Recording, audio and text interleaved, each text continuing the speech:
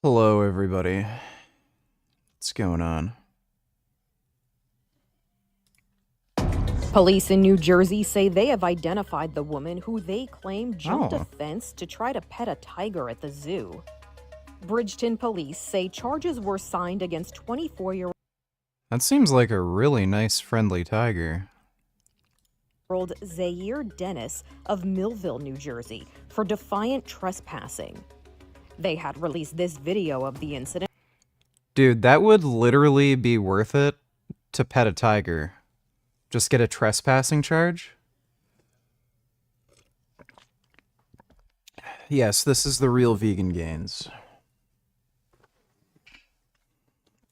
And hoping someone could identify the suspect. The video shows a woman come face to face with a Bengal tiger at the Cohasset Zoo. It also shows her reach over the wire fence and the tiger lunge at her, nearly biting her hand. That tiger did not lunge at her. She then retreated to the other side of the wooden fence, which clearly states not to enter beyond that point. Cops say 2 city ordinances were issued pertaining to climbing. Dude, that's a really friendly tiger. That's weird how tame that tiger is.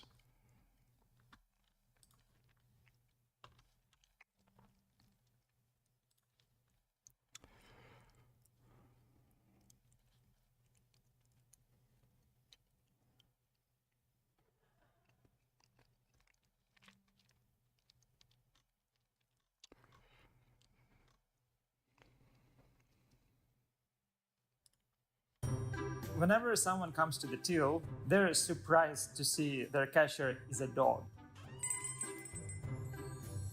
And when it's time to pay, it always comes with a catch.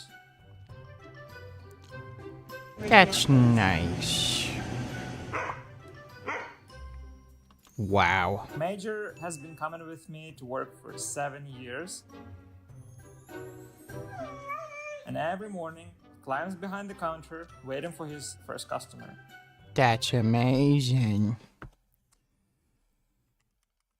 Oh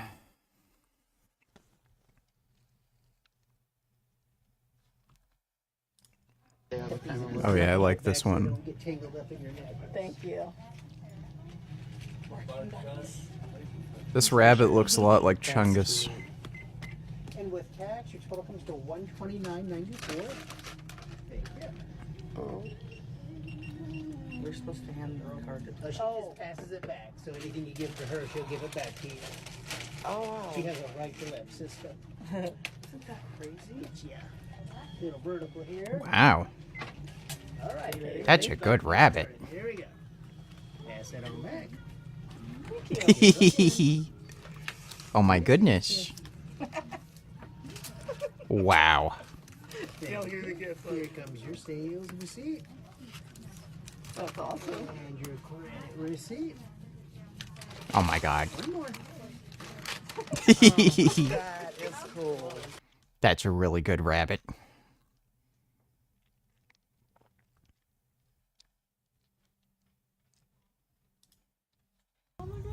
Here, watch.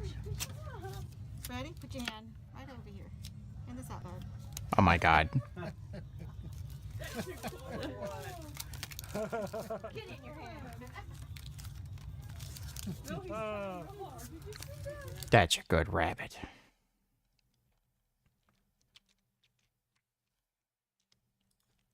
Sense when it comes to finding impaired drivers. Oh, look at that.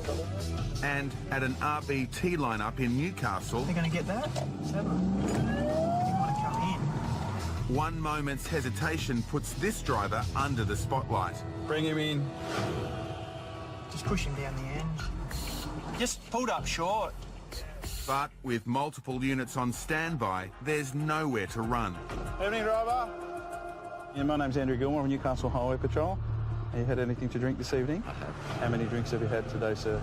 I had 2 bourbon and cokes at Shoal Bay Country Club around 5 o'clock. Yep. Is that all? No. You've had a few more since then, have you? I've got a long neck here with me. And you've been drinking in the car, have you? I have. You understand that's an offence, sir?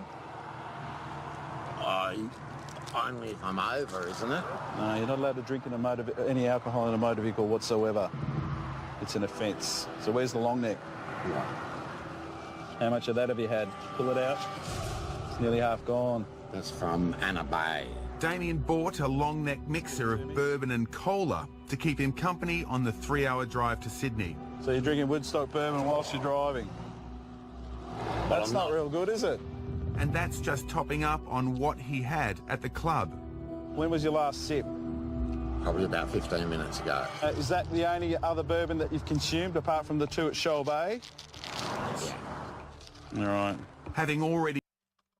Dead Rising won a commentary on how factory farming causes diseases that kill millions of people.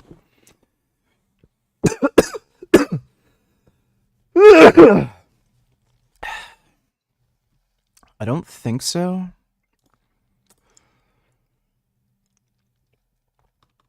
The zombie virus in Dead Rising is really weird. Isn't it transferred from like humans to insects or something?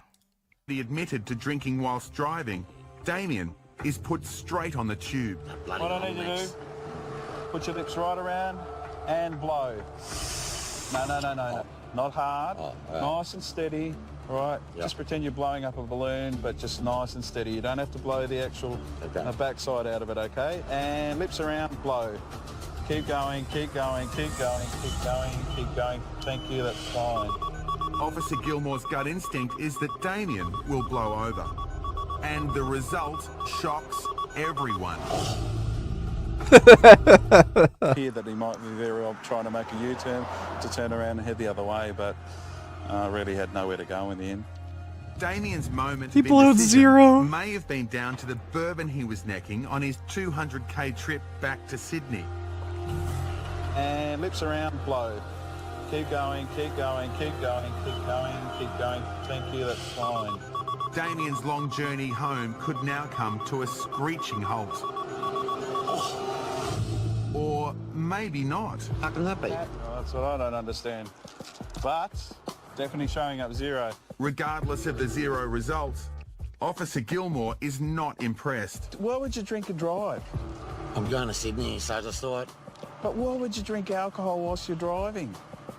It's not going to intoxicate me. How do you know? Any bit of alcohol, especially that amount of alcohol, Yeah. has got to have some effect. Have you got a drinking problem? No.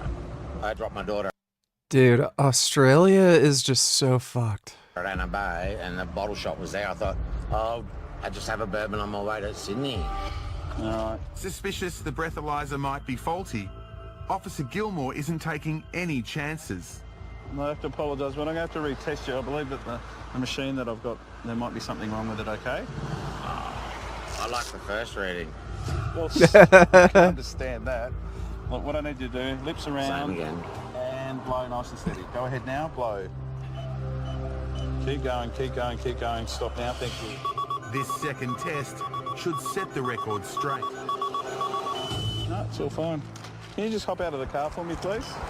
You don't want me to pull up? No, I just want you to hop out. Damien says he's had a drink. That's There's hilarious. An open bottle of bourbon on the seat, and he still blew 0. So How in the could fuck is he drinking blowing story be 0? a red herring to mask something else? Have you had any other substance this evening?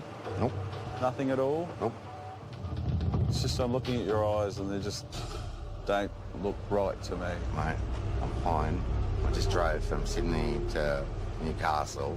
Spent 2 hours with my daughter. Now I got to drive home. Maybe you can test me for whatever. It's fine. You haven't had any illicit substances whatsoever? No, mate, I got to drive back home. No, that's not the issue. I'm saying a lot of people, they're tired, take illicit substances to make sure that they can drive further and further and further. No.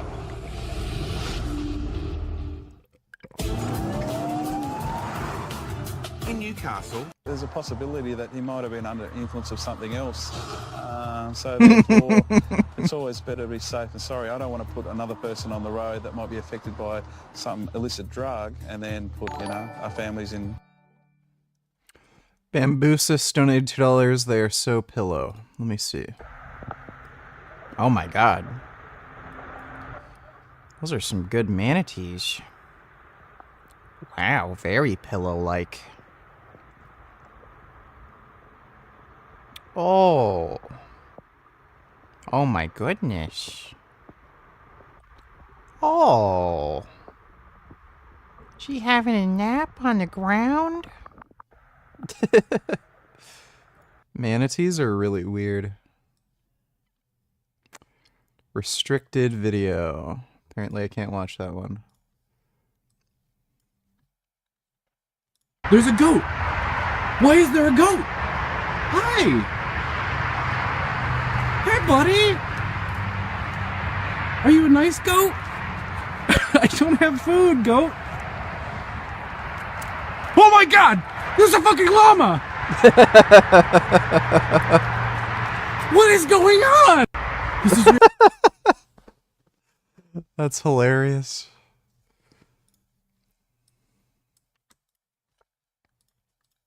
What the hell, man? Where is this shit?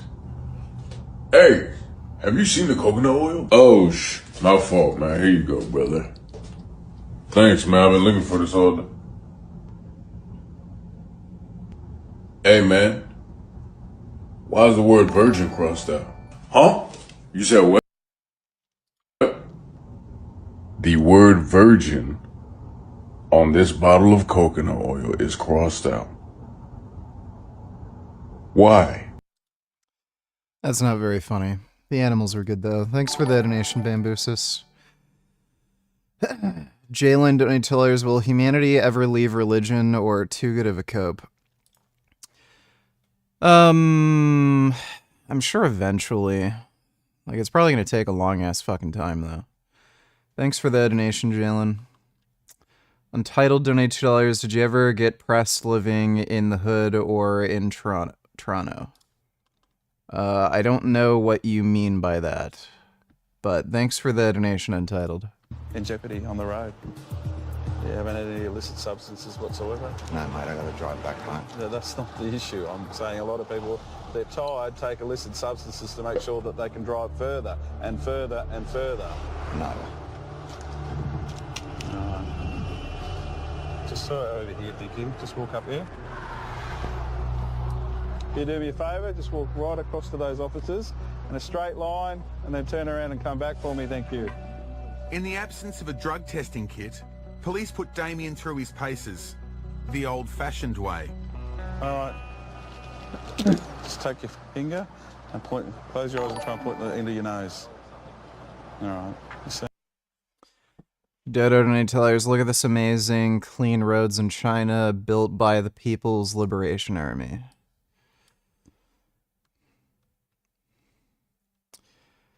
Here we fucking go, dude.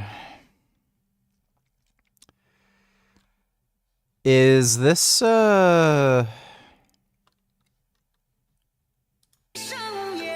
is this one of these, like, weird fucking assholes who's, like, ultra right-wing conservative and then, like, shows this is what China's doing, just to argue for, like, some kind of weird ethno-state? Or is he, like, a fucking,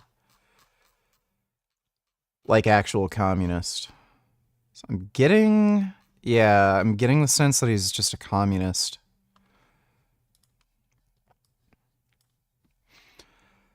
RFK Jr. addresses his claim about chemicals in drinking water possibly impacting children's sexuality. Oof. Study that I was referring to is a study by researcher at, I think he's UC Berkeley. His name's Tyler Hayes. He took frogs, about 70, and put them in an aquarium with water that had levels of atrazine that were below PA maximum contaminant levels. So he saw the Alex Jones episode. This guy literally watches Alex Jones. What a fucking retard. Atrazine has been studied in humans. The reason why atrazine is so impactful for frogs is because, one, they absorb any kind of environmental pollutant at a way higher rate. And two, they're just more prone to sexual changes. Like, the risk of them being hermaphroditic is way higher than in humans, so... But yeah, that confirms it. He watches fucking Alex Jones. There's no way. Actor needed for robotics video demo, South Bay 1X Tech. Needed dude around 5'10" to wear a robot suit for this demo video we're putting together. Previous experience as a mascot or other character actor. Preferred but not necessary. Playable in Equity or Venmo. Send us video of you doing a little robot dance apply.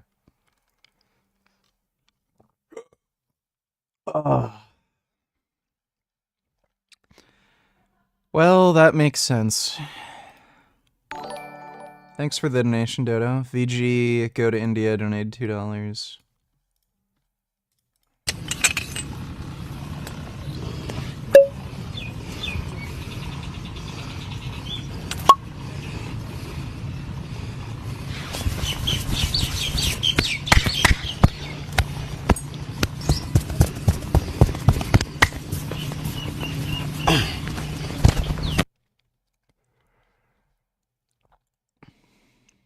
Head massage in India. Yeah, I'd rather not.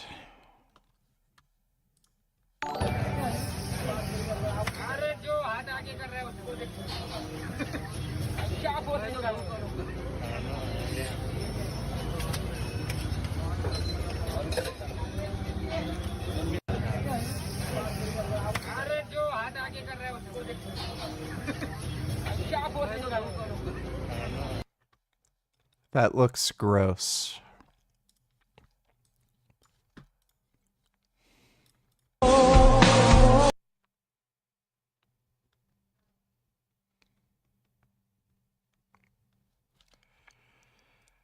Dude, slap fighting is so fucking stupid.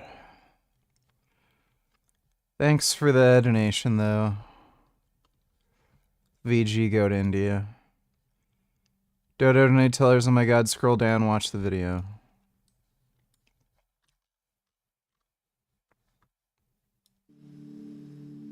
Yeah.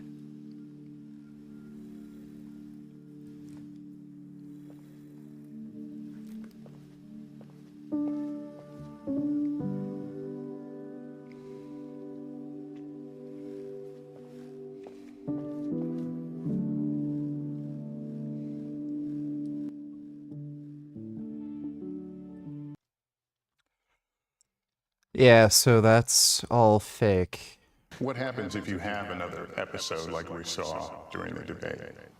What happened? Yeah, what happens if you have another performance on that on that level? When you get knocked down, Joey, get up. Get up. But I just want to get some folks together to pay tribute to somebody who's not... Oh, is this Palestine? For the duration of this amazing journey, but somebody who has devoted his entire professional life to service to this country. The best vice president America's ever had, Mr. Joe Biden. Gentlemen, thanks so much for being here. Let's begin the debate, and let's start with the issue that voters consistently say is their top concern, the economy. All of the things he's done, we've become like a third world nation, and it's a shame. The damage he's done to our country, he wants open borders. He wants like the little hands. To either be destroyed or he wants to pick up those people as voters. President Biden, I want to give you an opportunity to respond. Never heard so much malarkey in my whole life. Look, the fact of the matter is that we're in a situation where, let's take the last point first. What I'm going to do is fix the tax system. For example, we have 1,000 trillionaires in America. billionaires in America. We'd be able to help make sure that all those things we need to do, making sure that we continue to strengthen our healthcare system, making sure that we're able to make every single solitary person eligible for what I've been able to do with the COVID. Excuse me, with dealing with everything we have to do with.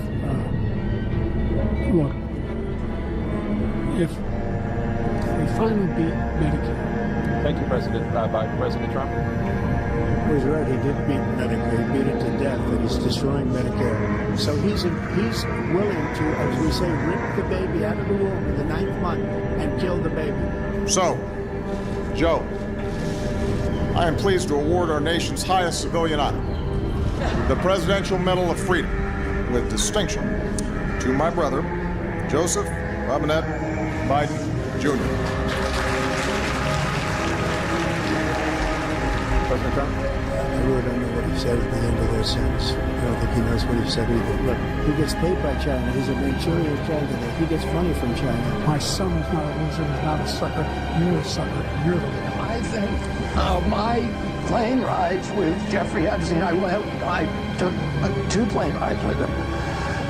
My wife knew his girlfriend, Ghislaine Maxwell, and, I ran across Jeffrey Epstein at parties, at fundraisers, the Robin Hood fundraiser in New York. But other than that, I had no relationship with him. How do you address concerns about your capability to handle the toughest job in the world relevant to your illness? Look, I wouldn't have picked Vice President Trump to be Vice President because I think she was not qualified to be President. So let's start there. Number one. The fact is that the idea that senators and congressmen are running for office. Hey everybody, these are my 2 ravens. They're not actually mine. I'm just taming them. Thank you, President Biden. And by the way, President Trump, the question was about what would you do to make childcare more affordable if you want to take them in? Just so you understand, we have Poland, we have other things that they rate him the worst because what he's done is so bad. And they rate me, I'll show you, I will show you, and they rate me one of the best, okay? And if I'm given another 4 years, I will be the best. I think I'll be the best.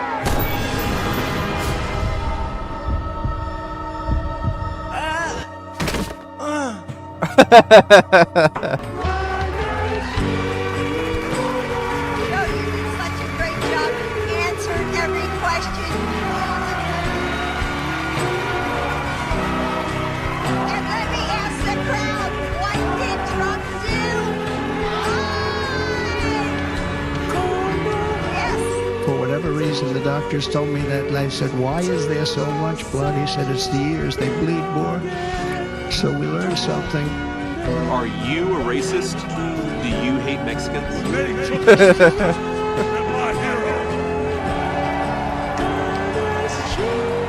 tried to kill the next president of the United States. Enough was enough. And I said, let Trump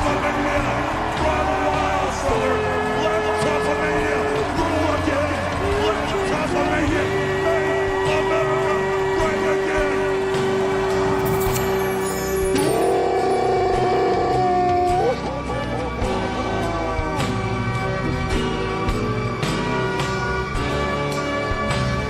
And Mr. President,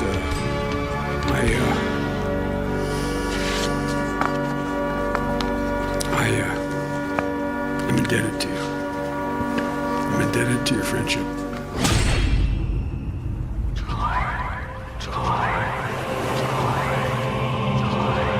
President Biden and I are working around the clock because now is the time to get a hostage deal and a ceasefire deal done. And let me be clear, I will always stand up for Israel's right to defend itself, and I will always ensure Israel has the ability to defend itself. As Commander-in-Chief, I will ensure America always has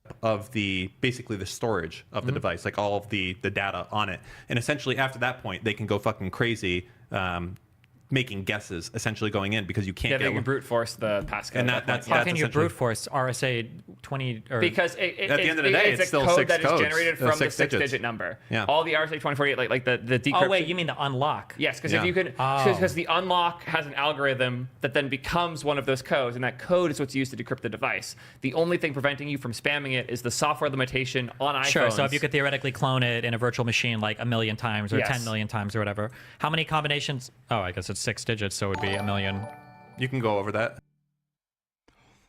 Dodo donates $2. As you probably know, in the realm of atoms and subatomic particles, the laws of quantum mechanics reign supreme. Particles, at least theoretically, exist in a state of superposition prior to any interaction. Many scientists, including myself, have interpreted and stated this idea of quantum superposition as quantum objects existing in multiple states at the same time. But you should know that that statement is a simplification, perhaps a gross simplification, meant to make things more intuitive for a lay audience. Physicists know that this is not correct. We have no way to know what that reality really is.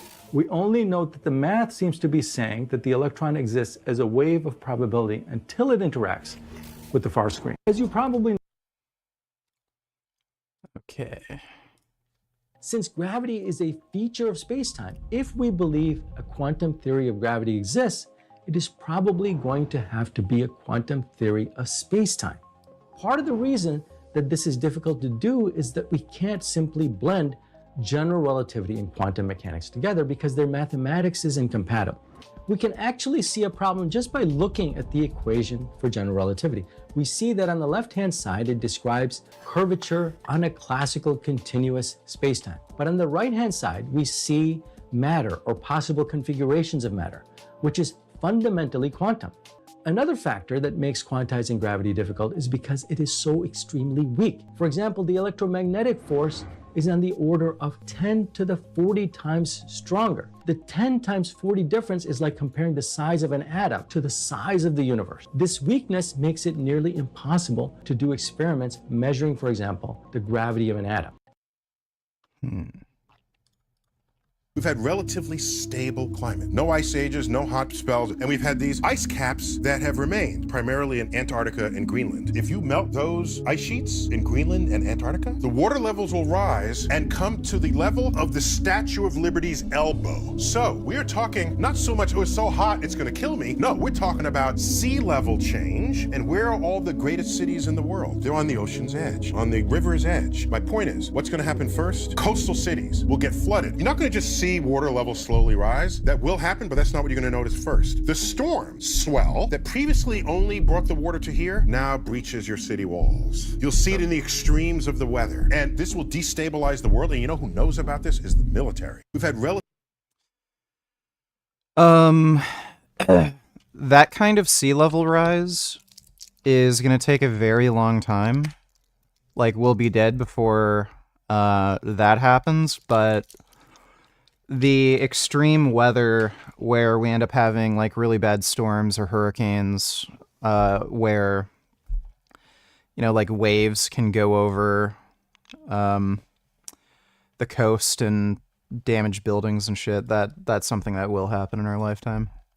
It kind of is happening. A new study confirms the enthusiasm around Kamala Harris's presidential campaign is no sugar high. The analysis answers whether the Harris vibe shift could translate to low propensity voters showing up for her on Election Day, and the answer appears to be a resounding yes, showing an astonishing increase in voter registration since she became the nominee, especially among young Black and Latina women.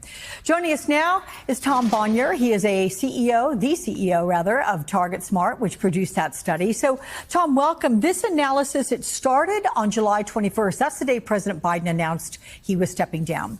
So in those 13... Well, that's good news. Pretty sure Trump's going to lose. Hey, I'm good. Just one of Well, we got donuts over here if you want to thank you for your hard work. I can bring some for my kids here. Hey? The 25% tariffs we just brought in on Chinese steel is going to help you out. That's going to keep my job, yeah. That's going to Yeah. keep your job. What about the $400 million 40% taxes I'm paying, and I don't have a doctor? The $400 million that we invest in the car means you're going to have a job for I think you're only many here years for another to come. year. We won't see you around probably in another year. No, I'm guessing. that's what elections are for. That's right, that's right. And I look forward to everyone exercising the right to vote. Yep. And the basic choice, we're going to invest in you and your jobs. I don't believe you for a second.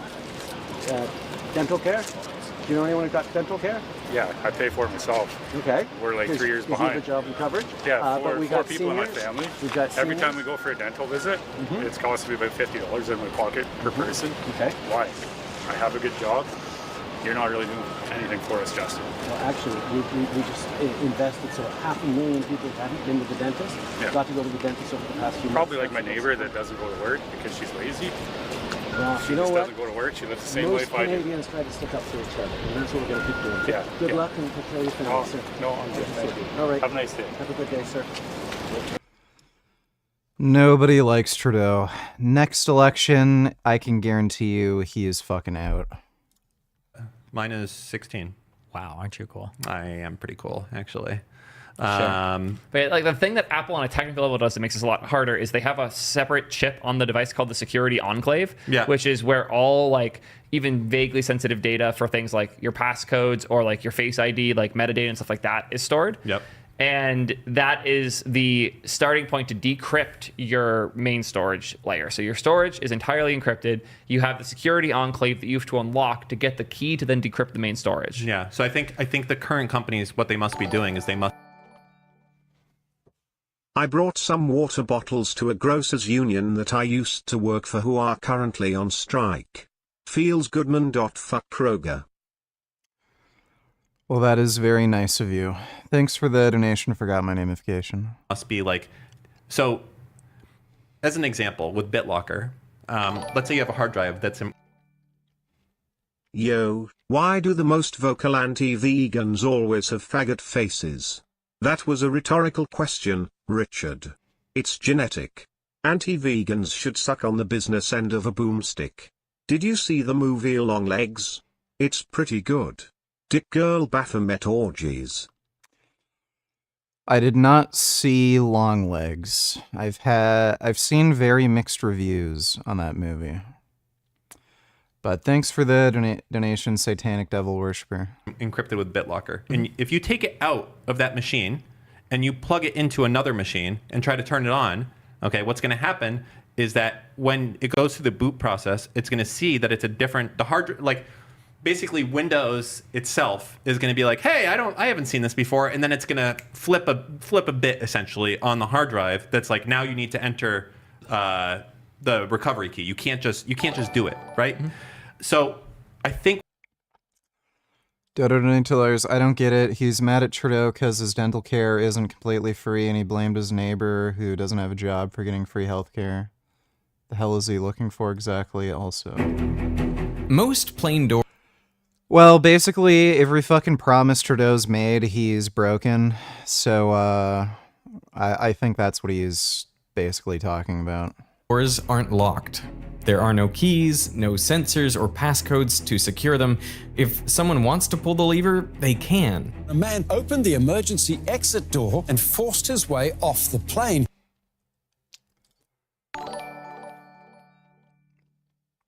$10 to react to these ments. Now. All right. We'll react to that next. Thanks for the donation. Richard loves 10-10-10s.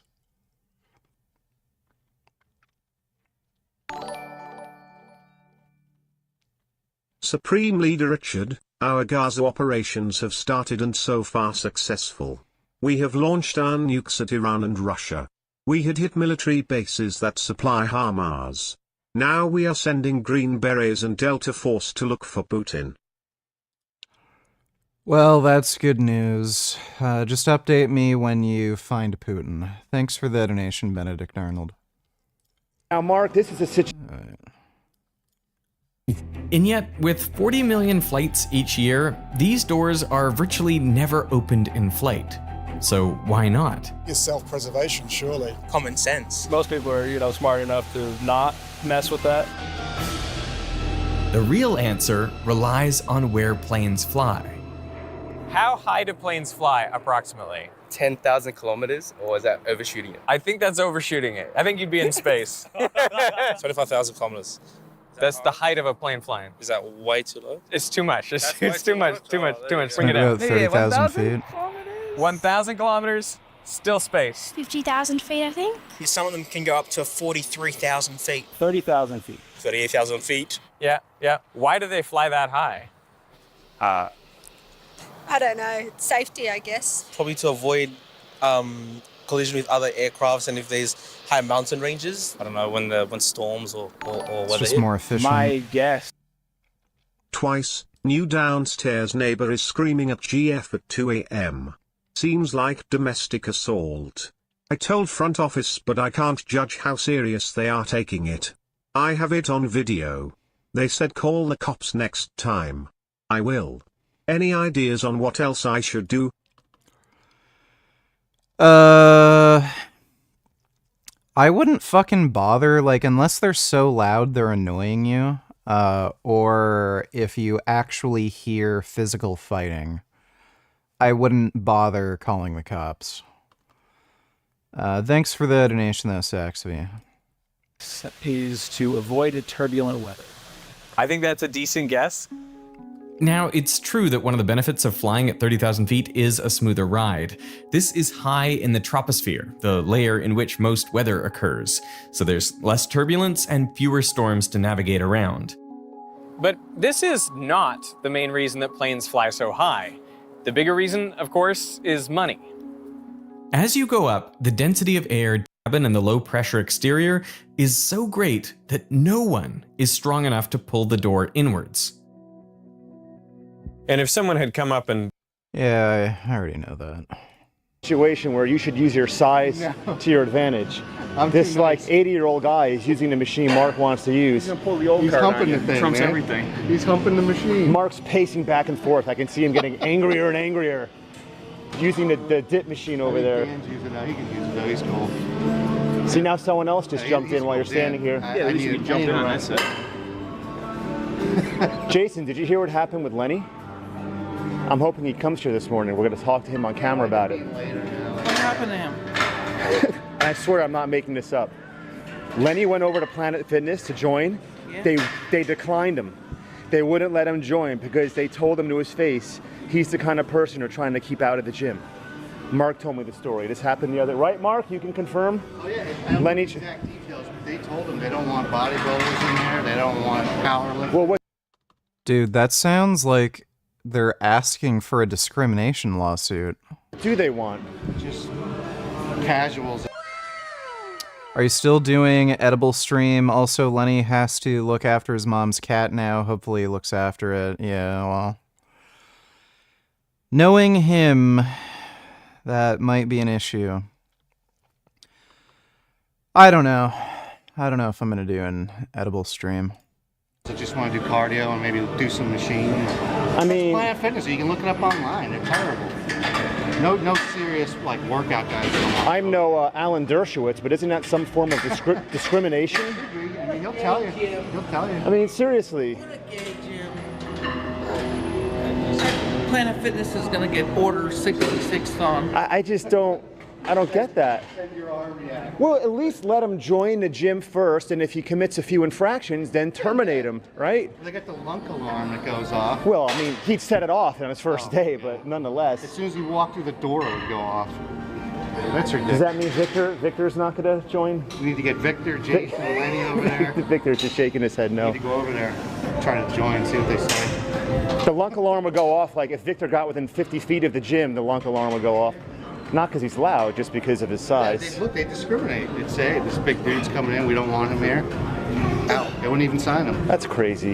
It's bullshit. But, you know, they want to have their own little niche gym, whatever you call it. Well, Lenny's supposed to be here this morning, and if he does, I'll be sure to get his scintillating take on it on camera. He should be. Good to know. All right, let's get this. All right, Jason, let's do legs, big boy. Planet Fitness, across the street where the old World Gym used to be. It's going to open up in January. They had a pre-sale sign-up center next door, a little office. So I was off Monday. I went in there. And first thing I noticed was a huge glass container of Tootsie Rolls. What? Sitting on the table. And while I was the manager or whatever who was running the sale, noticed I was looking at the Tootsie Rolls. He said to me, you know, every one of our gyms has that. They're well stocked, and we don't have any protein bars or any type of protein shake or anything like that in our gyms. We have Tootsie Rolls always on hand for members to help themselves. That's fantastic. Wow. Wow. Planet Fitness is So I retarded. just wanted some information in case you want to join another gym, because I see you got a nice rate, $10, whatever. Which is a little pricey even for a guy like me, but you know. So he came up to me and he says, well, first of all, we're a non-judgmental fitness facility. And then he looked at me and says, however, we do not cater to bodybuilders and powerlifters like yourself. And I said, say that again. What? He says, we don't cater to bodybuilders and powerlifters like yourself. I says, I'm a human being last time I checked. And I says, what? You just violated your principal code, non-judgmental. You just judged me, and I told you I wasn't either. So then he said, I said, what do you consider? Because we consider this a gym for beginners and normal people. Wow. Wow. I said, that again, okay, judgment number 2. And then I said, what do you consider abnormal? He says, people that are twice as big and twice as strong as normal. And I said, well, what is your scale of normal? Is this a scientific... Pussy weight. Thank you, Jason. Is this a certain standard that was set years ago, or did you guys set it, or what? And he says, no, we do not cater to bodybuilders and powerlifters. I says, you know, that's very, very bizarre. And he says, also, we don't have barbells in our fitness facility. And What do they "Why have? not?" Jump ropes? What are you supposed to put the weights on? Dental floss? What the fuck? They don't have barbells? And he says, I've never been to a Planet Fitness. he You says, serious? barbells are a highly effective form of resistance training that's been around over a century. And I said, why would you not have that? He says, well, it's too intimidating for our members. What? And I'm like, I says, that's gay. Order 66 Planet Fitness, please. I said, Order 66 I'm his absolutely ass. speechless. I mean, not only the... Good evening, VG. I really and truthfully hope that you are feeling great tonight. So, generally speaking, I don't agree with this site because of being pro-Trump and painting Biden as a Nazi. They do have this based one on Hamas.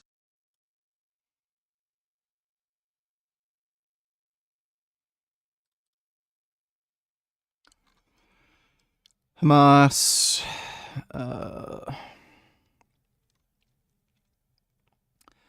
Political terrorist organization known for the usage en masse of civilian human shields.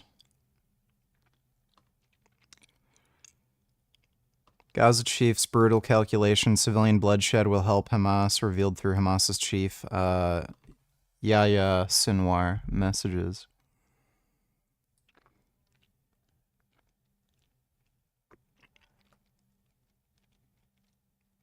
Jesus.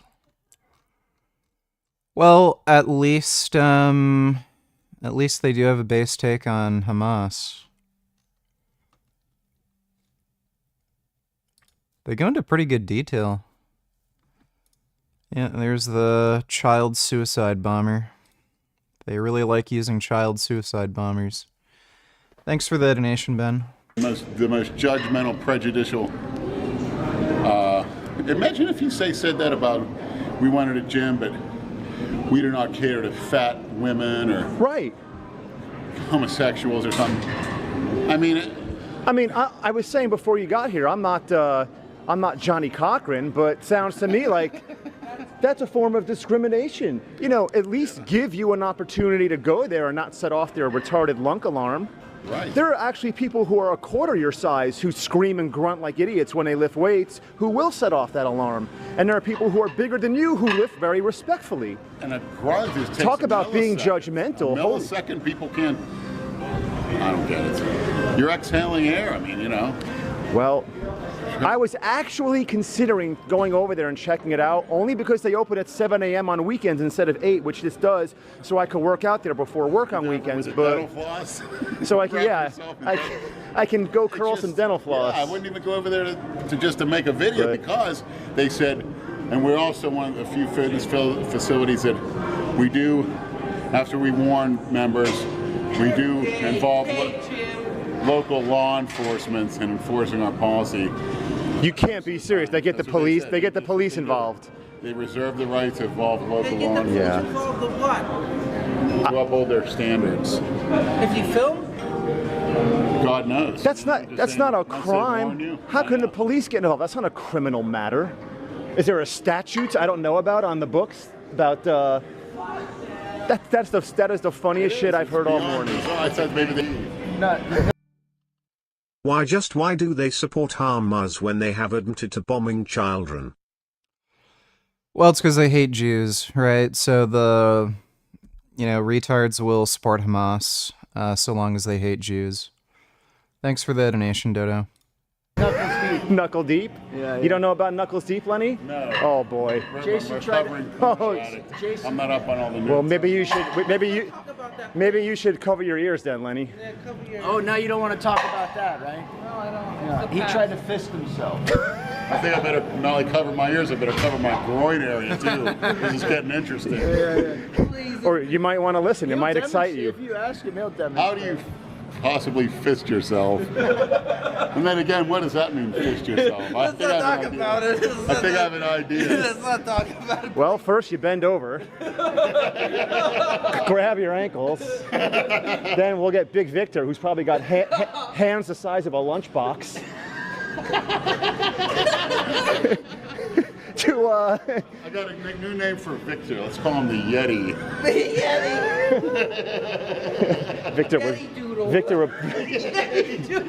Victor's yeah, you guys laugh. Victor's gonna put me through the fucking wall if he watches. Just like being born gay and being a porn addict like myself. You're born that way. You were born a porn addict. Yeah. I was born that way. Hey, serial killers are born that way, so they shouldn't have any punishment, right? We're born, that's the thing, I'm born that way. I'm born, that's ridiculous. You should have said that when you went to Planet Fitness. I was born this way. I was born a power. That's right. Yeah, I can't, that's a good point. Well, we will be back. Brad, did you hear what happened with him? No. Lenny went over to Planet Fitness just to investigate and do some preliminary checking out of the place to find out about membership info. This one that just opened? Yeah, and they flat out told him, we don't want you here. This is a non-judgment. No. Did they really say that? They said, we don't cater to bodybuilders and powerlifters like yourself. And I said, first of all, I'm a human being. I don't consider myself what you just said. And I said, you're being judgmental. And then I says, he says, well, this is a beginner's gym primarily. I says, okay. What the fuck? And now, why would you, how do you classify somebody as a bodybuilder or powerlifter? He says, well, somebody that's twice as big as normal or twice as strong. I say, so you have a detailed manual of what's normal? Yeah, they have a chart. I says, this is absurd. That is fucked up.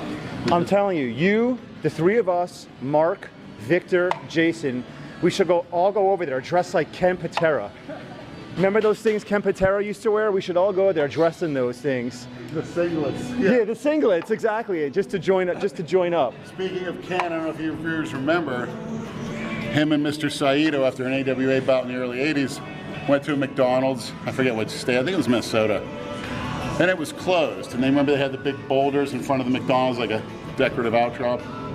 Well, he said, open the door, I'm hungry. He said, no, we're closed. So he picked up the boulder, threw it through the window of McDonald's, went back to his hotel room. So the cops, found him somehow. They brought about 10 cops to the hotel room, knocked on the door. Because open the door, we want to talk to you guys. And they're like, oh, fuck off. So the cops broke down the door of the batting room. Patera and Mr. Saito came out. He was a wrestler. I remember Mr. Saito. They both were. Yeah. They beat the living hell out of about 12 cops where they were picking them up in the hallway of the hotel, smashing them against the wall. Like the scene in Commando when Arnold's at the mall? Exactly. They were getting maced. It wasn't doing anything. Four of these cops ended up being hospitalized. Now the funny thing is, you know, they went to jail whenever they bonded out by the AWA Federation, and when they had their court date, the judge was at the courthouse and looked out and says, "Where are the defendants?" And they looked out the window. They're sitting on the courthouse lawn, quote, which I read in the paper, swilling beer. Thank you, Brad. Swilling beer. And, you know, utter contempt for the law, and they got about 3 or 4 years each. That's actually such a great idea.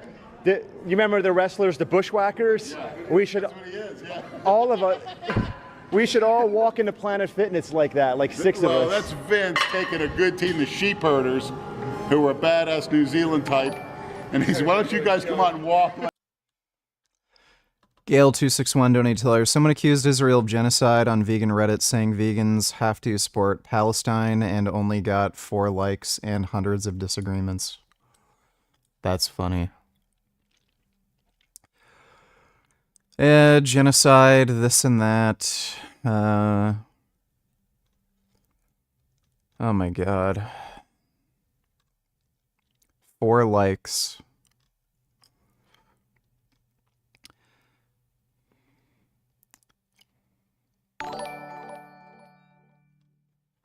But why do they hate the Jews so much? What did the Jews ever do to these SJWs? Well, I think it's a weird, like, Jewish conspiracy theory thing, because so many Jews are, like, wealthy and powerful. They conflate that with their, like, hatred of capitalism and shit, so... Something to do with that. Thanks for the donation, though, Dodo.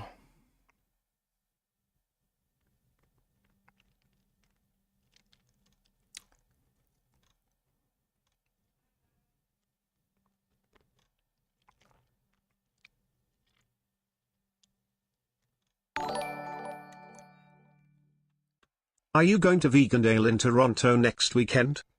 Yes, I am. Just got 2 new tires for my motorcycle so they don't wear out on the trip. I've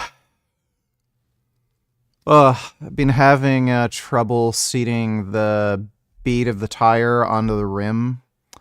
And the garage down the street is fucking closed on the weekend. So I couldn't get them to just inflate it with a high pressure compressor. It's fucking annoying. But yeah, I am going to Vegandale next weekend. Thanks for the donation, Sanderbling. Like this. Have Jason leading the way, walking like the Bushwhackers, right into Planet Fitness. Lenny, Jason. We want to join your gym. Oh man! Oh, we're. They do kick us, so you guys got to tape that. Oh no, donate $2. Aaron Janis is ex-vegan. Check her latest video and comment she replied to on that video, not confirming whether she's vegan or not. Yeah, I already know. Saying it's a failed movement and that focus on individual boycott basically isn't the answer. We already saw the video. She's a fucking idiot. I think she's schizophrenic. I don't know if that has anything to do with her quitting veganism. Apparently, it's a rumor I heard. She has like a new boyfriend or something that convinced her to not be vegan anymore. She's just fucked. Thanks for the donation, Ono.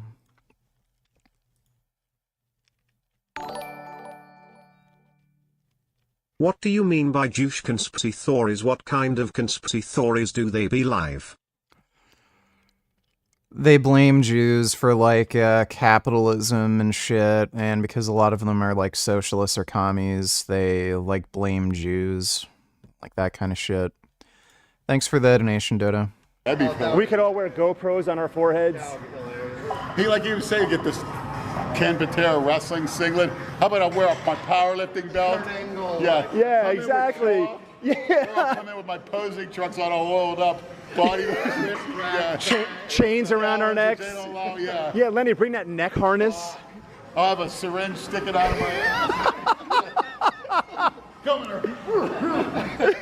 We'd like to join your gym. That's mine. Yeah. I mean, it makes no fucking sense. Well, we're talking about Hey VG, how was streaming? Hey Jasmine, it was good. Scammed my viewers out of $90. Oh, for the sit-ups? Yep. Hey, can I sniff air butt? It's $15 Richard. Here you go, butt sniffing time. Sure, I'll get to it later, but thanks for the donation VG. Alright, well, thanks for the donation. Do sit-ups, don't scam. I appreciate that. About if you're calling a gym a beginner gym, great, but me, I'm pretty skinny. I'm 6'1", 185. When I go to a gym, I prefer to be surrounded by guys who are bigger and stronger than me. It motivates me. Getting back to the term beginner gym. Because you can reference them and ask them how, you know, you learn a lot from people that know what the fuck So they're in other doing. words, every let's go membership- into a beginner gym where everybody's walking around not knowing what the fuck any machines are for or what or any routine. How are you going to learn anything? But the thing is, they should just sign people up for a month, because once you start training for a month, you're no longer a beginner, and according to them, you're not welcome either. That's a great point. Yeah. Their membership shouldn't last more than 3 months. Actually, maybe 3 days. Yeah. After 3 months, yeah. Once you're no longer a beginner, you're expendable. I'm going to write every point down, valid point. I'm going to hear answers from this guy. So I guess once you learn what you're doing and can start lifting heavy weights, what, they throw you out on your ass? How does that work? Yeah, throw you out on your Like when you join a gym, you can bench 150. After 6 months, you can bench... We want a bunch of people that don't know what the fuck they're doing, so they just come in and hardly use And the the equipment. worst problem in this country is the high sugar intake. And what do they have? Tootsie Rolls. I still can't Free believe for the that. taking. Free in a huge glass. I mean, talking about Get the the fuck size of out. a Yeah. Stanley Cup. A glass container must be 500 Tootsie Rolls. And when I came in, actually, I was looking at it, and they said, oh, by the way, you'll be glad to know that we have these in all our gyms, well stocked at all times. He looked at me, we have no... I'll see you at Vegandale. How much for a picture? You can just take a picture. protein bars or energy drinks or anything like that.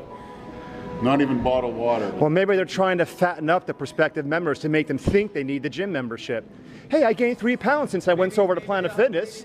Let me join. Maybe they have video games next to all the equipment too, so the fucking dorks can play the goddamn video games in between sets. The fuck is that? Beyond me. It's just- I don't get it, man. What kind of fucking gym is that? Not one I want to go to. But it does open at 7 a.m., so on weekends. That's tempting, man. Go in there and eat Tootsie Rolls for an hour, then come here. Yeah, you can walk on a treadmill eating Tootsie Rolls. Negate all your gains. Fucking brilliance. How? Well then this is why Comsum is such garbage. It is. Thanks for the donation, Dodo. Can I argue with that flawless logic? What, Jason? You got to go to where? The doctor? Yeah, what did you do? 3 minutes of cardio, fat bastard?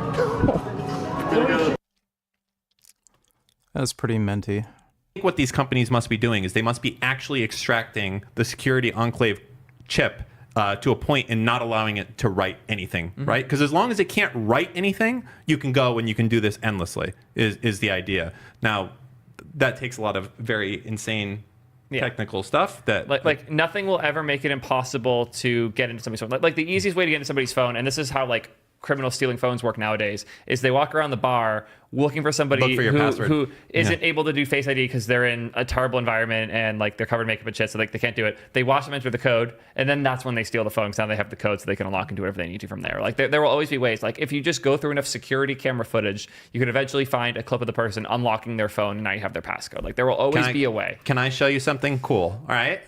This is a cool thing that you can do if you have an Apple Watch, okay? And they don't steal the Apple. Epic sentience. Oh my god. You can see the sentience right there. Oh my god, he's looking right at you. Holy shit. Jesus Christ, he's so sentient. Oh my god.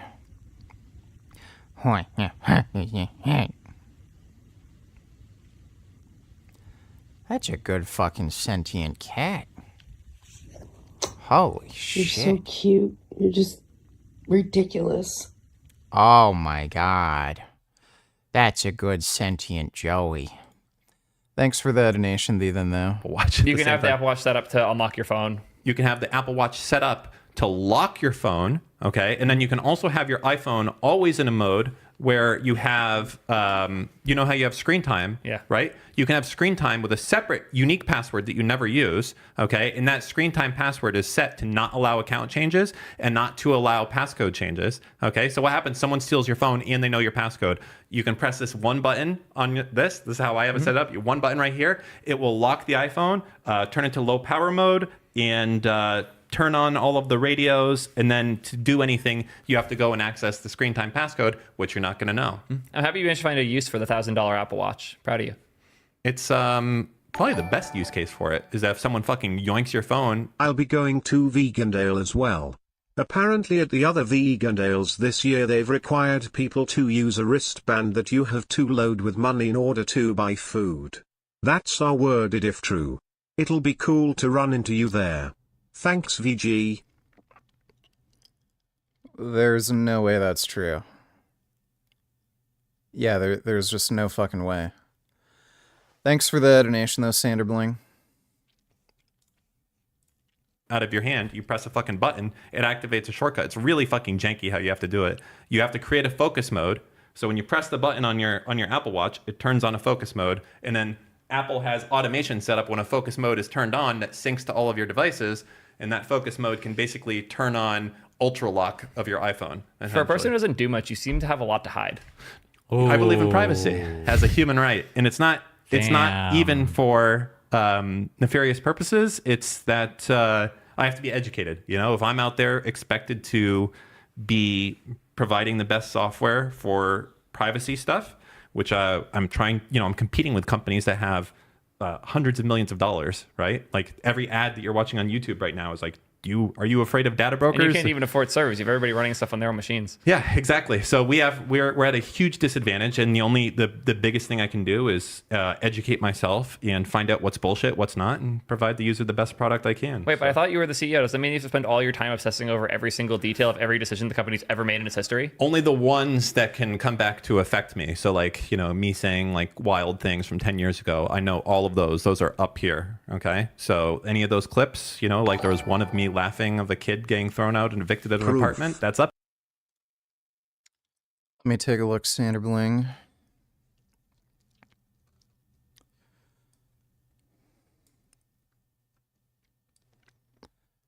Just to sync the stupid cashless payment system.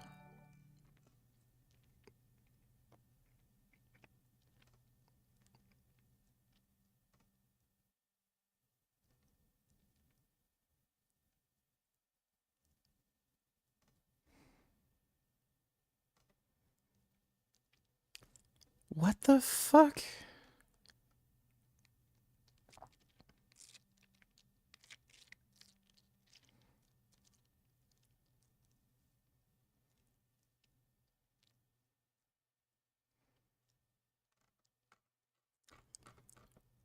That is actually retarded. I'm not sure if I'll even go if they're gonna do that. That's in Chicago. I don't know if they're gonna do that at the Toronto Vegan Deal. What the fuck?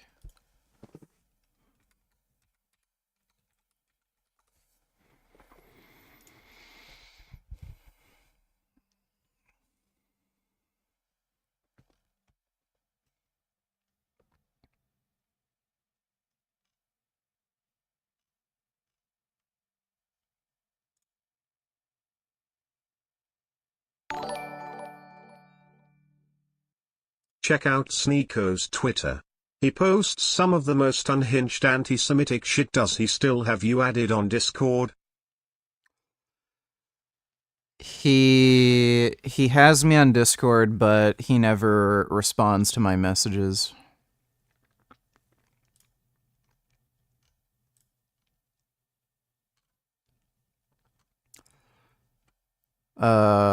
Tickets and payments.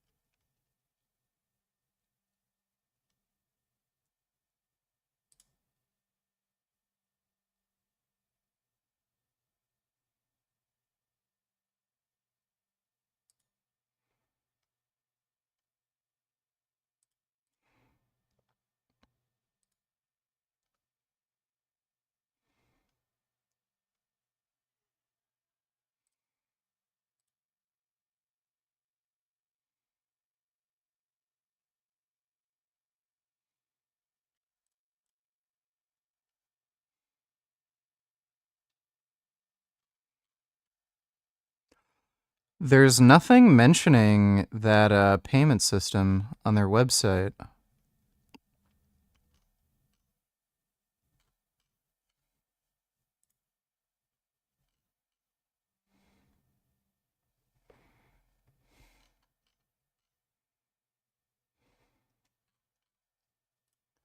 What a stupid idea.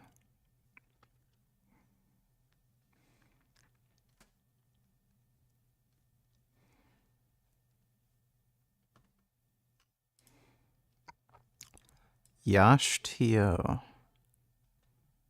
Oh my god.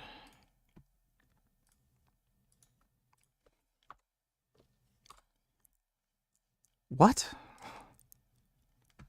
Why? What the fuck is going on?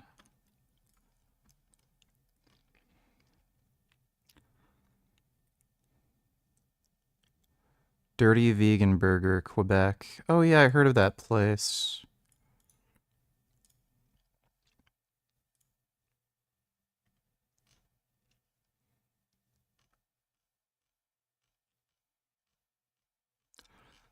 Definitely have to try one of their burgers.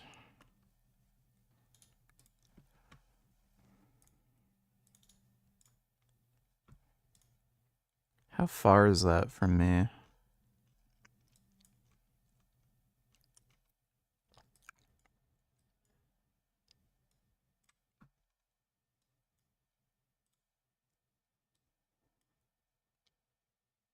I can't even find it on Google Maps. Are they not listed on Google? What the fuck?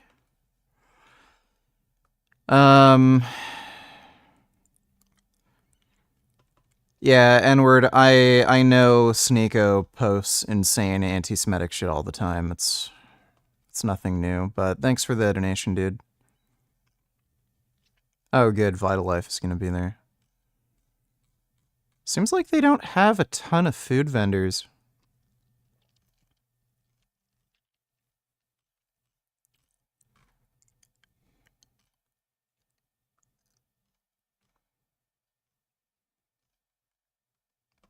Yeah, they got some dessert stuff. Bloomers has okay donuts. They're not the best, but they're pretty okay. Kettle corn, churros. That'll be good. Are you still eating 800 calories a day?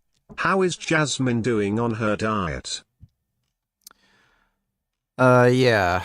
I'm still just eating 800 calories per day. It's pretty rough. Thanks for the donation, though, dude. And she's doing fine. She's still losing weight. Trad Catholic donated $2. I hate Trent Horn. Using a barrier, using a birth control method, and telling God, we don't want you a part of this either because we know you bring the kid. So how do you do the... That's going to be retarded. Based, question mark. Let me see.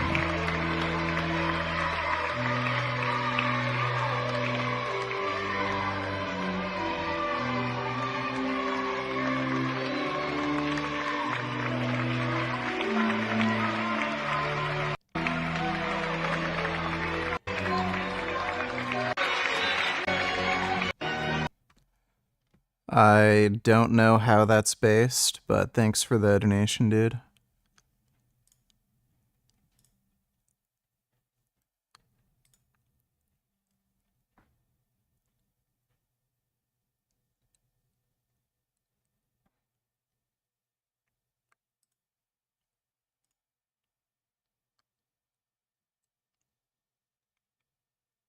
Oh, this is 2023. Because it's at that place it was before.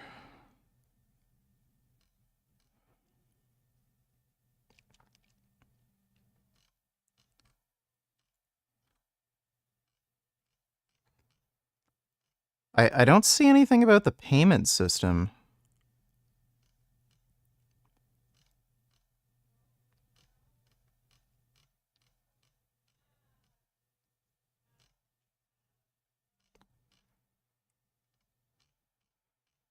Dieting sucks.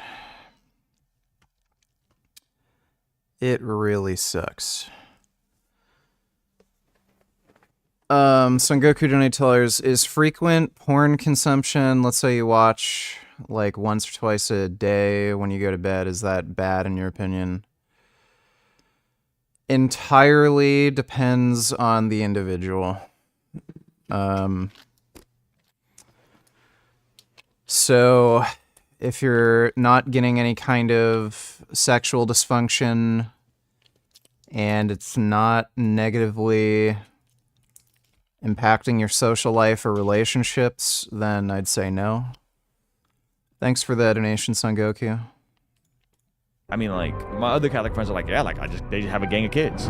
The things you need for to be moral are babies and bonding. Like, I went to the dentist the other day. He puts his fingers in my mouth. We don't become one flesh. We're not united. Ruslan. Protestants may do birth control, may not do birth control. Me and my wife don't do birth control. We just think it's, I'm not a fan.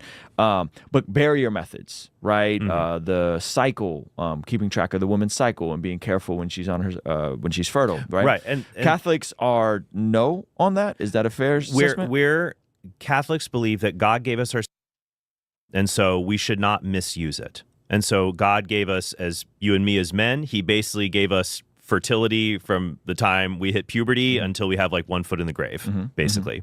And he gave our wives different fertility throughout the month. And so he gave us all of those days to be intimate with our spouse, with our wives. Some days, and he gave us reason to discover when engaging in the marital act might lead to a child and it might not. So what the church teaches is that you cannot sterilize the marital act. Okay. So you can't intervene in a way so that using a barrier method or a birth control pill, something that's designed to sterilize it. But if God gave us a day where my wife might be very fertile, maybe we're really open to having children, or gave me a day where she's not as fertile, he still gave us that day to be intimate with one another. To give you an analogy I like to use is, and other Catholic thinkers have used this. This guy is like genuinely retarded. So he's saying it's okay to have sex with your wife when she's not ovulating and there's zero chance of her getting pregnant, but then he's against any form of contraception because there's any meaningful fucking difference there. As well is like a wedding invitation. So if you think about being, my face is looking slim. Should I keep dieting? I don't know, dude. I've been thinking about this and it's I have problems with body image, and no matter how much weight I lose, I always think I'm like fat and I could always lose more weight, like even when I literally have no more body fat to lose. So I don't know, like I'll just keep dieting until I just don't have, I don't know, any more interest in doing it. Like there's definitely a tipping point where, like, okay, I'm losing muscle, I'm losing strength, my mood isn't great, I have like no energy. Like I'll probably stop around then. I'll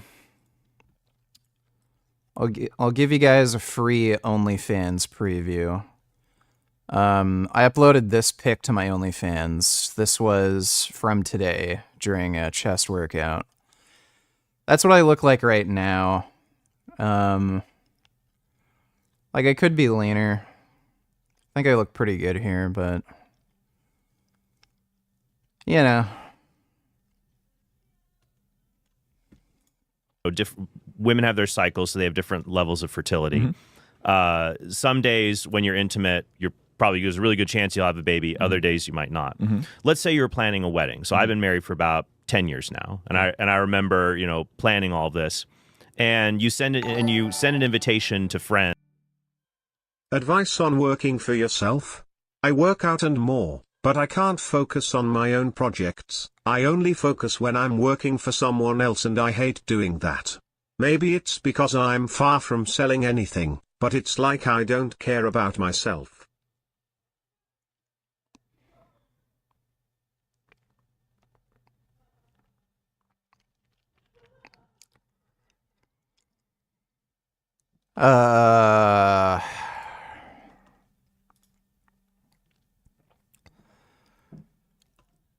It's the problem of the human condition, dude. Like, look, everything is a matter of perspective. If you don't have any motivation to work when you're working for yourself, and the only time you have motivation to work is when you're working for somebody else, but then you hate it, it's just a matter of perspective. You don't have to hate any kind of work you're doing, and you can change your mindset to be self-motivating. So follow your interests. And if you have some kind of problem when it comes to motivation to work for yourself, or the mindset the negative mindset you have when you're working for somebody else, those two things can be changed. You can just train yourself to enjoy doing whatever job you're doing when you're working for somebody else, and you can change your mindset when it comes to just working harder when you're working for yourself. It's not like you're a slave to your own mind, and just because you think a certain way now, that means it's always going to be that way, and there's no way out, and there's always a downside to doing either or. So if you prefer working for yourself, change your mindset to be more self-motivating and just work harder. Give yourself that challenge and those goals, and hold yourself accountable to those goals, and learn to get enjoyment from, being self-motivated and working towards something that you actually benefit from more. You don't have to just think, well, when I work for myself, I don't want to work, and then I make no money. But then when I work for somebody else, I hate the work, but then I make money. It's not this dichotomy. You can just change your mindset. Thanks for the donation, though, Anonymous.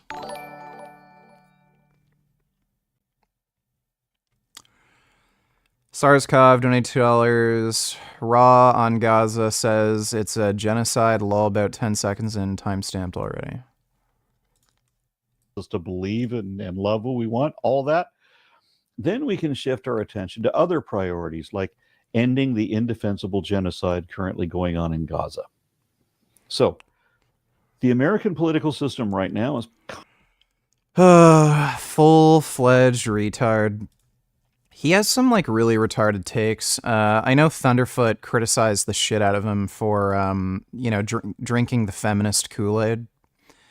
He just has really fucking cringed dumb lefty takes. kind of like an automatic transmission in a car. If you want to go forward, pull the lever to D. But if you shift into R, then we're going to go backward. And in a sense, we'll go back in time too, to the worst period of our history, to make America suck again.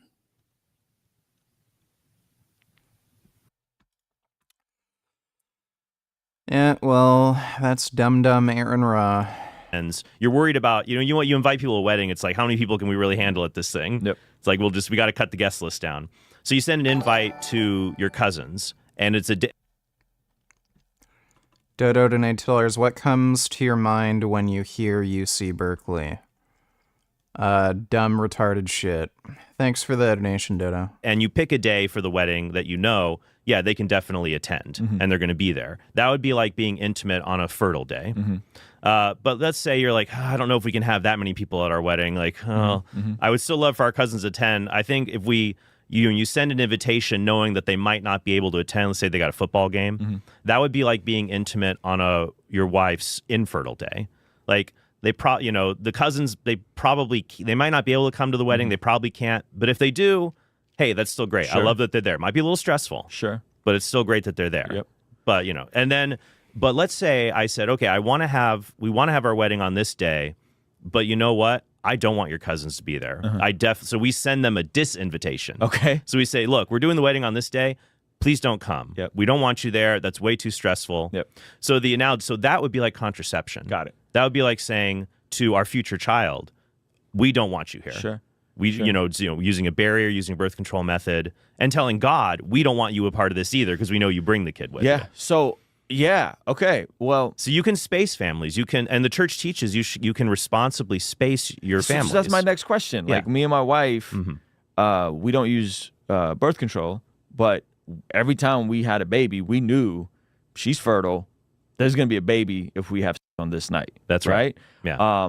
So how do you do my other Catholic friends are like, yeah, they just have a gang of kids. You know, they're down for all the kids God will give them. There's different methods that you can use. So this is called natural family planning. Okay. And it's different than what's called the rhythm method. That was an older method that's not as reliable. Okay. And there's different methods that are used to basically chart someone's fertility. Yep. Some of them are used actually to help you become pregnant. Right. So they're used to figure out, hey, if you're because what's great about NFP is that for a lot of people, like, oh, I'm not getting pregnant. Like, we actually struggled with tertiary infertility. Okay. So first kid, bam, right out the gate. Second kid, bam, right out the gate. And I thought, being Catholic, you just have your own little basketball team of kids. That's what you think's going to happen. Yeah. And then we're just like, wow, a year's gone by and we're not getting pregnant. Like, what is going on here? And we thought, because it's something, when you think of infertility, you think of just like people who can never have kids. Right. But a lot of people struggle. They can have one or two. Then after that, it's like, what's going on here? Like, what's happening? So we were struggling with tertiary infertility. And you can use these methods to find out, okay, don't miss this day. This is going to be your best chance. Right. But you can also use the methods to space out. And the church teaches that God gave us once again rational minds. If you can't afford a bunch of kids. Right. Humans are incredibly irrational, and the fact that these people believe in God just proves there is no God that gave you a rational mind, otherwise you wouldn't believe in God. Dodo donate $2, UC Berkeley, full woke intersectionalists.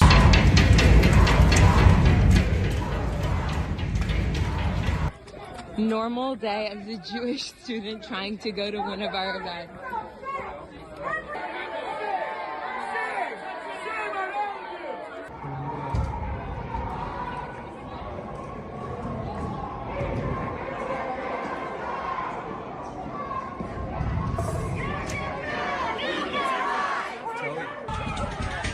Remember the good old days when cops could just use birdshot pellets and just shoot people in the shins?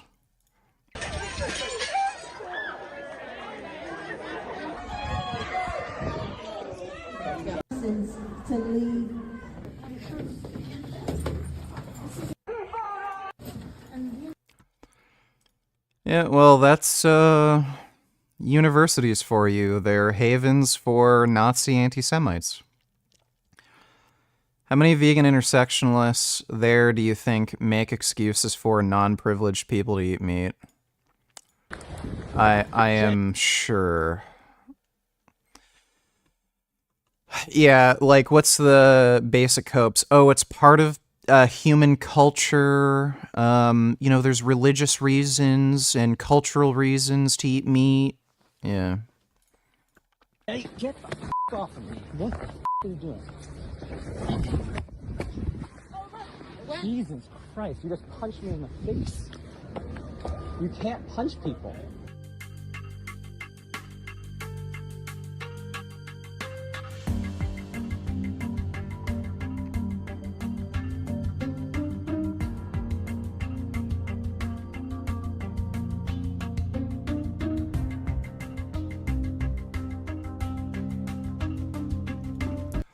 I would smack the shit out of that bitch.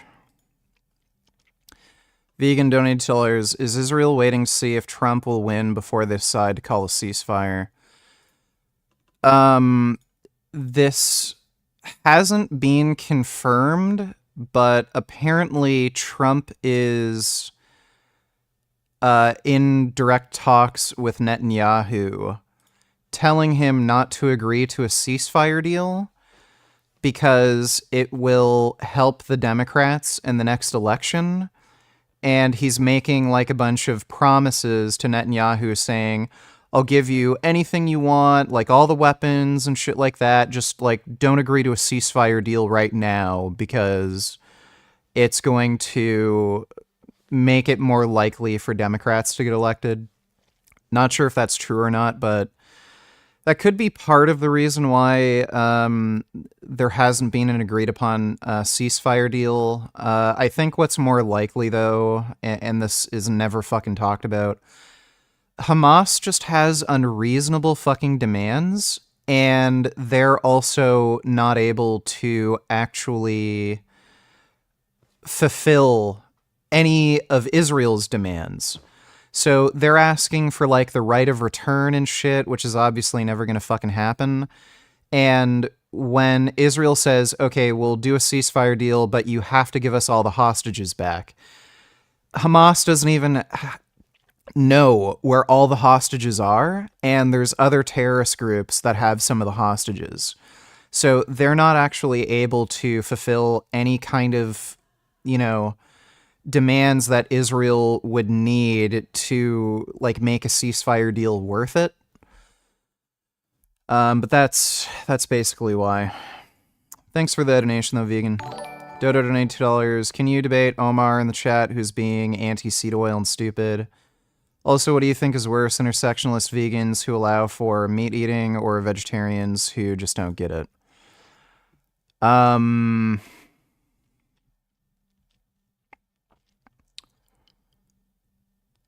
Intersectionalist vegans allow meat eating vegetarians who don't get it. Well, if you're permitting something like meat eating, like you're saying it's not a moral obligation to be vegan, then you're not vegan by definition. So I would probably say vegetarians who just don't understand. Yeah, Omar, come debate me in Discord. Debate me in Discord or you're banned.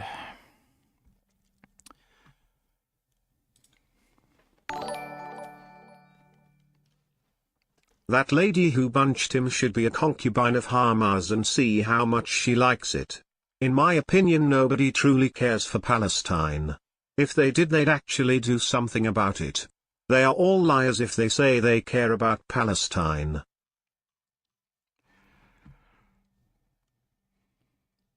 Yeah, I would agree.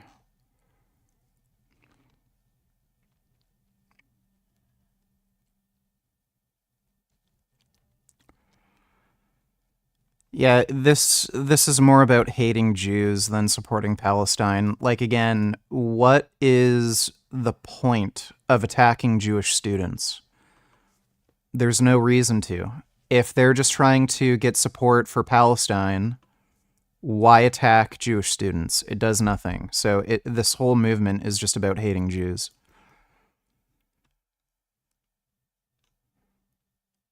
Okay. Bye-bye, Omar.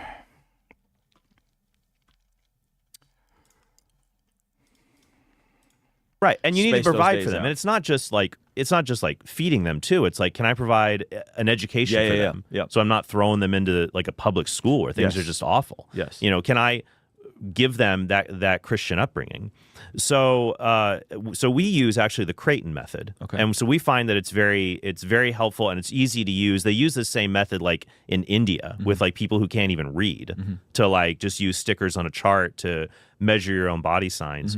And it's really cool. And it also teaches you just a wonderful sense of cherishing each other and self-control. And so it's been a real blessing. It's difficult. Yeah. But it's kind of like anything. It's like exercise is difficult, but it pays off when you put that work in. And it's the same thing with using natural family planning. Use your minds to plan out your family in accord with God's plan for our sexuality. And so on a day, your wife is fertile, and you guys say hypothetically you have 5 kids, 10 kids, and you're like, yeah, dude, like it's going to be rough adding more to the team. Yeah. You would then just avoid Right. So intercourse. we just abstain during that period. Respect. So, yeah. So it's Okay. either, so you would, and that makes sense that in your married life, there's going to be times where you have to practice abstinence. Sure. And I think that's hard for a lot of Christian guys. They might think, let's say they struggle with, and they think, oh, when I get married, I'm going to be okay. Everything's fine then because I can have. That's the absolute wrong attitude to have. Absolutely. Because then when you still got to practice self-control after kids. Right, because what happens when your wife, because after your wife has a baby, you need to abstain for like 6 weeks. At least. Yep. Or let's say your wife is sick, or you're visiting, her parents, and you're staying in the extra room next to them. You're always going to be practicing, or you meet someone at work that's, really cute. It's like, you're always going to be needing to practice self-control in your life as a Christian. Yeah, and I talk about that rather frequently with guys on my channel. Hey, like, work the out, kill that early. Don't play with this sort of stuff and then take it into your marriage and then just assume marriage is going to fix it all. So I'm 100% with you. Real funny part, and I don't want to get too into the weeds here, but do you know what the '1 app was in the Apple Store the weekend of Roe v. Wade passing or getting overturned? I don't even want to know. What was it? A fertility tracking app. Oh, yeah. Who would have thought? Well, it makes it's funny. Online, people were saying, if is made illegal, then I'm not gonna hook up with guys anymore. That's gonna teach you. I'm like, great. That's the punishment. People aren't gonna hook up anymore. Yeah, they lost it on with the positivity. But who would have thought that women could keep track of their cycles and be responsible? Right, and understanding our not just women, but like all of us. But all of us to understand the gift of our sexuality, and just our culture when it looks at sexuality. It's so funny. Our culture is of two minds about sexuality. On the one hand, they want to say, do whatever you want, as long as you're consenting. It's just about feeling good. It's what works for you. You do you. And they'll say, as long as you're just consenting, then that's fine. But they have a bunch of other unwritten rules as well. So I think the biggest one here. No civilians died in the October 7th attack. Debate me. There's the Discord link. If you don't join Discord, you're banned. Oh wait, I think I gave you the wrong link. Disregard that first link. That's the right link.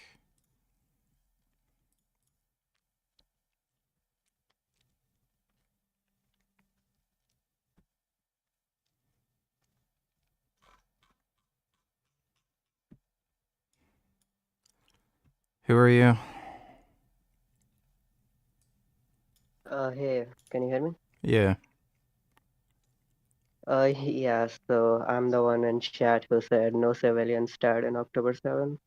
Okay. Yeah, so do you know Israel has military conscription? They literally put all of their civilians into the military, so they're not civilians, they're military. Yeah, so they have required military service. What is it? Once you're 18, and I think you have to serve at least 2 years. Let me just Google that real quick. Israeli military. VG, you need to Google it. I think you should have National if you're military gonna service take is mandatory for all Israeli citizens over the age of 18, although Arab do not. Druze citizens are exempted if they so please, and other exceptions may be made on religious, physical, or psychological grounds. And I think it's 2 years. So the problem with that fucking claim is, one, you don't need to stay in the military. So if you leave, you're a civilian. You're not a military member indefinitely. Two, not many people actually stay reservists. I think it's, let me see. Percentage of Israeli military reservists. Well, you really lack a comprehensive understanding of the situation. And No, yet you take no. such So you do. So if you're going to claim, so first of all, people under the age of 18 were killed in the Hamas attack. So that would be before they even have their mandatory military service. Secondly, Hamas killed foreign nationals, you fucking moron. Not everyone who died in the October 7th attack was an Israeli citizen. Yeah, but hold on. You mean foreign nationals mingled among all the IDF? Kind of like human shields? What the fuck are you talking about? You can look where the attacks were. They attacked the music festival, and they attacked some of the kibbutzes. The festival wasn't a military festival. It was just for normal-ass people to go to a fucking music festival. There wasn't any military presence there. That's why they're able to kill so many fucking people.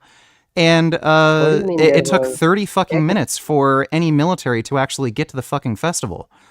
So, well, technically, they were a bunch of reservists, military reservists. no, they They're weren't. not civilians. No, they weren't. Show me the actual number of fucking reservists that were even at the festival. And again, Well, I your can show you- initial proposition that not a single civilian was killed. Well, we know that there were foreign nationals at that fucking music festival Well, I that mean, were not yeah, Israeli they weren't civilians and Israeli. never served in the fucking military. Yeah, but we are talking about Israeli civilians. None of them died. All of them are military. Your initial proposition was no civilians died in October 7th. You didn't mention Well, I was anything referring about to fucking this requirement of them being Israeli. So are you going to admit your proposition is incorrect? Oh, well, no, I was just trying to be concise, and you get what I'm saying. I mean, I didn't say it, but you should have gotten it. Of course, that's what I was referring to. No. Why the fuck would I assume that? Well, I thought you would assume Yeah, that any okay, dude, reasonable if you person wanted would. to say no Israeli civilians died on October 7th, that would still be fucking false because there were kids under the age of fucking 18 who were murdered by Hamas that had never served in the fucking military. So you're just fucking lying. Well, I mean, they're kind of future IDF, so I mean, there is an argument to be made there Oh, as okay, well. cool. So we can kill all Palestinian civilians because all of them have a potential to be part of Hamas. So you Does don't think there's a Hamas have genocide? Does Hamas have a draft? No, I don't think so. Well, they all have the potential to be Hamas members, so Yeah, but what fucking difference yeah, does it there is make? a Does it make? well, the Especially difference for males. Well, the difference is there is potential when it comes to Palestine, but when it comes to Israeli civilians, they are definitely going to join the IDF. It's the law. Yeah, so by the way, just because you join the military, that doesn't mean you're put into fucking infantry. Like Ela from H3H3, she had to do mandatory military service, but she was only in communications. There are also people who work as medics. There are that's people who work... Yeah, but she's a military target then. No. If you're in certain positions in the military, you aren't necessarily a military target. So, like medics, people who work as doctors, they wouldn't be considered Yeah, a I know military that. target. Yeah, I know that, but it's not just infantry that's acceptable target. Okay. Like, by the way, the bigger point here is that Hamas had no interest in attacking the military. They were killing indiscriminately, and they didn't care if they were civilians or if they were military members. Again, that's why they attacked the military, the music festival. That's why they went into the fucking kibbutzes. Like, can you explain to me what the legitimate, what legitimate reason would they have to shoot up a fucking music festival or go into the kibbutzes and kill children or fucking grandmothers? Like, these are people that are above the age of fucking, above the age where they could even serve in the military. You're dragging your points. Okay, so VG, I think it makes a strategic sense for Hamas to target, what they targeted on October 7 when IDF and future IDF members are unarmed and, aren't, are off guard. So, You realize in Hamas's charter, they say they want to kill all Jews on planet Earth. They reference an Islamic prophecy where one day every Jew will be exterminated, and if there are any Jews hiding behind a tree, the trees will talk to you and warn you there's a Jew hiding there, so that you can kill them. So the whole point of this attack was to eradicate Jews, not... As well. Sorry? Well, you act as if Israeli politicians haven't made such genocidal statements as well. Okay, so two things. I haven't seen any leader in the Israeli parliament make genocidal claims, including Netanyahu. Secondly, even if they have made statements that you could construe as genocidal, it's a democratic system. If Netanyahu said, I want to eradicate all Palestinians, he can't unilaterally make a decision like that. So when you have when you have Hamas that is a fascist dictatorship, They don't allow for any democratic elections. They kill any opposing political parties. They killed the PLO, all PLO members, as soon as they took power. So they have ultimate control over Gaza, and they have a charter that says we want to exterminate all Jews. Well, you know exactly what they intend to do, and you know exactly why they conducted the military operation on October 7th. It was to eradicate Jews. It had nothing to do with military strategy. They just tried to kill as many fucking Jews as they possibly could. Well, just because Israel is a democracy, I mean, so they can't commit a genocide, I'm not saying that. I'm saying, like, even if you could pull up a quote of Netanyahu saying something that could be construed as genocidal, he can't make a unilateral decision to tell the military, yeah, wipe out all civilians. Like, that just doesn't happen. So if you're going to make a claim that Israel is genocidal, you're going to have to show intent. From certain members of government, you're going to have to show that that intent spread out through different branches of government, including the fucking military, and the genocide was actually carried out, which you can't fucking do. Like, what are you going to do? Pull up a quote from Netanyahu saying Israel needs a decisive military victory to defeat Hamas? That's genocidal? Well, this is such a non sequitur. I mean, you're saying that Israel can't commit a genocide because that's not what I said. That's a straw man. That's a straw man. I didn't say Israel's incapable of committing a genocide. I said one statement from a single politician is not evidence of a genocide. So you're going to have to show that politician had intent of genocide. Other members or branches of government also carried out those intentions of genocide and fulfilled those genocidal intentions, which again, you can't do. Well, then why are we using what Hamas says as evidence for their intention? You can't have your cake and eat it too. Yeah, because they're a fascist dictatorship. They have absolute unilateral control. So if Sinwar were to say, let's kill all Jews, and it's literally in their fucking charter that they intend to kill all Jews, and they conduct military operations like October 7th, where they indiscriminately kill as many Jews as possible, regardless if they're legitimate military targets, if there's any strategy for defeating the military. They just killed all Jews they could. They also launch rocket attacks that are completely indiscriminate. They have no guidance system. They just head for Israel. Again, they just are interested in killing as many Jews as possible. That's clearly fucking evident. So if you're going to claim Israel is genocidal, then deny that Hamas is genocidal, that is a massive double standard. Well, this is okay, let me paraphrase what you just said, to put it more concise. So you're saying that because Israel is a democracy and Hamas is a fascist dictatorship, we can take their words as evidence for their intention, but we can't do the same for Israel. And I think that's a total and complete nonsense. No, that's that's not what I said. So again, you're straw manning me again.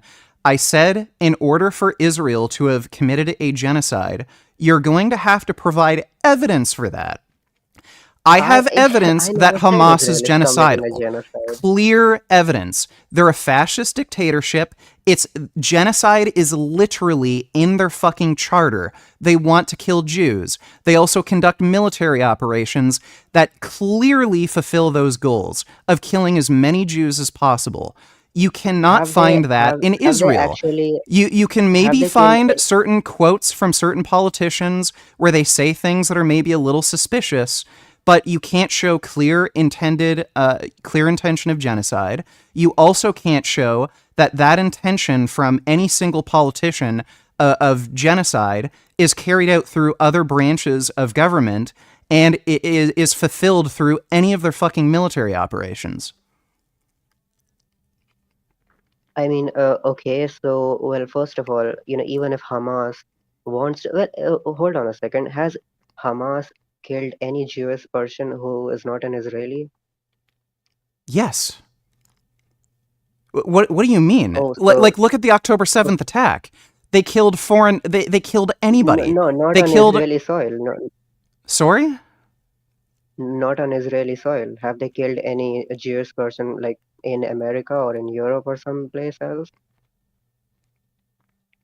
Because For that one thing, affects the genocidal intent. What?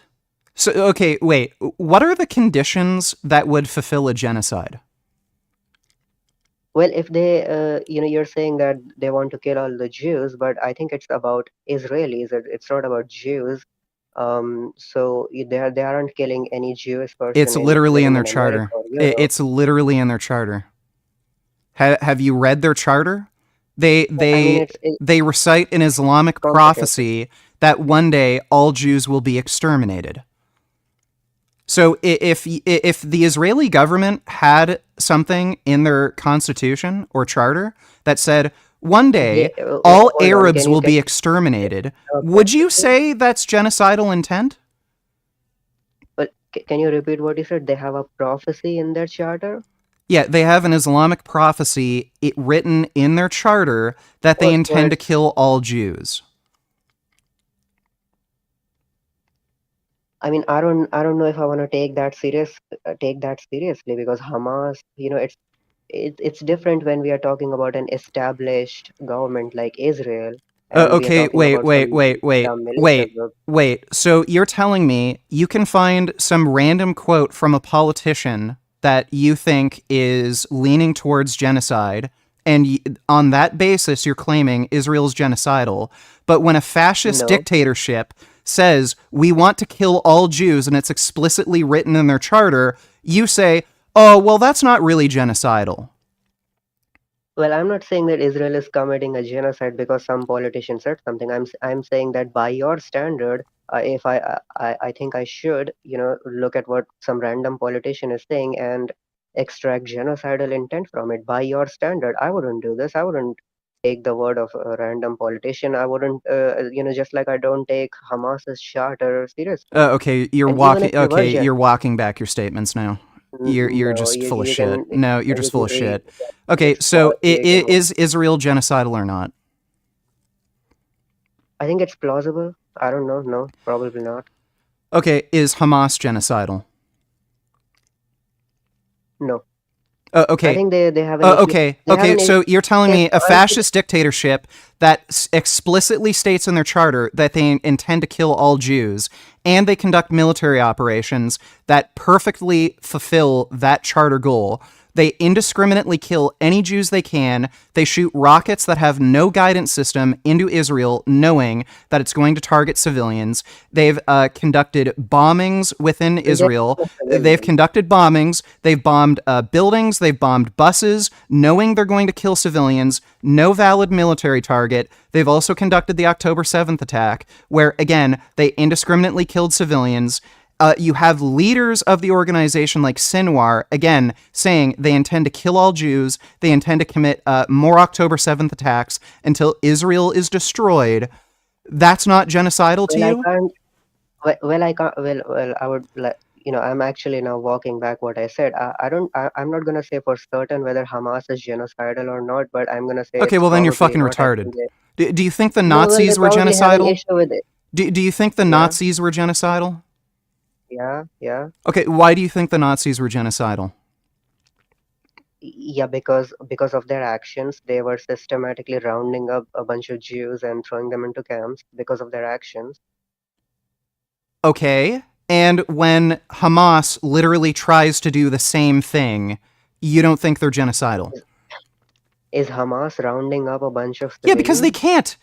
And they tried to on October 7th. They tried to capture as many fucking civilians as they could.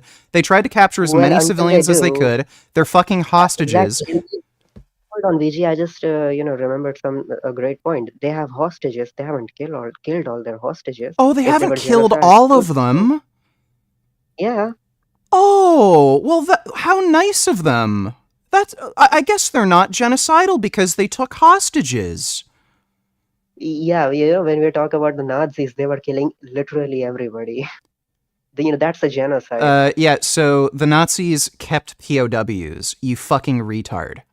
So they didn't just execute every fucking prisoner. So I guess by your definition, the Nazis weren't genocidal because they didn't execute every fucking prisoner. By the way, they let some Jews live.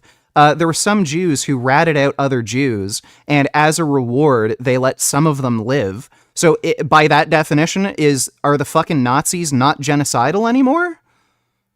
Well, I think it's more of an exception to the rule in that case, and even then, they literally. Well, Okay, so killing as many fucking civilians as you possibly can is not genocidal because they keep hostages that they haven't all killed. That's your fucking argument against them being genocidal. You know, when we are talking about genocidal intent, I think all of these factors matter. Well, genocidal intent is separate from whether or not you can carry out that intent. Again, when it's in their fucking charter, and every fucking Hamas leader has made statements to the effect that they want to eradicate the world of Jews, that's genocidal intent. And again, all of their military operations fulfill that intent. They're trying to kill as many civilians as fucking possible.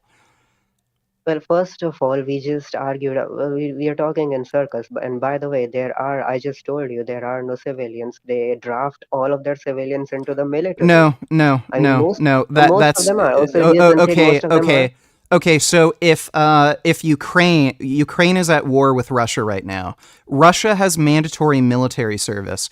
Does that mean if Ukraine had nukes, they could nuke all of Russia? They can literally kill every single Russian civilian because they're a valid military target because Russia has mandatory military service? By the way, the US also has forced conscription. There's not mandatory military service, but there is forced conscription. So they could, in theory, force everybody to join the military if needed for a war. Would that make it okay for an invading country to kill every single American citizen? By the way, that's also the case in a lot of Europe. I'm pretty sure Switzerland also has mandatory military service. You're telling me if Russia invaded Switzerland, they could kill every single human being they see because everyone has mandatory military service? It wouldn't be genocide. Well, again, you're claiming there's not a single civilian in Israel because they all have mandatory military service. So by that definition, if an invading country were to come in and invade a country like Switzerland or Russia, because they have mandatory military service, they can go from town to town killing every single man, woman, and child because according to you, they're a valid military target. Does that make sense to you? Okay, vegan. So Russia, the United States, Switzerland doesn't draft everybody. They only draft men. So, you can't... Oh, okay, so you can kill all the men. Okay, so you can kill all the men. Is what you're saying. So you can go from town to town, house to house, kill every single male that you see because they have mandatory military service, so they're therefore a valid military target? No, because in Israel, women are also valid. They are also drafted. So so stupid. Follow along. I just asked you, would it be okay to kill every single male because there's mandatory military service for men? Well, see, if in World War II, like when the United States... No. You're dodging. You just said everyone in Israel is a valid military target because there's mandatory military service. So in other countries that have mandatory military service, is anybody who qualifies for mandatory military service a valid military target? Can you go from town to town, village to village, killing every single male because they have mandatory military service? Well, it's a yes or no question. It's a yes or no question. Either yes or no has to come out of your mouth or you're dodging. No. Okay, then you're full of shit. That's a contradiction. Because you can't just murder people. You have to be in combat, you can combat. Oh, okay, but it's okay for Hamas to commit October 7th and kill every single person they see, man, woman, or child. It's almost as if you hate Jews and you make these double standards because you want to see Jews eradicated. Weird. You don't apply these same standards to other countries. It's almost as if you just hate Jews. Well, VG, here's the thing. If Israeli civilians were surrendering or something like that, then I wouldn't say it would be justifiable to just What do you kill mean all of them. surrendering? They were literally running away from gunfire when they were completely fucking unarmed. They murdered children. There were 10-year-old girls who were fucking gunned down in kibbutzes. What the fuck are you talking about? Just admit it. You hate Jews and you want them eradicated. This is the problem debating. Listen, VG. Everybody in Israel has mandatory military service, so when they went and killed 10-year-old girls, that's justified. Just admit it. You hate Jews and you want to see them killed. You have complete double standards. You have complete double standards for every other fucking situation. You tried to justify October 7th by claiming, well, everyone's a valid military target because they have mandatory military service. Then when I point out that other countries have mandatory military service, like Russia, Switzerland, then suddenly, oh, well, no, it's not okay to kill all males because they're not Jews. It's only okay to kill Jews. Well, VG, if let's talk about Ukraine. Is it okay, if Russia were to draft? No. We're not moving on from that. So again, you claimed October 7th was justified because every Israeli civilian has mandatory military service. So in other countries like Russia, like Switzerland, I think Poland might have mandatory military service. There's a few. I think Sweden might. In any country that has mandatory military service, if they were to go to war, is it okay for an invading country to kill every single person that meets the mandate for military service? Can they go from town to town and kill every single male they see because they went through or are going to go through mandatory military service? Yes or no? Well, if you're talking about Ukraine, I would say yeah. So you think it's okay for Ukraine to go into any Russian territory and kill every single male they see? It's okay to kill 5-year-old children. It's okay to kill 68-year-old men. It's okay to kill teenagers who are about to go through military service. You're telling me it's okay to wipe out every single male they come across? It's okay to kill military-age people, and if a bunch of non-military-age people okay. Right. Okay, so you're fucking retarded and you're advocating for war crimes. So you're advocating for war crimes. You have no argument, VG. You're just being you're advocating. No, my argument is you're advocating for war crimes. There are international laws when it comes to what is and is not a valid military target. If you are not currently serving, you are not a military target. If you are not armed and engaged in combat, and you're not a part of the military, you are not a military target. You cannot kill people based on whether or not they're military aged or male or they're in a country where there's mandatory military service. You're a fucking idiot. So unless you disagree with international law and you think these aren't war crimes, then you're a fucking retard. Well, I heard you say that, when you were talking about Hamas members, so even if they're unarmed, even if they're running away, even if they're 16-year-olds, even if they're teenagers, they are acceptable targets. They're Hamas. Yes, if they're part of the military, they are a military target. So if they're actively serving, you have a double standard. That's not a double standard. If they're actively serving, they are actively Israel targets people who are actively serving, you moron. So again, if you were at war with a given country and you see a military base, and none of the people on that military base are armed, but they are actively serving, that is a valid military target. That's not what you're talking about. You're talking about killing 16-year-old children who have never served in the military just on the basis that they're going to have to go through mandatory military service in 2 years. Or they have gone through their mandatory military service, they're not in the reserves, they left the military, you still consider that a valid military target. That's completely fucking different. Again, you're advocating for war crimes. Well, if killing human shields is justified, then I just can't comprehend why killing somebody who's going to be fighting against you in the IDF is not killing them. Okay, so you think it's never okay to allow civilians to get killed in warfare? Any warfare that endangers civilians is immoral, in your opinion? No, this is exactly why I'm saying that Then Israeli what the civilians fuck are are not you? civilians. Okay, again with the doublespeak. You're saying it's wrong to endanger civilians because they're being used as human shields, so it's wrong to attack. Okay, so that would No, mean it's not wrong. any fucking It's not war. wrong to, no, no, you didn't get me. It's not wrong to attack. If there are human shields there, well, I guess you can bomb that place if there are a bunch of Hamas people there. But by the same token, I can say that Israeli civilians, they're going to be future IDF. So I just can't see why killing them isn't justified. They're in the reserve.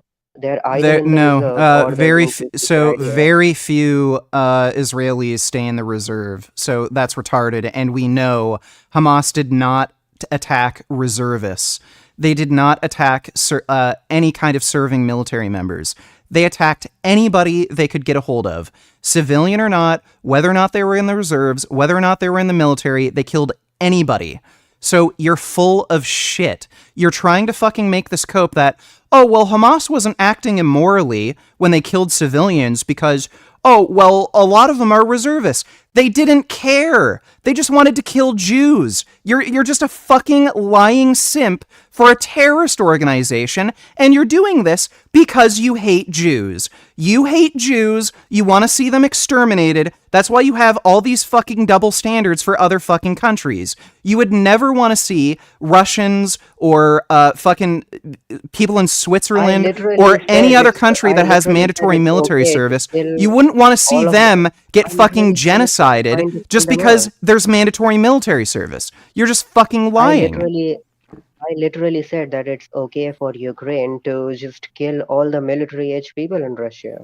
Yeah, well, if that's what it so takes. first of all, I don't believe you. I think you're completely full of shit. And if that's the case, and you're not full of shit, then you're just fucking insane and retarded. You're advocating the for United war States crimes. would do the same. No, it's not. If a nuclear armed country was being attacked, it would. That's what nukes are for. To just completely nuke the other Well, side. now you're And just if changing the subject. Now you're talking about nuclear deterrence. We're talking about whether or not it's okay to kill civilians and deliberately target civilians. So you're telling me it's okay for a military to deliberately target civilians, people who aren't currently serving in the military? Well, just because they aren't active duty, it doesn't mean they are civilians. So stupid. Not everybody who goes through mandatory military service ends up being a reservist. So that's a bullshit cope. So that's a bullshit cope. That's a bullshit cope. Shut up. Shut up. Shut up. Shut up. Not everybody who goes through mandatory military service ends up being a reservist. So they're just civilians. And even if they're fucking reservists, they're not in active duty. So again, they're just civilians. Like again, if a country were to invade the United States, if it were necessary, the U.S. could conscript anybody they want, man or woman. So on that basis, if a fucking country were to invade the U.S., you would be advocating for them killing anybody who's fucking military aged. Well, if United States say were to get attacked by Russia, would they not, and if they were losing, would the US not nuke them? I think they would, and that's what nukes That are is for, a and completely, again, you're changing the fucking topic. Again, and also, by the way, US you are doesn't draft changing the everybody. topic, and now you're fucking talking about nuclear deterrence. So stop I'm not changing the talking about fucking nuclear topic. deterrence. Stop I'm changing not the talking fucking about- topic. Stop changing the topic. Are you advocating, yes or no, for killing any military-aged individual that could end up being conscripted into the military? If Well, you're I at think, war. it makes sense, and there's no argument that you have given me. Present to Okay, otherwise. okay, cool. So you just support war crimes. You have no argument. You have no Yeah, argument. You're so, just, oh, look at well, me, yeah, how my argument outraged I is you're am. just I in have no support of war argument. crimes. It's funny how you say How's it a genocide war is bad, crime? but then you advocate How for is it a fucking war crime? genocides. Right, you're just I never advocating said for that. I never genocide. said a thing You, about you, you genocide. say you're I against never said a genocide, thing but then about you genocide. advocate for genocide. When did I say, anybody who supports Palestine is not, a Palestinian supporter whining about genocide? I'm not a Palestinian supporter. I'm not one of those. Yes, you are. You fucking claimed Hamas didn't kill a single civilian on October 7th. You're a Hamas supporter. Yeah, because You hate Jews. You want to see them die. And you hate Jews so much that you try to debate bro me and say, oh, I'm logically consistent. I'm in favor of killing civilians in any conflict. You're a fucking idiot. Like, why the fuck would you make a statement like this, that Hamas didn't kill a single civilian, but then you say, oh, it's okay to kill civilians? Like again, you try to defend Hamas by saying they didn't kill a single civilian, but then you try to argue with me it's okay to kill civilians just so that you can have an argument to support Hamas. Like you're a fucking retard. Well, by the way, I wasn't talking on nuclear deterrence. I was talking about actually using nukes. I think it's fine to defend your country from an invasion by actually using nukes. I think that's That's great. That's great. That has nothing to do with deliberately targeting fucking civilians in a fucking war. You fucking moron. Yeah, you would see how it's related. If Yeah, so only you didn't dumbass, like, by the way, that topic is still nuclear deterrence. The only way nuclear deterrence works is if you're willing to use nukes. So that is still the topic of nuclear deterrence. And again, like, this is the fucking brain, this is just pure brain rot. The debate proposition you made was that Hamas didn't kill a single civilian, and then in order to be logically consistent, so you could advocate for the killing of Jews, you then admitted that it's okay to kill civilians. Like you're just such a fucking retard, you don't even fucking realize it. Like, again, just come out and admit you hate Jews and you want them dead. If you live in a shithole Just country, admit that's it. literally... Just admit it. You were literally trying to defend Hamas by saying, oh, they didn't kill civilians, they only killed military targets. Then I pointed out how stupid that was. And then in order for you to, like, not have a complete fucking double standard in the debate, you admitted you're okay with killing civilians. So why are you using that argument to defend Hamas if you're okay with killing civilians? So you admit Hamas did kill civilians, and you're okay with that because you want Jews dead. No one would have an issue with Jews if they were to just move back to where they came from in Europe. So, and by the way, okay, yeah, here we go. Just go back to your home country. We don't want yo stinky ass Jews over here Jewing everything up with your dirty Jew money. We wouldn't have any problem with you Jews if you were to just go back to your home country, but now we gotta kill you because we hate Jews. Yeah, great argument. So again, you hate Jews, you want to see them dead. You've just proved my point. Thank you for demonstrating to everybody that you just hate fucking Jews. Right, you just hate fucking Jews. That's it. By the way, Jews lived in that region longer than fucking Arabs have, so why don't the fucking Arabs go back to their fucking home country? Go back to Iraq. Oh wait, Iraq doesn't want any of them because they're all fucking terrorists, and they try to coup the fucking government. VJ, so if you live in a shithole country that's drafting all of its civilians into the military without their consent, then Israel's a shithole country? Israel's a shithole country? Well, why don't you move into the fucking West Bank or Gaza? Yeah, they kill gay people. They fucking they don't prosecute anybody for raping women. They murder political dissenters. You literally have no right to free speech. But yeah, Israel, oh, what a shithole fucking country. This is whataboutism. I don't care about Palestine. This is whataboutism. Yeah, you don't care about Palestine. You only care about killing Jews. That's fucking obvious. And also, here's another thing. It's illegal. I don't know if you know this, but because of the Leahy Act, Google it. It's not legal for the U.S. to fund them because Israel is committing. Drafting your own people is a human rights violation. So that's not a human rights violation. What the fuck are you talking about? That's not a human rights violation. Okay, so you're telling me all these countries in Europe that surround Russia that have mandatory military service, they're all they're under their violation of some sort of human rights code? Like, what are you fucking retarded? That just has to do with this, the Constitution and the country you're in. That's not a human rights yeah, violation. the most ridiculous thing here is that a vegan is making this argument. You constantly hear people say, "Oh, everyone eats meat, therefore it's justified." Just So because everybody stupid. does So it. stupid. Please explain to me why mandatory military service is a human rights violation. Well, because it's slavery. It's not slavery. You're paid, and by the way, you have an option. You can opt out, and you just get a prison sentence or a fine. Yeah, just like the By the way, the back in U.S. the day. So you're saying the U.S. is violating human rights? They had mandatory military service. They Okay, so you they disagree that conscripted no, during hold on, Vietnam. hold on. They conscripted during Vietnam. So I you're know saying that. any So country we that either has mandatory military service or a mandatory conscription is violating human rights? So literally every single VG, country.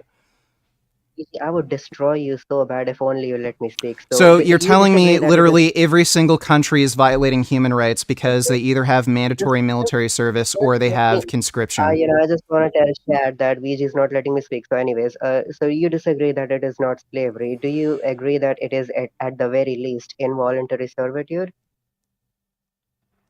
No. You have a choice. You can opt out, and then you just serve a prison sentence. You could not opt out at Vietnam. Yes, you could. You just serve a prison sentence or get a fine. This is so you have a choice because the alternative is to go to jail. This is so dishonest. How can you do you think Yeah, your own so chat is gonna stupid. When there's when there's existential threats to the country, again, countries like Oh my God. Switzerland are near Russia. Russia has invaded Europe many times before. If there's an existential threat, all of these countries require mandatory military service because they know there's an existential threat to the rights of every citizen if they don't have mandatory military service. They do that to protect a greater number of rights. So would you rather have... Shut up. Would you rather have a country like Switzerland not have mandatory military service, but then get invaded by Russia, and then have Russia have mandatory military service for them, forced conscription, no fucking civil rights, anybody can get imprisoned for political dissent? Or would you rather have mandatory military service where chances are you're not going to have to actually go to war, you have to serve in the military for a couple of years, and then you can go on about your life? You can justify slavery if you want, but you have to admit that it's not slavery. You're paid for the work you do. You're paid for the work you do. You're paid for the work you do. And if you really don't want to do it, you could either get like some kind of medical exemption, or you can just go to jail or pay a fine. Like again, we could call any work slavery. Like we all have an ultimatum of, okay, you can either work, get an apartment, pay rent, or you could be fucking homeless. So again, we all have that kind of ultimatum. Is any work slavery? Because, oh, well, if the choice is homelessness and rotting to death on the street, well, I guess that's slavery. Well, VG, I don't know what definition of slavery you're Yeah, so I don't care. I don't definition. care if you consider it slavery. The argument I make in favor of mandatory military service for certain countries... Shut up! Shut up! Shut up! So the argument for mandatory military service for certain countries is that if you have a hostile neighbor or hostile neighbors that are an existential threat to your existence... Russia has committed... Shut up! Shut up! If Russia were to invade a country like Switzerland, it could result in a fucking genocide. Everybody could end up being wiped out. Or all of their civil rights and liberties could end up going away. Again, if Russia invaded and Switzerland became part of Russia, well, then, again, you would have mandatory military service anyway. You would have all of your civil rights and liberties taken away. You would not be able to be a political dissenter and criticize the government, or else you're going to be sent to a gulag.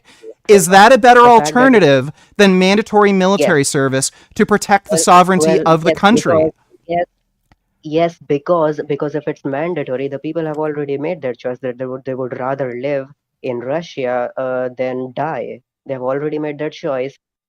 Because it has to be mandatory. It's because people don't You're want not to answering the question. You're not answering the question. I Is said it? yes. Then Then you I agree said with because mandatory military service? I said I said that what was your question again? I asked, what is the better option? Mandatory military service to protect the. Yes, it is to Shut up! You just it is asked to me to fucking clarify the point and then you interrupt me.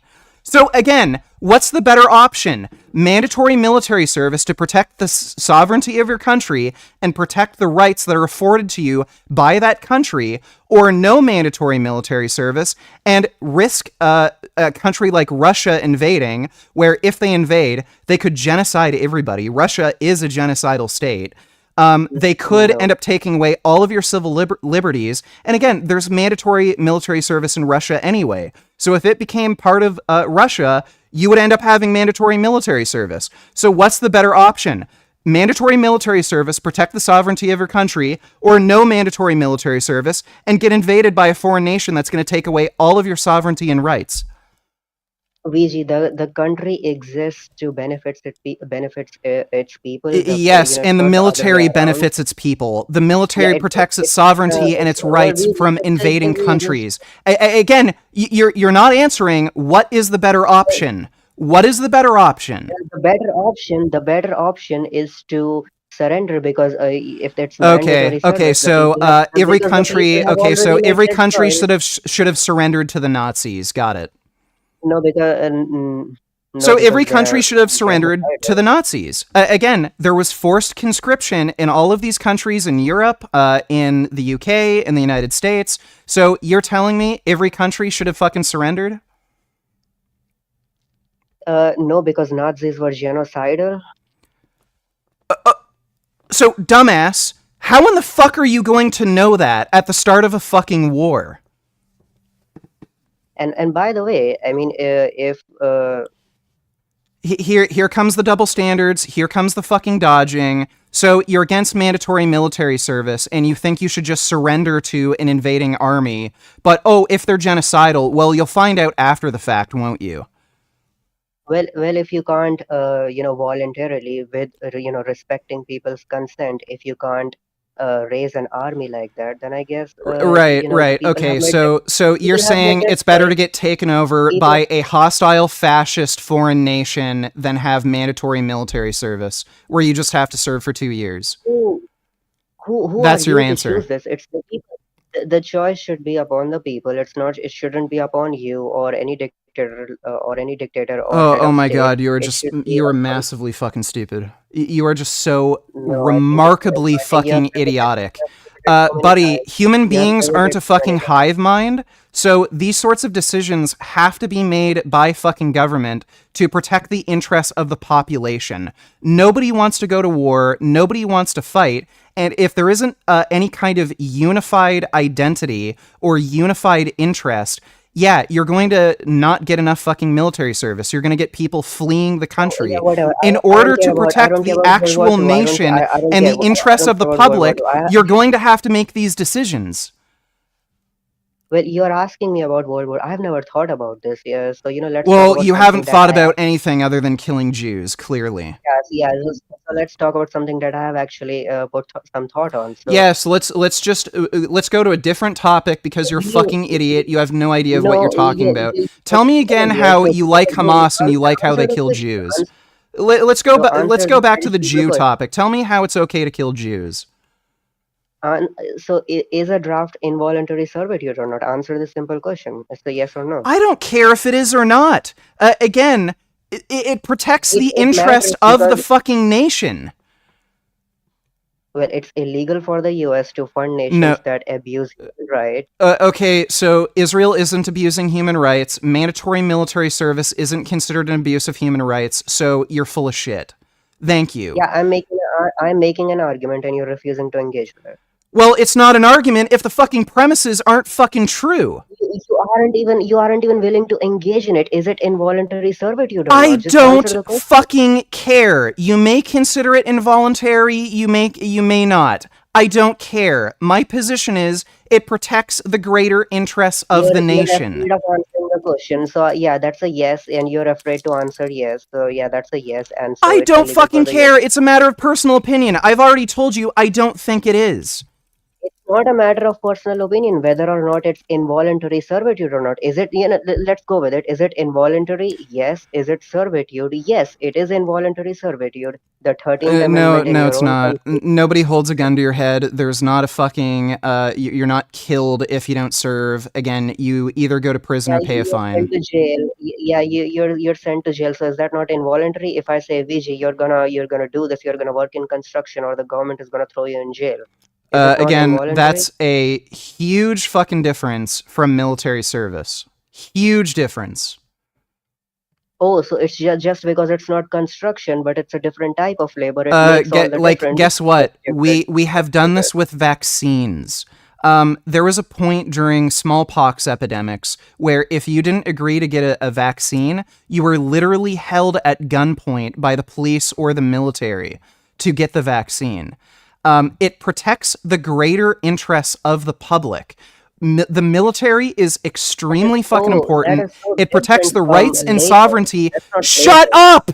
It protects the rights and sovereignty of the fucking nation. The military is integral for fucking society to even exist. So when you have mandatory military service, when you're next to foreign neighbors that are hostile, and mandatory military service is considered necessary in order to protect the nation, that's a lot fucking different than whether or not you're forced to work in a construction job. So you're afraid to admit that it is a human right. You're not listening. No, you're not listening to me. You're not listening to me. You're not listening to any of my fucking statements. I've outlined my position. You're just a fucking retard. Yeah, you feel that way because you're interrupting me every 2 seconds. No, You don't know no. what I'm saying. When you ask me for something and I give you an answer, you interrupt me, then I tell you to shut up, and then I give my fucking explanation, then you ignore everything, and then you say, so you're not admitting that it's a violation of human rights? I literally outline my fucking position. Whether you consider it a violation of human rights or not, it protects a greater degree of rights and freedoms. That's my interest. Holding people at gunpoint to get a fucking smallpox vaccine, you might consider that a violation of individual civil liberties, but it's a greater violation of individual civil liberties to allow somebody to spread smallpox and kill thousands of fucking people. So I don't care if you consider it a violation of individual civil liberties to have forced conscription or military service. It protects a way greater... What? There is merit to that. There is merit to your argument. You can make that argument, but you have to admit that it is involuntary servitude, and you can justify I don't it care. if you want. I don't care. I literally don't care. You can take it whatever way you fucking want. I've given my position. You're afraid to answer my question. You're afraid. I've answered it. I have answered that at least 10 times by now. I don't consider it a violation. I don't consider it a violation of human rights. I've literally said this over and over and over again, and you keep repeating the same thing. I don't consider it a violation of human rights, especially considering it protects a way greater variety of human rights. That wasn't the question. The question was whether or not it's involuntary servitude, and you didn't answer it. You said, I don't care. Sure, fine, yes. Can we move on? It is. Oh, so it is. So it's. I don't care. What the fuck point are you trying to make? So it's against the 13th Amendment. Therefore, it's the It's human not. rights violation. So again, not every country follows the U.S. Constitution. Not every country follows the U.S. Constitution. They have separate constitutions, and in the U.S. you can force conscription. So I don't know what the fuck you're talking about. Yeah, so the point is that because it's against the 13th Amendment, it's proof that it is a human rights violation, and therefore the US cannot fund it because of the Leahy Act. Yeah, so you don't even understand what the 13th Amendment is. The 13th Amendment... Recite me what the 13th Amendment recited. So the 13th Amendment states that neither slavery nor involuntary servitude is allowable. Again, the U.S. military service is not considered involuntary servitude because you can opt out. You just get a punishment for it. And you know, black And it's a people were not fairly minor considered as punishment, by the way. Secondly, it's a minor secondly, punishment, therefore it's shut up. Shut up.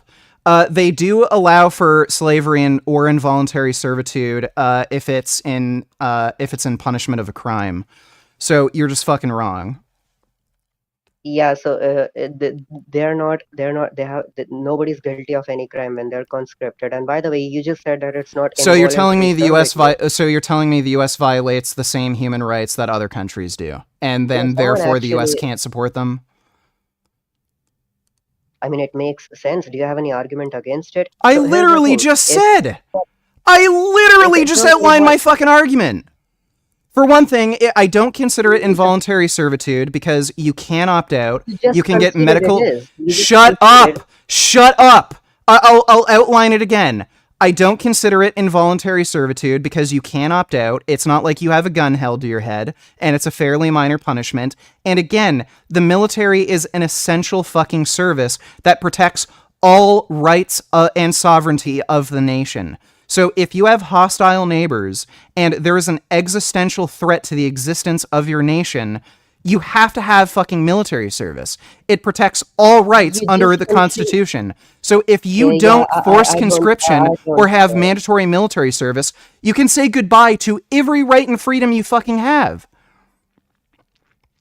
No, I mean, the US has nukes, so, you know, that's stupid. And by the way, you know, you look at the law and constitution of other countries. You just said it's not involuntary servitude. Then why does the European Convention on Human Rights, why does, you know, the the Constitution of Singapore or South Korea, they say that the draft is involuntary servitude, but it's an exception. Okay. So they say that involuntary they say that involuntary servitude and slavery is I don't illegal, care. but there's an I exception. don't care. We've No, already gone I just over look at this. We've already okay. gone over this. I don't care. You don't think that's involuntary servitude? So, you know, if It doesn't Singapore, if South matter. Korea It do- doesn't matter. None of that matters in the context of this fucking discussion. Yeah, it matters because we are talking whether or not it's involuntary servitude. That's the point. I That's don't the care. debate. I don't care. That's great. Why don't you tell me You about know, how you this know, justifies actually- killing Jews? Actually, That's yeah, great. Tell me yeah, about look how up this that justifies European- killing Jews. Yeah, because they're all military. And by the way, look up the European Convention on Human Rights. Okay, It so says according to that, this guy, it's okay to kill all Jews because they're all members of the military. There you go. all Israelis. No, all Israelis, not Jews. Well, Hamas doesn't fucking care. Again, in their fucking charter, it says they just want to kill Jews. They even killed foreign nationals Yeah, that well, weren't you know, Israeli, yeah, I weren't wouldn't- Jews, so you're just full of shit. Yeah, because they were mingled among all the Israelis. And by the way, I wouldn't. Oh, okay, cool. So Yeah, it's you know, okay to kill foreign I'm not- nationals who aren't Israelis or Jews because, you know, they're around Jews. No, they were caught in a crossfire. I don't think they were intentional. Right, killings they're caught in a and, crossfire. When you see fucking people from, like, Thailand who are fucking brown-skinned and Asian, they really look like Jews, right? I don't know. You know, Hamas. Do you know the average IQ in Palestine? It's like 78. That's great. I don't know how that justifies killing civilians. Like again, your ideas are completely incongruent with one another. First, you say it's like not a single civilian was killed in the fucking October 7th attack. Therefore, the October 7th attack was justified. Then you fucking later claimed it's okay to kill civilians. So that just totally negates the fucking argument in defense of Hamas. Then you fucking argue that it's wrong to fucking have mandatory military service, but then you're because it violates human rights. But then you're okay with just killing fucking civilians. Like you're a fucking idiot. VG, you can't. Oh answer yeah, a simple slavery. question. Guys, did Wait, you know that it's a slavery is simple wrong? Did you know that mandatory military service is slavery? Slavery is wrong. By the way, it's okay to kill civilians. Yeah, so this debate is going to be a good example. You better private this because it's going to be a good example of your dishonesty. No, it's a good example of people hate Jews so much that they're willing to take obscene positions like it's okay to kill civilians. I hate Jews so much that I'm going to make it permissible to kill civilians, just because I know that will result in more Jews being killed. Stop crying. You just constantly cry about, Just oh, stop it's crying. Jews. VG, it's okay to kill civilians, because Jews are civilians and I want Jews to be killed, so it's okay to kill civilians in any war. You can't answer a simple question. So, look up the European Convention on Human Rights. It None says of a this, draft none of is this in the military has service. anything to do with the fucking debate. I've given you an explanation for why mandatory military service is okay. Same reason why I think forced vaccination is okay. It just protects a greater amount of civil liberties. Well, if you're talking about morality, I think it's wrong to violate people's consent. So yeah, that's Oh, my it's argument. wrong to violate people's consent, but it's okay to kill civilians. Right. Oh, it's okay to kill a 10-year-old fucking girl living in a kibbutz near the fucking border because she's going to end up being a member of the IDF because they have mandatory military service. Well, they're not civilians, first of all. and Right, it's wrong right. to It's kill a okay to 10-year-old. kill 10-year-old girls in Israel because they might end up doing military service, but it's wrong to violate people's civil liberties. Right. That makes a lot of sense. It's wrong to kill children. Yeah, Hamas shouldn't be doing that, but they get caught in You crossfire. literally I just can said they understand should be that. doing it because they're fucking these people are going to become military members. Yeah, they are future IDF, so I said there is merit. If someone were to make that argument, there is some merit to it, especially if you were talking about human shields in context of that. But there is merit to that No, there argument, but I isn't. wouldn't No, say no. There's no merit to it. Yeah, And again, the you're idea, literally claiming, oh, it's wrong to violate people's human rights. Oh, but it's okay to kill 10-year-old girls because eventually they might end up joining the IDF. Brilliant. Well, I mean, whose You're a fault is that? genius. It's the fault of Israel for drafting them. It's Israel's fault. Oh, Just right. like, It's the Hamas- Jews' fault. They don't deserve to live because they have mandatory military service. If you see a 10-year-old Israeli girl, kill her. Shoot her with AK-47. It's the Jews' fault. No. Yeah, brilliant. You're a genius. Yeah, you're a genius. Yeah, you're taking the moral high ground here, but you're saying it's okay to kill 10-year-old girls. Right. No, I'm saying there is merit to that. There is merit to that No, argument. There's no merit to fucking killing 10-year-old girls because you think they might end up joining the IDF one day. There's no merit. You're just sick. You want to kill Jews so bad that you're willing to take these insane fucking positions. You're sick. There is merit. You're fucking sick. You're a disgusting fucking human being. You defend slavery. You are sick. You defend slavery. It's okay to kill 10-year-old girls, but you defend slavery. You're such an immoral person. But yeah, you're okay with killing 10-year-old girls. Right.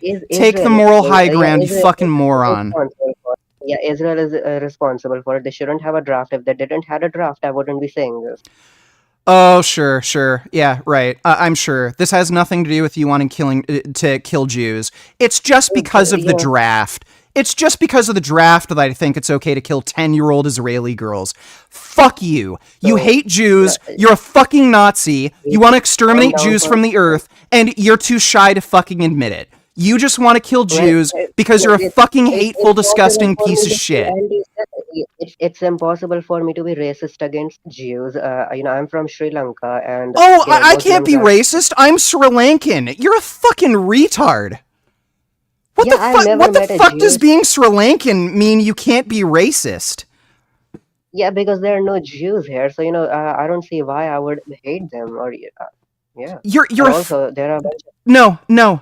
Anybody can be racist anywhere in the fucking world for any reason, and you're a fucking racist.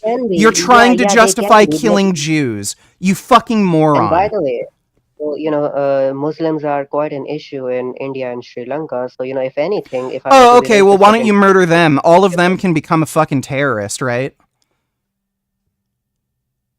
Well, it would make. I'm not racist, but it would make. Yeah, I'm not racist. I just want 10-year-old fucking Jewish girls to get killed. No, I don't think that's good. But if Hamas does that, I think I can blame Israel on that. Yeah, blame the Jews. It's the Jews' fault for being Jews. So it's okay to kill Jews, even if they're 10-year-old girls. I think. Yeah, I'm not racist. I'm from Sri Lanka. I think it's okay to kill 10-year-old Jewish girls. How could I be racist? I'm from Sri Lanka. I think that it's okay for you to include her in collateral damage. So I don't think it's okay to just shoot her in the face. But if she was under collateral damage, I would say, well, she was going to be future IDF anyway. So it's Yeah, kind of you're muddy sick. here. You're a sick, disgusting fucking human being. I hope some gang member fucking it shoots you is- in the street. Hopefully, a yeah, fucking it is cow hands-free, fucking rams you with their fucking horns and gores you. You have no argument against me. You have this No, reputation I've of made an being argument. the It's rational called fucking debate, bro. human Yeah, decency, you which you you you just completely and ruined utterly your lack. in one single debate. You just ruined your entire reputation for being this Oh yeah, super I ruined rational. my whole It's reputation. I all think you it's have. wrong to kill 10-year-old girls. I think it's wrong to kill civilians. Man, I really It's ruined wrong my to kill reputation. bitches as I'll well. never be able to get a job again if they figure out that I think killing 10-year-old fucking Jewish girls is wrong. What job would ever hire me?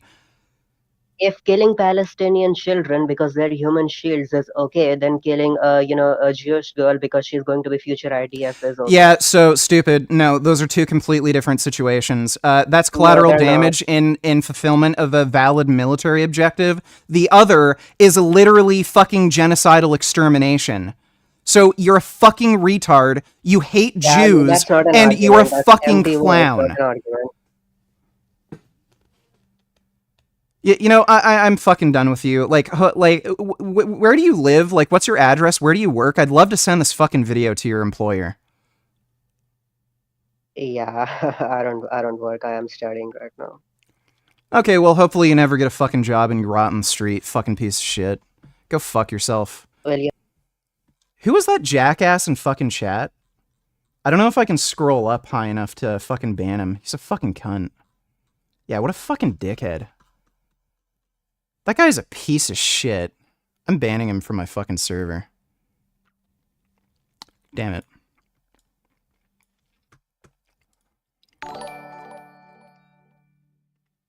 I'm going back to my time. Have fun with kids these days.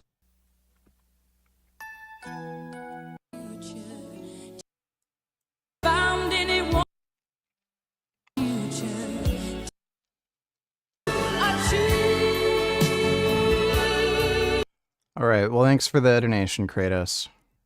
That guy was a fucking massive cunt. Who the hell are you? Do you want to talk? Your microphone is muted, by the way. Hello, Mr. Richard. Hey. Finally, nice to speak to you. How are you? Besides the I'm fine. crazy debate. That's good to hear. I mean, I could touch on some of the points you guys went over if you'd like, or we could debate about something else if you'd like. Either or, whatever you prefer. Sure. We could touch on some points that I heard you guys go through. So I'm just curious on some of your opinions on it or your stance on it.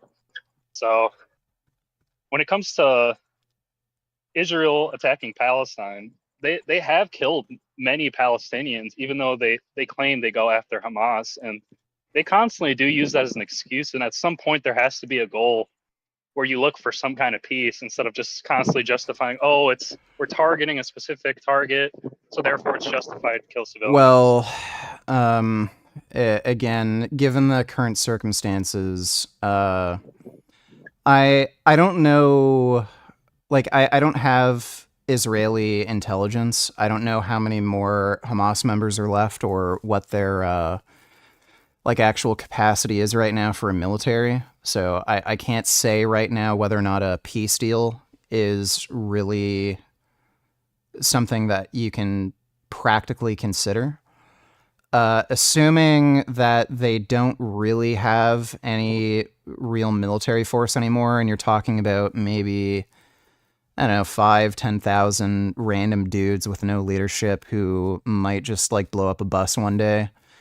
In a circumstance like that, like, yeah, a peace deal would probably be good. The issue with the peace agreements is it's fair to like say Netanyahu doesn't really want peace. And I kind of understand his position on that. I think ideally you'd want to eradicate every single Hamas member you can and just hunt them down like rats. But Hamas is a huge Like, Hamas is a huge roadblock to any kind of ceasefire negotiation. And nobody's saying this. So Israel wants all the hostages returned. And every fucking hostage negotiation they've had, they've got, like, from Hamas, they won't... At this point... Yeah, like, they literally say, we don't know where all the hostages are. We can't guarantee we can, like, get them all back. So if there's they probably won't. Yeah, so, like, if there's a military situation right now where Hamas does still have significant operational capacity and Hamas isn't able to actually negotiate any terms that Israel would be interested in, like hostage return, I don't know what the point of a ceasefire or peace deal would be. I think the point of the peace deal would be is that it's only amplifying this war to where America now has to get involved, and this war is getting so inflated where now Israel is attacking other surrounding countries. So it's becoming a problem where the Iranian president even got assassinated. We don't know for sure if it was Israel. They say it's not. The Iranian president them, didn't get assassinated. His helicopter just crashed. Yeah, well, it's like it's very convenient, right? It's like, oh, now the Iranian No, president... even Iran isn't claiming it was an Israel attack. The helicopter just crashed. I see. That might be true. I don't know all the information, but it just seems very convenient they to me. did kill a Hamas leader in Iran. Like, I don't know why anybody's worrying about a war with Iran. They have, like, no military. If the U.S. got involved, the war would be over in a day. I don't think so, because no, just it would because be of the over in a day. terrain, it'd be almost impossible for us to actually invade them. And we've already had Well, it plans doesn't to matter. invade them It doesn't matter. All you before have Iraq to and do, Afghanistan. all you have to do is destroy their military capability. You could do that in a day. Just get in, like, some warships, some jets, bomb a bunch of military Why civilians. wasn't that the case with Afghanistan then? That Well, war didn't end very quickly. yeah, that's because they were fighting the Taliban. That's like guerrilla Very warfare. similar terrain. Well, it wasn't like again, the U.S. did technically win in Afghanistan. We lost. No, they did technically win. It's just that we didn't have an interest in staying. Who's the ruler? Who's the ruler of Afghanistan? Well, the U.S. didn't have an interest in staying. The Taliban knew they couldn't defeat the U.S. military. That's why they didn't really do any significant. Like they didn't do anything to really fight the U.S. They just waited, shot some people from like a few hundred yards away occasionally, planted some IEDs. That's it. They couldn't really do anything. They just waited for the U.S. to leave. But we have interest there, and usually it's oil. And the reason we probably pulled out is because there's just not much public support either. We've been pleading to pull out of Afghanistan for such a long time, and they justify it by saying, mass destruction. They have weapons of mass destruction, so we have to keep fighting them. There was nothing like that found. Well, and it's more just in. The whole reason we invaded Afghanistan was to destroy Al Qaeda, get Osama bin Laden. Those two objectives were fulfilled. There was an interest to defeat the Taliban so that when the U.S. pulled out, they wouldn't be a force there. But again, the Afghan military wasn't committed to fighting the Taliban. As soon as the U.S. pulled out, they just gave up the country. I think it was definitely part of us taking out Osama bin Laden and Saddam Hussein, but I think there are other always underlining interests, which are to expand our influence onto the world, and that's like the center of the Middle East. So we have to get our foothold somewhere, and we pretty much failed at that. So that's why we're fighting so hard now with Israel, because that's our last foothold besides in ISIS. And also, we're trying to pull out of there as well. Yeah, but point being, a war with Iran would be a huge nothing burger. Like, it would be done in a few days. Their whole social structure and political structure is incredibly flimsy. No one living in Iran supports the government. Literally nobody. If the U.S. were to just bomb a few military facilities, destroy like their missile silos and everything, it would just be done. They'd have no public support. Nobody would want to fight. You'd get a regime change extremely quickly. They're already fighting a huge uphill battle with the public because they just don't like any of the institutions.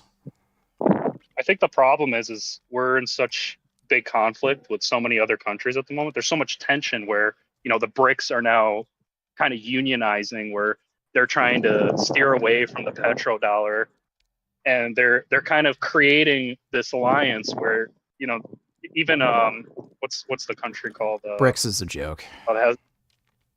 Yeah, it is for now, but you know, if it destabilizes the petrodollar, we're all fucked here in Well, America. it's not. That's all. Like what's funny is all Well, these in my- countries that are joining BRICS, they have incredibly unstable economies, like Russia, China. They also don't like each other. China's about to have a huge economic and population collapse. So is Russia. Like BRICS is just nothing. I get that, but the point I'm trying to get to is there's so much conflict and there's so much tension and separation to the point where we could end up in World War III or some kind of nuclear annihilation. Where if one of these countries actually has a nuke, like Iran, you know, I don't think Iran has any of us. nukes, dude. we know Israel of. destroyed their nuclear program.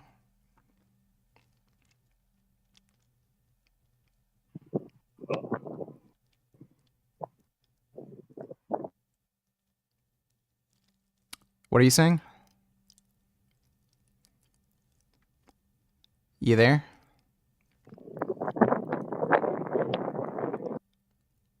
You there? Yeah, sorry about that. I don't know what happened. What were you saying? I don't think Iran has a single nuke. Israel destroyed their nuclear program. Right, but it's possible that they build like a dirty bomb even, or I mean, they're a bunch Doesn't of really terrorists. matter. They could just commit terror attacks. They've snuck, all these migrants have snuck in through the southern border and probably have spies everywhere at this point, just waiting to say, yeah, pretty much go to New York, go to Chicago, go to California, and start blowing these places up. Doesn't really matter. I guess Like- I'm just trying to. Again, they have no military influence. Iran is just a complete joke. And as far as Lebanon, again, there's a reason why Lebanon doesn't just invade Israel. It's because they're a fucking joke too. Yeah. There's some other topic I'd like to discuss with you. Sure. That's kind of been on my mind for a while. And then I know you have your belief structure around secularism, and I know it's the pillars your vegan morality is supported by the pillars of secularism. Is that correct? Pretty much, yeah. So, I guess if from the secular perspective, if you were to debate a Christian or someone who has more, I would say more grounded moral foundations, They because don't. secularism, well, They I'm think gonna they get to do, a but point they why. don't. Well, secularism is just like, well, I believe this, so I'm right. So it's like anybody can have their own opinion about a certain belief, and they're correct. Doesn't matter what belief you have. That's kind of the problem. Well, no, it would have to require logical consistency. You could argue the moral value of logical consistency. Well, you know, there's a lot of logical consistency in the ends justify the means, and that could be logically consistent, but it obviously you wouldn't commit catastrophes because it would justify the means. Like, the problem with non-secular beliefs, like, you know, there's some sort of objective moral basis, is it's just not true. And again, like, Islam is a great example of this. You have Shia and Sunni Muslims killing each other over how many times you should pray per day. Like, Yeah, dude. I mean, the whole Muslim thing, I wouldn't even go into that. It's all a joke, but maybe Christianity has a stronger foothold because it's been revised so much, and its logical and philosophical consistency has been tested so much. I would say Christianity has been so successful because they've supported secular values. To some extent, but the grounded foundation is still from I believe in God. Yeah, but That there is a higher power. the problem is for one thing, even if there was a God, that wouldn't be any kind of grounded basis for your moral values. That would still just be subjective. Well, if you're saying there is a God, then you're saying objectively that's true. So there would be a ground for moral No. basis. Whether Even God if there exists is- or not, there's no before you- objective basis to ground moral values. Well, let me ask you. I mean, does truth exist? Objective truth. Right. So doesn't that mean objective moral truth exists as well? No. The argument I would make would be P1, subjectivity is that which requires a mind. P2, morality or moral propositions or moral values require a mind. Q, therefore, moral propositions or moral values are subjective. Like, again, if you're going to claim God has created objective moral truths, then you wouldn't even need to reference God in support of the argument that they're objective moral truths, because God has created the objective moral truths. So just make a series of propositions. So, well, just prove it. Make an argument.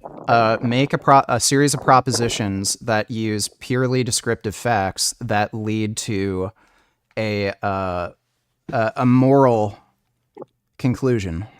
You can't. I could try, and let me give it a try. So I would say, so for humans, you also believe this because it's fundamental in veganism that humans are, we are, I'm looking for the word, sorry. We're empathetic, benevolent beings, correct? Naturally? Wouldn't necessarily say that. About 2 to 3% of the population are either sociopaths or psychopaths. Sure, but naturally, we have empathy. We're born, most of us, let's say most of us are born with empathy. There are outliers, of course. So just because we have empathy, that doesn't mean we're benevolent. No, but it's a precursor to it. I wouldn't even say that. You don't even necessarily need empathy to be benevolent. Okay. So, see, the problem I'm having is, so Well, when you're trying to convince... let's just forget about the disagreements with each proposition. Just make a series of propositions that are purely descriptive that lead to a moral conclusion without committing some sort of informal or formal fallacy.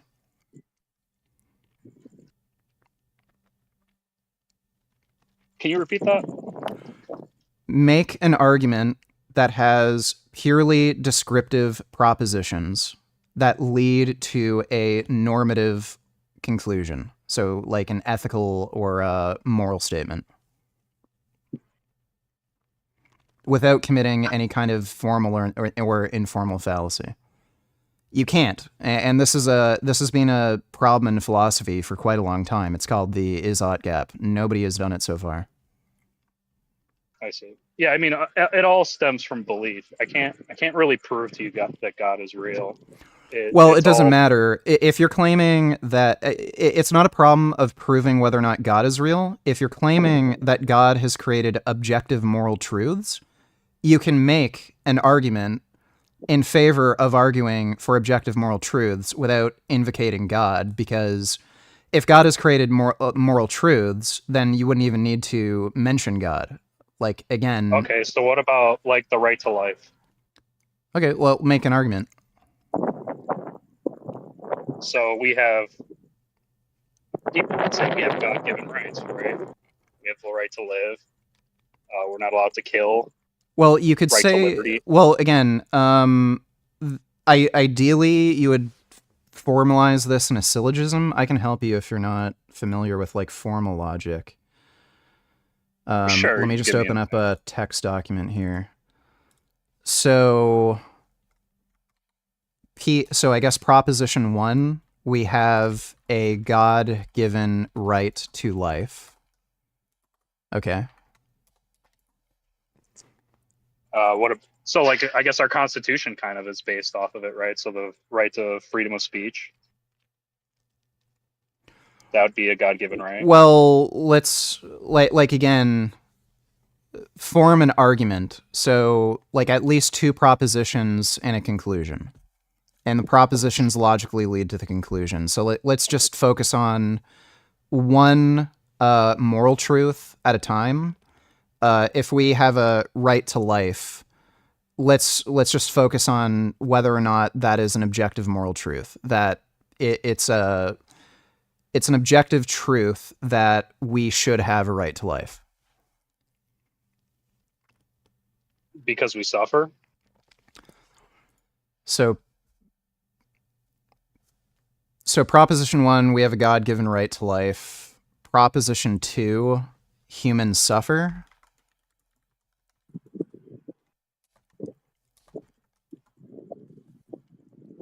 And then what's the conclusion?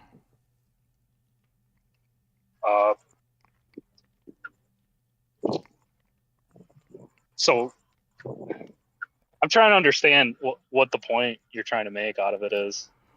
Well, I'm saying there's no such thing as objective moral truths. All moral propositions or values are subjective. So thus, there's no objective basis to make any moral proposition or value. I guess where I was trying to go with empathetic benevolent beings is just a property of how we function. So like there's good and bad. So like fear and love, like those polarities, they exist. They are polar and they keep the balance of our reality. Correct? So it's you can make a statement like it is an objective truth that humans suffer or humans experience well-being. When you make if you're going to make a statement like suffering is bad, well-being is good, that's a subjective moral proposition or value. There's no objective basis to argue that suffering is bad and well-being is good. And again, if there is, then make an argument for it. I've yet to hear one.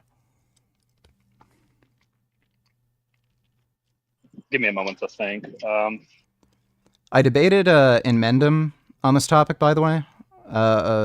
You might want to watch that debate after we talk. Basically, sure. He ended up making a fallacious argument where he was, what's the technical term? I think it was no, it wasn't question banging. It was equivocating. So he was using two different definitions of harm or bad in his proposition and in his conclusion. So it didn't logically follow. I see. Let me just give you like a hypothetical kind of brain exercise. So if I was trying to go into functions, and we can observe how things function properly and improperly, right? Just based on our perception, we can make logical conclusions if something can function properly or improperly. So like a car that can function properly, or a watch, or just technology generally, or even a species that we observe. We know if it is functioning properly to be a healthy, sustaining organism. So I think we can also make those kind of extrapolations onto humans as well. If we look outside of ourselves, at ourselves, if we can look at our behavior. So if we act evil, if we kill, murder, steal, or commit certain things that are we claim are evil actions, they make us a worse functioning human being. So we can kind of make that comparison to evil and good and evil existing, because we can look at the function of a human. The problem with that is when you say something is functioning properly or improperly, that's a normative statement. So that's based on your subjective standard of what you consider properly functioning or improperly functioning. So say... Well, isn't that how science works? It looks at how everything functions and knows if it's properly functioning naturally or not? Well, again, so let's say you have a car. you want the car to be able to drive down the road. If the car doesn't drive down the road, you would say it is not functioning properly. But you're only saying that because you've created a sort of moral standard for what is and is not a properly functioning car. That could be a good point to a car, just because it's more complex and it is more subjective. But there are more simpler, I think, examples like a watch. Like there are certain inventions that we discover that are these things already exist within our reality to find. We just have to find them and try to make Well, again, with a watch has to be able to tell time. It has to have a certain mechanism in which we define what a second is. The watch hand has to move with each second accurately. If a watch is like stuck, we would call that an improperly functioning watch. But we've created a standard for what is and is not a functioning, properly functioning watch. If we can agree on the standard of what is and is not a properly functioning watch, then we can say the watch is not functioning properly. Same with, like, I don't know, an organism. If an organism is dying before it would normally die, we would probably say the organism is not functioning properly. But that's just from your own subjective value of what you consider to be properly functioning or improperly functioning. I think to a certain degree it is subjective, but I think there are pieces where they are objective, because if you were to observe a habitat, you can see how the symbiosis works, how everything works correctly in order for it all to grow and well, again, that's to habitat. see outcomes that you want to see. So if we want to see an outcome where a ecosystem is in proper balance, where there's a certain amount of predator and prey, and there's like a sustainability to that ecosystem where it will exist for, like, I don't know, indefinitely, you're just creating that moral standard of, I want to get this outcome. That doesn't mean the outcome where the ecosystem collapses, everything dies, is bad. There's no objective basis to argue for that.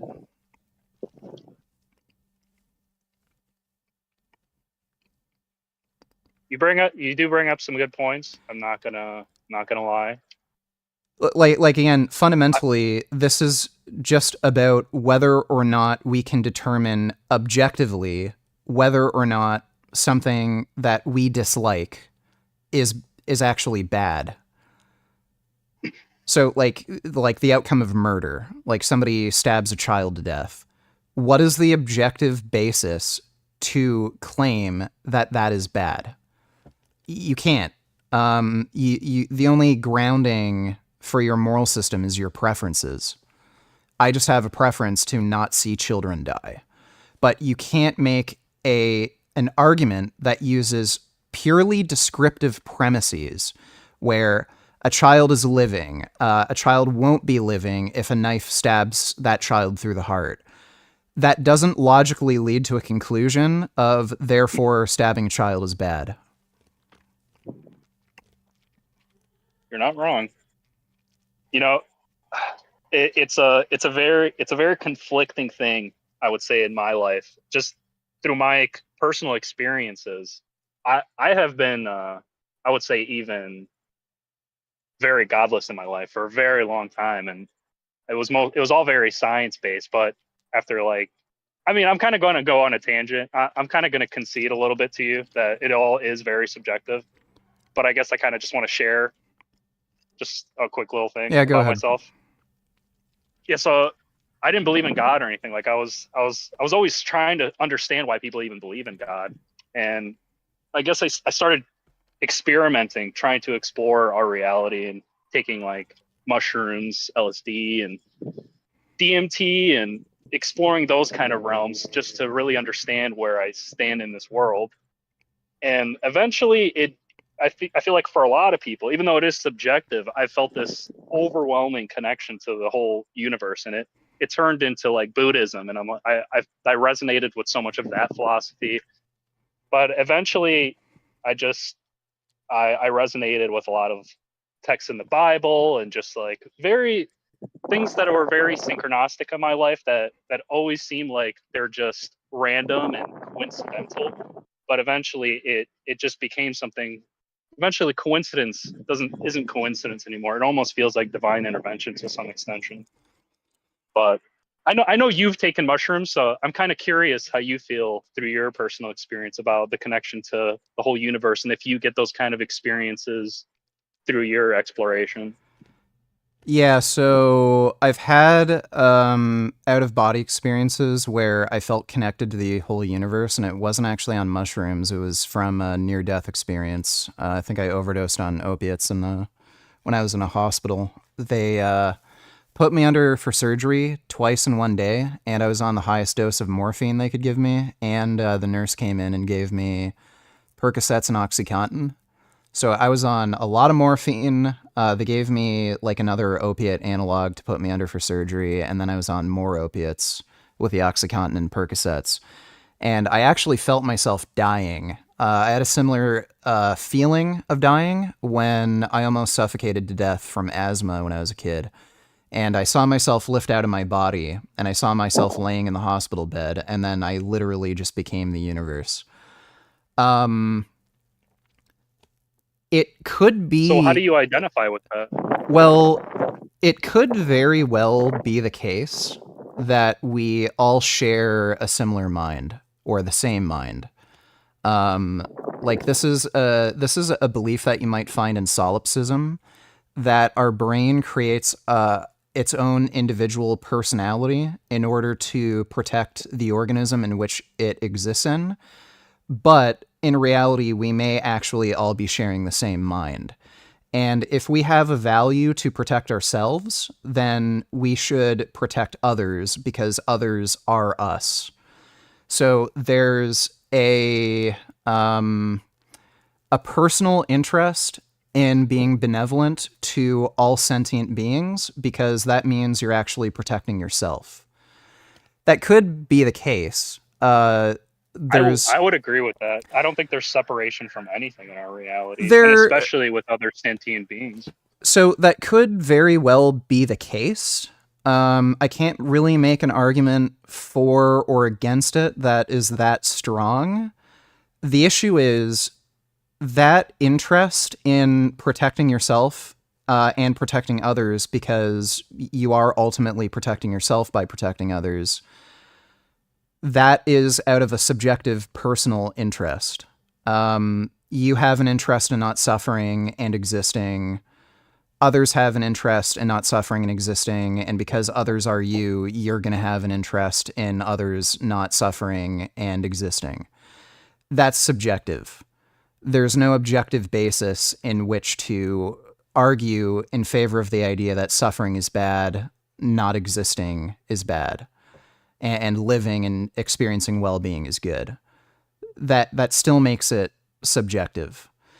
Whether or not a God exists in this universe, who created us for whatever reason, he, she, whatever, may have its own personal subjective values. That God may not have an interest, may have an interest in human beings or any animal experiencing well-being and not dying.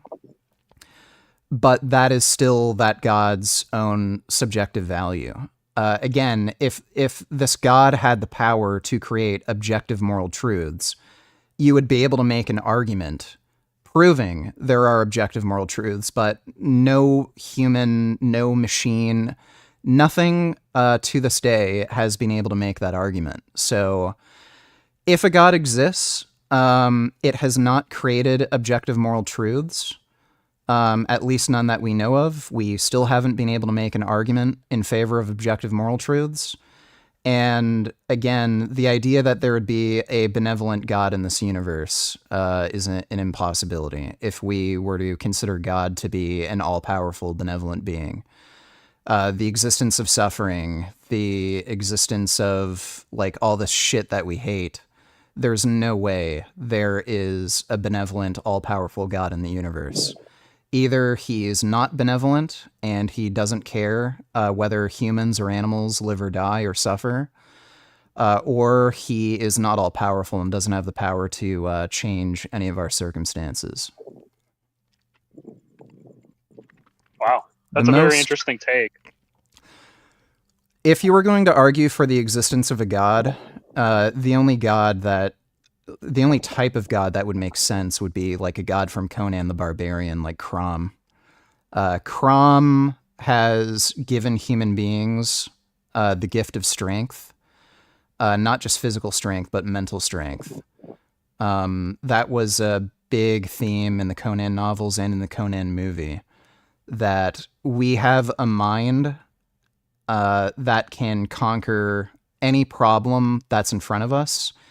And what's also interesting in the Conan lore, if you pray to the god of Crom, he will actually doom you. He considers prayer, like people asking for help in desperation, to be a form of weakness. And he actually punishes those. In a way, the Christian God is that way. In a way. No, because prayer is talked about in the Bible, and there's like really stupid passages that say if 4 Christians pray to God, then their prayers will come true. I think I've read some passages or had some understandings of I mean, I have a different perspective on Jesus. I'm not like a typical Christian. I interpret the universe a little bit differently. Like you were talking about, is suffering actually a bad thing? Like that's a very subjective claim. And to some extent it is. And that's why I kind of lean towards the function of what we were created to do. And it's not exactly that suffering is bad, but the fact that I think the universe and maybe even evolution created us for a certain route of entropy, for a certain species to exist that does have more empathy and benevolency, to where it protects and tries to create a more sustainable environment for a very chaotic form of nature, where we sustain the chaos. And I guess have you ever heard of Terence McKenna? The name sounds familiar. I don't remember who he is.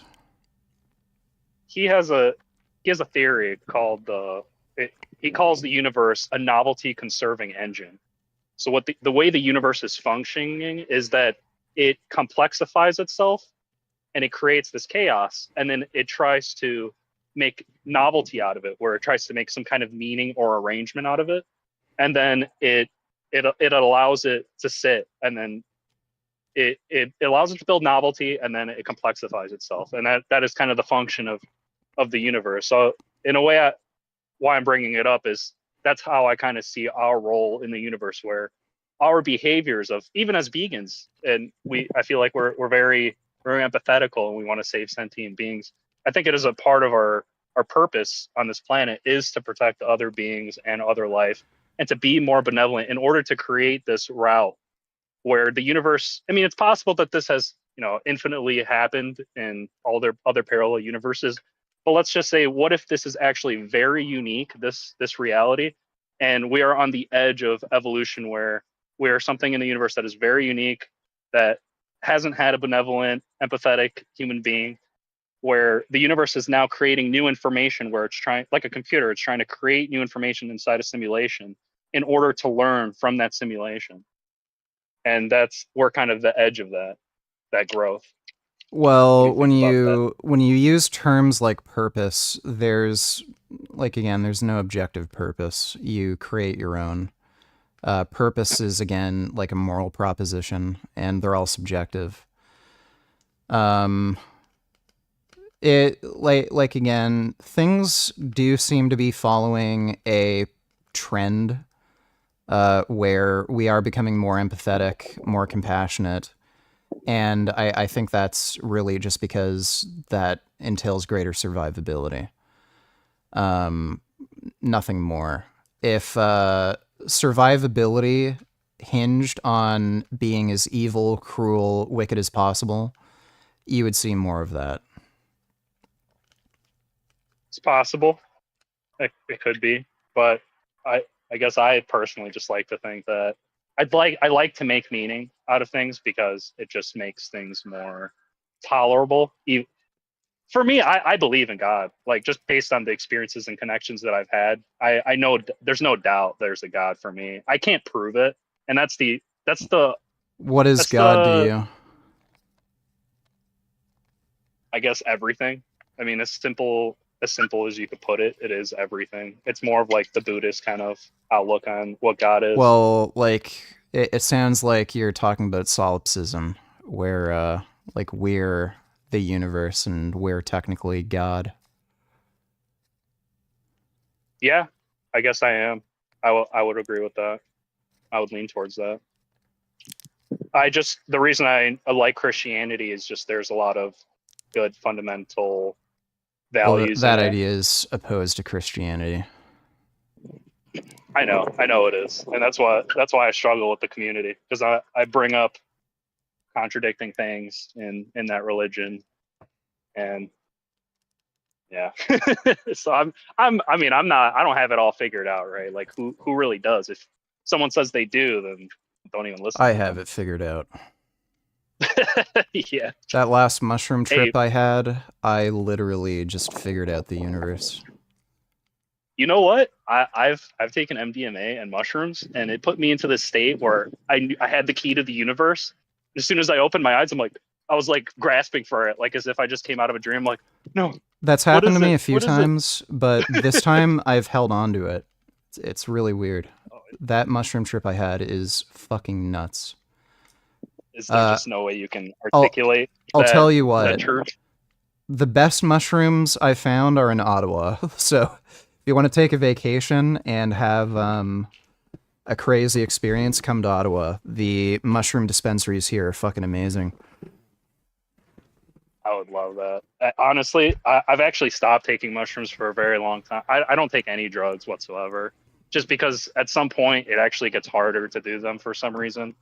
I don't know why. It's not even that I have bad trips. It just becomes so intense that there's a form of fear of, losing it, like losing your mind. And I don't think I'm going to lose my mind. But like when you're in it, like what is it that you can reassure yourself that you're not losing your mind? Because dude, you're fucking tripping the fuck out. So it's kind of hard to hold on. The second last mushroom trip I had, I literally just discovered the truth of nihilism. I knew there was no meaning in the universe, but I felt it and I saw it. And I was really fucking worried that, and I knew I discovered the truth, but it puts you in like the state you're in, where you see things so truthfully, so clearly, and so purely, you can't actually function in that state. I fully internalized nihilism, and until you experience that, it is so freeing, but I realized when I was in that state, I'm going to have to die. And I was literally worried that I would starve myself to death, or pick up a gun, kill myself, or slit my wrists open or something, because I fully internalized nihilism. I just didn't care about anything, and I realized everything was a fucking stupid joke and totally pointless. So I realized, oh crap, I'm gonna die now if I stay in the state. Luckily, it went away, but like the actual lesson of nihilism just stayed with me. But like, if you're truly in a pure nihilistic state, you're gonna fucking die. And I was worried that if I did mushrooms again, I would stay in that state and I'd end up killing myself. I ended up doing mushrooms again on stream because I was fairly confident, like, okay, I've done mushrooms a lot of times. I didn't get into psychosis. And, the trip ended up going away, and I was more in a normal state where I ended up having personal interests again. So I took mushrooms again, and that totally cured, like, basically all my mental health issues, the depression, the anxiety. Still have, like, a bit of body dysmorphic disorder, but it's not really a problem. Just a minor issue. But, yeah, all of it just went away. All the like weird PTSD, childhood trauma, just the suffering that I was feeling constantly on a daily basis from the depression, it just went away. And I realized that everything in your own mind is a choice. You can choose to be happy or sad, and the only reason to exist is to benefit from existing. So I just, That's beautiful. I realized I could just make the choice to benefit from life and just be happy. Yeah, I resonate with a lot of what you said, and I just have a little bit of a different experience that I went through, because instead of it turning very nihilistic, if anything, it started creating meaning. I just saw a meaning in everything. I saw that everything was so synchronistic. It was everywhere where it needed to be in that exact moment. And then even after, at every moment, I was like, everything is just special. Everything is exactly how it's supposed to be. And in a way, I resonate with also what you said, where you almost feel like you have to die in order to like feel that, to actually be, it's like coming back to home. It's like, that's where you belong, kind of place. Yeah. I was I've kind of feeling that when I was coming down from the trip, realizing that all the circumstances I'm in, it's not just that that's the way it has to be. It's that this is the way it is, and my mind basically contextualizes any circumstance, and you can make any circumstance good or bad in your own mind. Man, that is beautiful. Man, a little off topic, but just want to let you know, man, I'm pretty much you're the reason why I went vegan like Sick. 8 or 9 years ago, and never stopped ever since. Convinced a lot of my friends to go vegan, family members. You kind of created a chain reaction. That's So pretty dope. if you ever feel depressed, man, just know you had a huge impact on the world. Even if I know shit can be hard on the social media fucking platform, because they're shadow banning and whatnot. I don't think I'm ever gonna feel depressed again. Pretty confident. I mean, life is full of suffering. It's a big part of it. So you just have to be acceptant to it. You have to learn how to manage it. Well, or not to be depressed sometimes. Again, that's the kind of trick. Suffering isn't necessarily a bad experience if you contextualize it.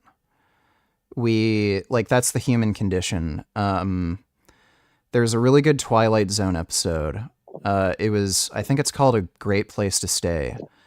There was a guy who was a criminal who ended up getting shot during a robbery, and he thought he ended up in heaven because he was surrounded by these really pretty girls. He would go gambling, which was a hobby he had when he was alive, and he'd always win a jackpot. And then he got everything he fucking wanted, and then he started suffering, and he was like, I gotta get out of here. Like, I want to lose. I want something difficult. I want a challenge. And he ended up asking God, like, can you just make things like more normal for me? And then he said, well, you're not in heaven. You're in the other place. And then he ended up freaking out, and he realized he was actually in hell. We do this stupid thing, and it's just the human condition, where we miserate over things that are difficult. We complain that, damn, I'm struggling to pay rent, and my fucking relationship is kind of sucky, and I wish I could get certain things, like I wish I had a nice car.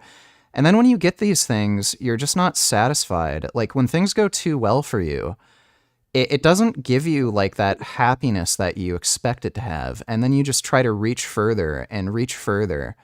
And then you suffer because you're like, why can't I just have the thing I want? And then when you get it, it's like, it doesn't give you that inner peace and happiness you expect. So you're in this perpetual state of suffering because you never learn to enjoy the process of the suffering that life produces, the hardship, the hunger, the starvation, the work, the hours you have to put in the gym if you want to look a certain way. And it's like, damn, I wish I could just have the body I want, the car I want.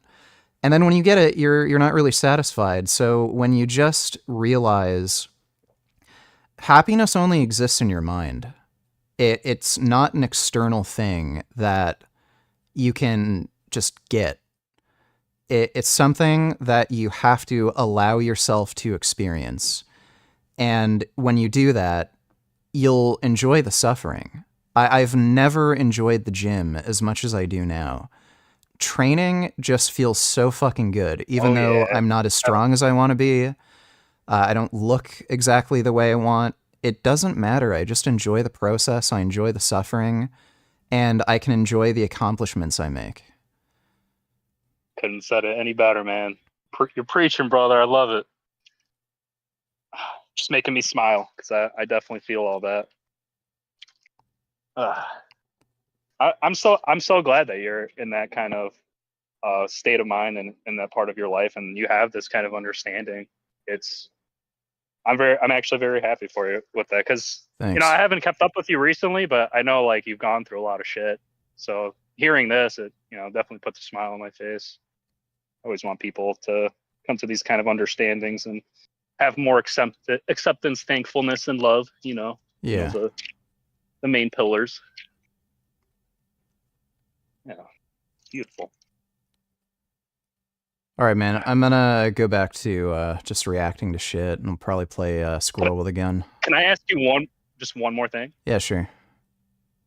So I'm in a bit of a predicament. So I turned my friends vegan, and recently, two of them they went into the state where they have the justification of, I guess I'm just a bad person. The typical justification of, I guess I'm just a bad person.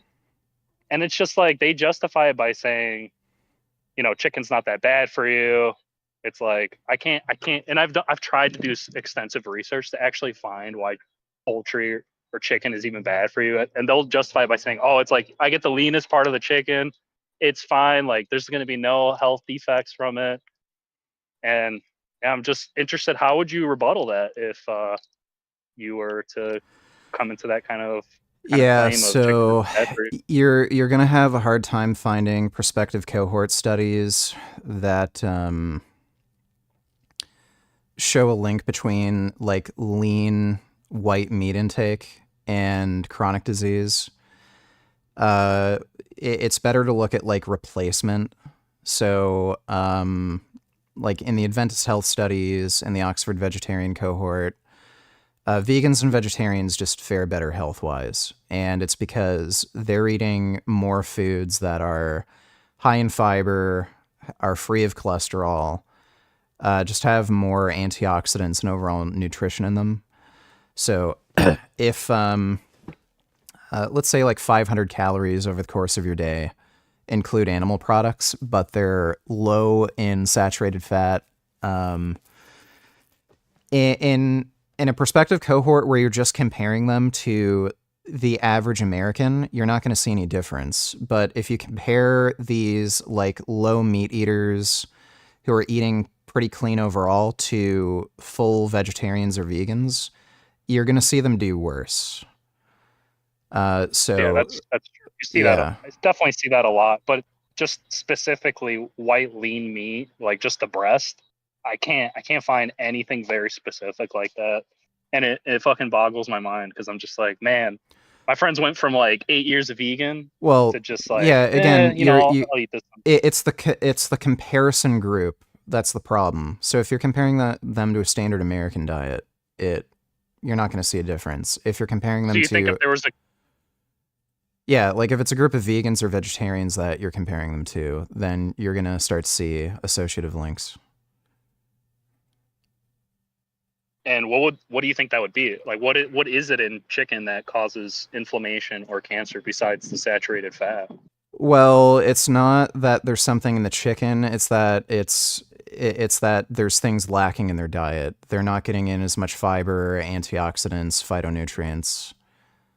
Because like you have to have caloric replacement, right? So if somebody is on like 3,000 calories per day, 500 of those calories are coming from meat. But the other, the vegan group, those calories that aren't coming from chicken are coming from like tofu, which have anti-cancer properties.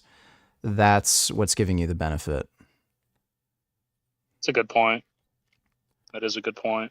Yeah, it's unfortunate what has happened, but I appreciate you answering that. That definitely gives me a slightly upper hand or strategy I need to use to discuss this more with them. But yeah, it's kind of sad what's going on with veganism lately. I just feel like more and more people. I don't know what the statistics are, but at least personally, I feel like people are kind of. It's not trending as more. Yeah. And it also the products are getting more expensive just because of inflation and shit. Yeah. So people are kind of like, I'm gonna go for the cheapest thing I can afford. Yeah, I would look into Stoic philosophy as well. That might help you make some moral arguments against them. When people say I like, got them in a corner with it with Well, the moral stuff. They don't even care about the moral thing anymore. well, They're just like, I'm a bad person. That's where Stoic philosophy might help, because you can make arguments in favor of being a better person. Somebody might. Yeah, it's like. So like they don't care. That's the problem. They don't care about being a better person. And they're just being dishonest because Yeah. they do care, but it's just an easy way to just kind of get out of the debate, the cower way. You could just flash animal abuse videos in their face too.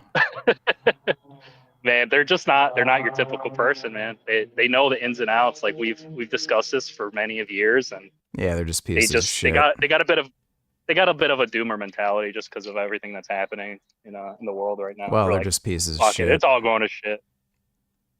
To some extent, I wouldn't.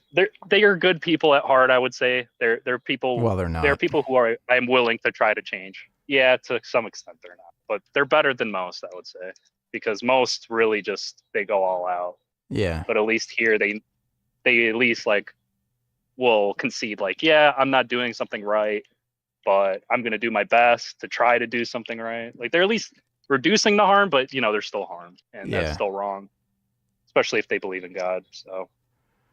All right, man. I'm going to get back to reacting to vids and shit. Take care. You as well, man.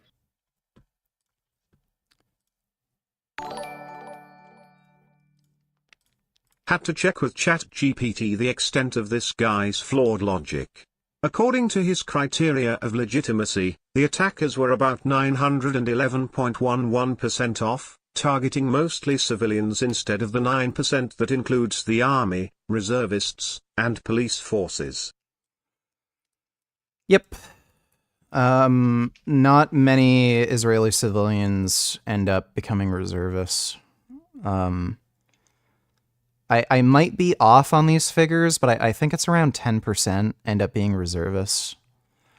But even if they're reservists, like that's just an insane, position to take. Thanks for the donation, Aviduder.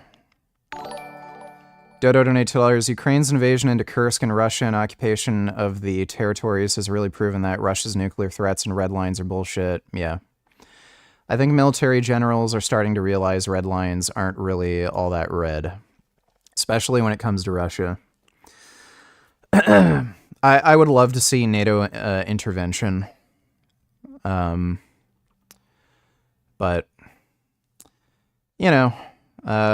Ukraine's doing pretty well so far. Hopefully they just keep getting support at the very least. Thanks for the donation, Dodo. Also, good doggos deserve good treats. Would you agree? Says blocked URL.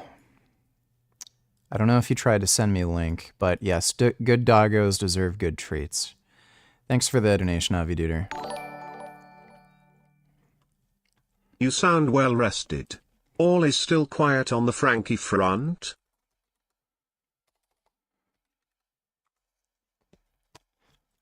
I am fairly well rested.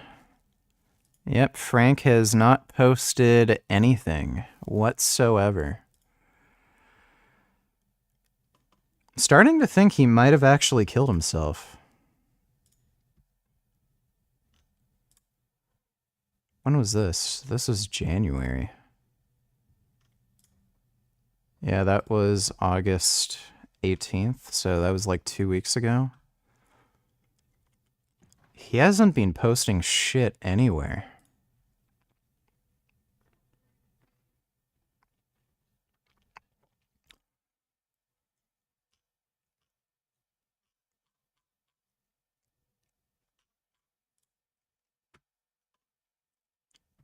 Looks like the website is still running. Yeah, I don't know what the fuck. Like, he's clearly really mentally fucked. But thanks for the donation, Sam. Here is that this is not just for pleasure or even just showing love, is our culture in general still thinks infidelity is really bad. Like even among non-Christians, like most people will say, yeah, you really did a bad thing. Even like asking your wife if you can be unfaithful to take a break. Like most regular people will say, dude, that's not okay. But think about it. What if you said, well, I'm allowed to have more. Holy shit, that first guy was insufferable. Most dishonest guy you've talked to, I guess.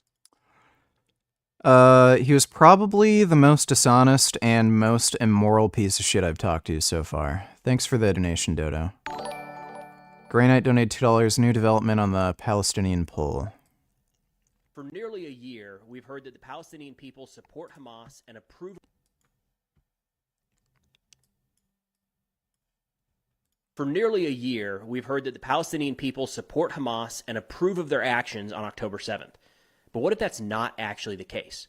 A new report issued by the IDF said that they recovered documents in the Gaza Strip that they say prove that Hamas had been secretly falsifying the results of polls conducted by the Palestinian Center for Policy and Survey Research. That's an organization that I've cited on this channel before, and the IDF was quick to point out that they cannot prove and are not suggesting that this organization was working with Hamas in any way, rather that Hamas was using clandestine means to influence the outcome of these polls.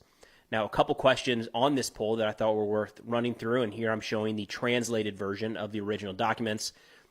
One question, was Hamas's decision to attack Israel on October 7th a correct one? The original report said that 71% said yes. That's significant. But according to these documents, that number was only 30%, with 64% saying it was not the correct action for Hamas to take. Another one here has to do with future elections. Originally, the poll made it seem like Ismail Haniyeh, the then head of Hamas, was the favorite, but maybe not. I mean, of course, Haniyeh is not going to be running in any elections anytime soon after a little event in Tehran a couple weeks ago. But it looks like the actual results here show that most people didn't plan on voting at all. And for those who did, they actually favored Abbas, the head of the Palestinian Authority, over a Hamas candidate. Huh. That's actually interesting. Maybe if a boss could make some sort of peace offer, people would actually side with him. Thanks for the donation, though, Grey Knight. More than one friend. I have lots of friends. Why can't I have lots of girlfriends? Or why can't I have lots of relationships? You know, and it's so funny. Like our kids even wonder about this. They'll say like, you know, they ask, do you love me like you love daddy? And my wife says, well, no, I love you. But like, you know, you can love kind of love. It is. It's like the love, you can have lots of friends. You can love lots of friends. You can love lots of kids. You can't love lots of partners because that love is for having. So people ask me, I'll ask people, I'm doing a video on this soon called. I don't know what basis he has to make that claim. You can certainly be in love with multiple partners. What is it for? Like I went down to San Diego State University and I asked college students, what is it for? And it was funny, they would say procreation and then, but maybe not for everybody. Like they knew they didn't want to be boxed in. And so my answer to the question is for the expression of marital love. Amen. That's so it's not just for pleasure or even just expressing love because you don't give that out to everybody. Otherwise, you're being unfaithful or things are weird. It's for and what marital love is different than other loves. Like let's say the love of friendship. All love desires union. If you think about it, like so if I love, you know, you love mate right here. Amen. You want to be united with it, so you drink it. Drink it. Yeah. So when you love Probably something, too much of it. right? But when you love something, you want to be united. Like Yeah. you said, you love a friend, but you haven't called them in years. Right.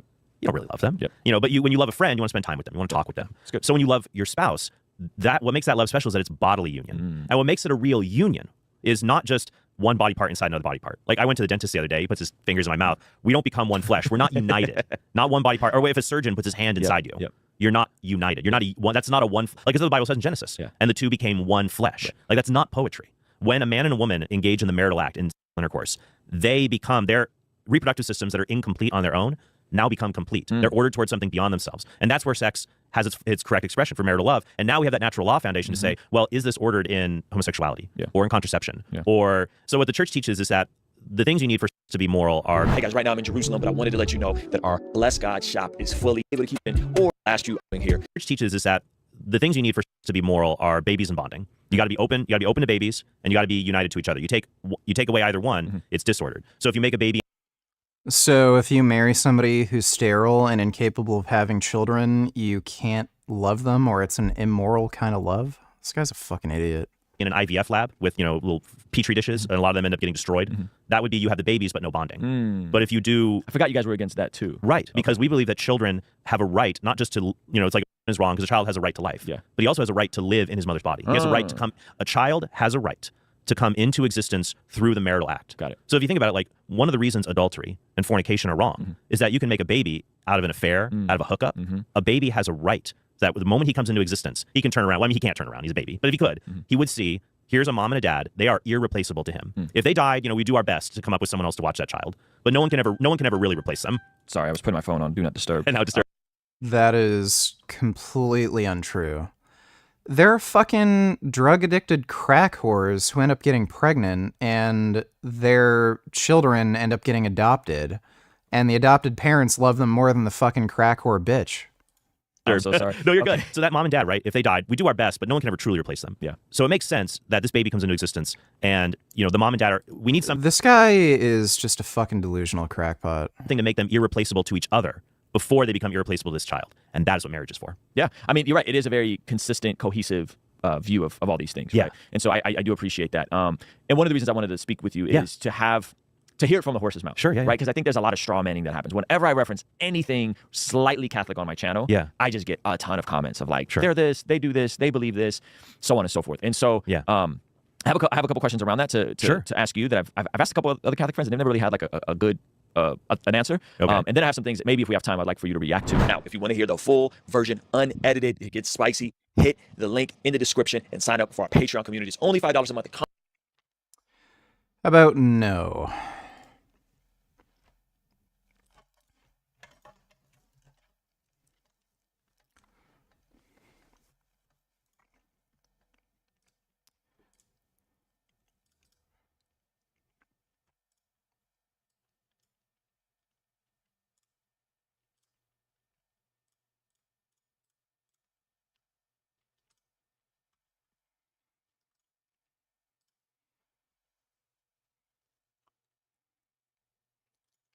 Okay, don't know what that's doing.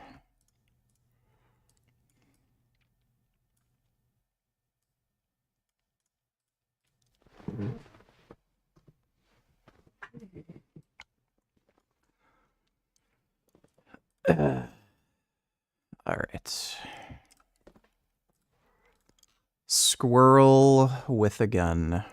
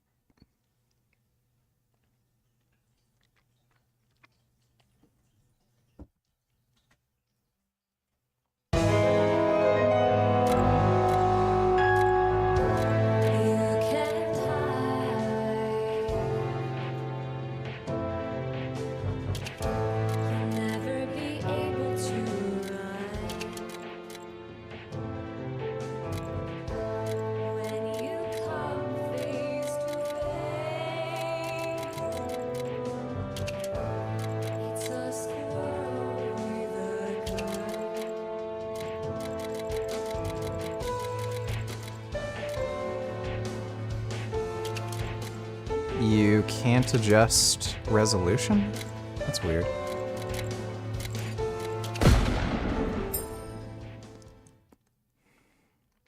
One day you should play It Takes Two. Yeah, that looks like a funny game.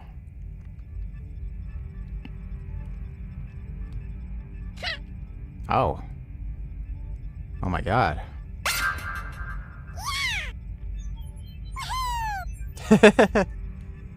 Oh my god. Whoa. I'm a squirrel. Oh god, this is the best game ever. Oh my god. Eh. Controls are very twitchy. Ah, fuck. Oh my god.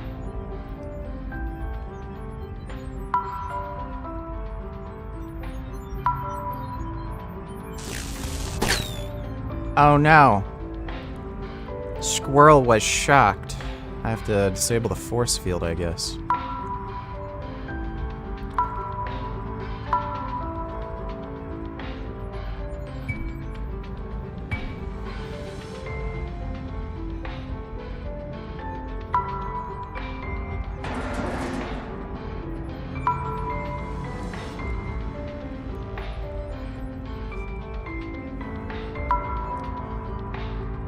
This is amazing.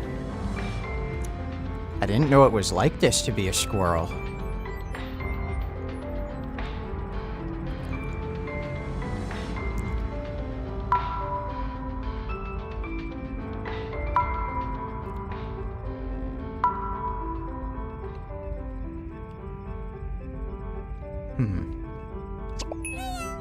Maybe you can, oh.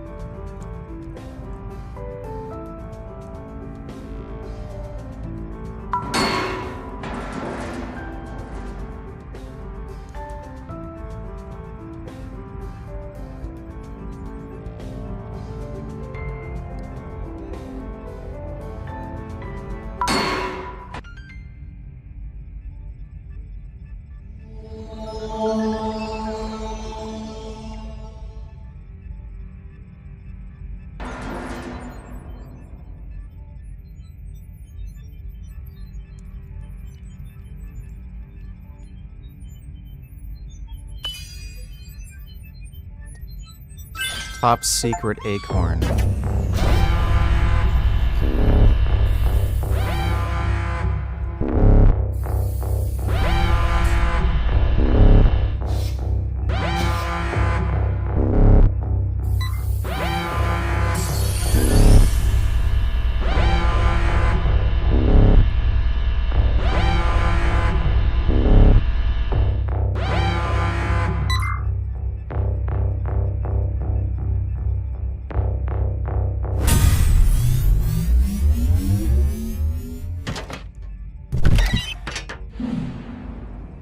That looks like a Browning high power.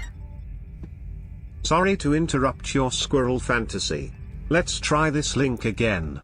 Bro in the vid is Roish Pernick, an incredibly dedicated guy who committed his life to our cause, also Gilboa's tall partner.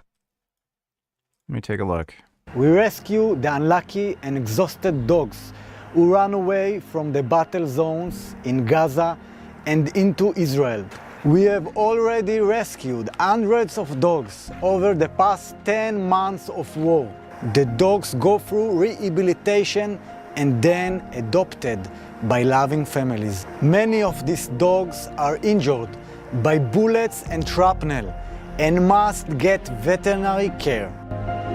Oh, poor dogs.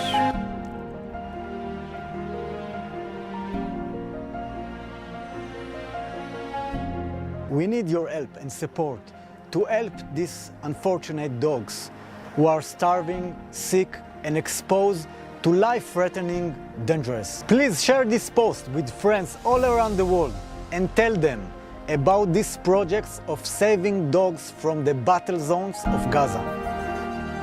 Oh, those are nice dogs.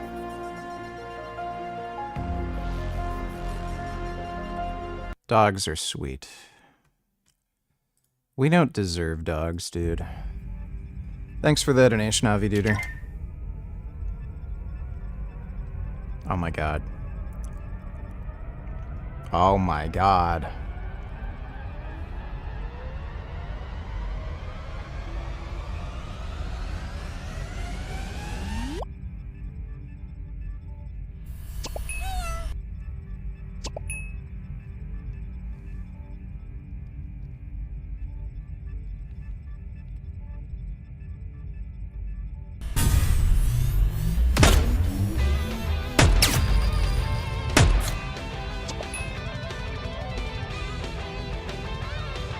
Form a takedown.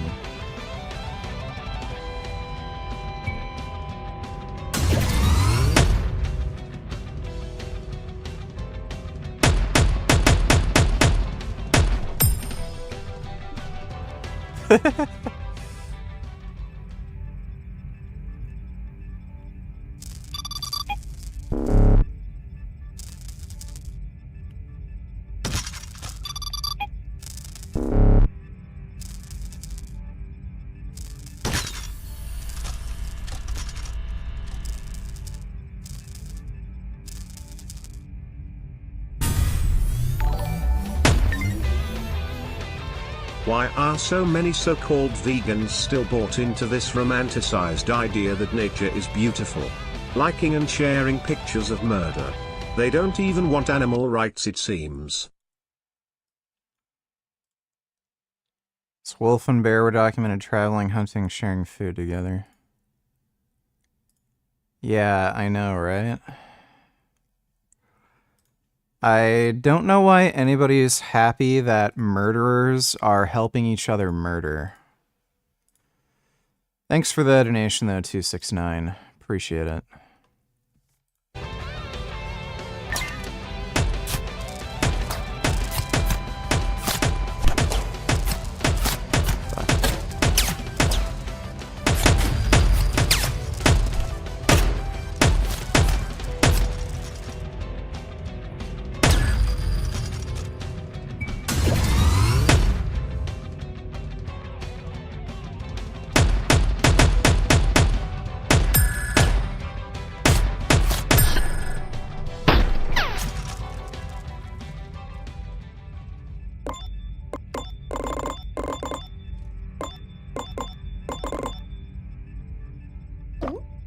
Those things.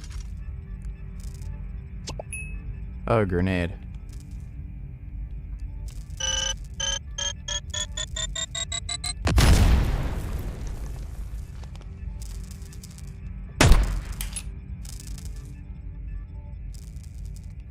Dude, look at the squirrel with his gun. Oh my god. That's a good squirrel. Holy shit. This game's fucking hilarious.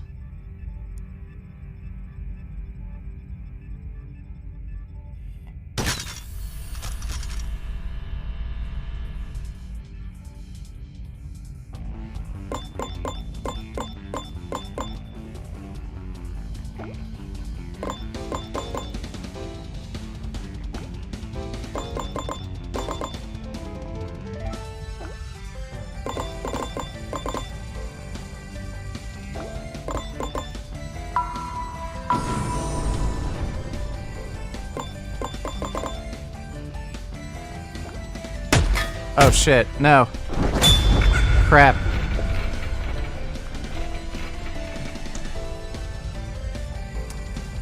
I've already played Destroy All Humans 2 on stream, I think.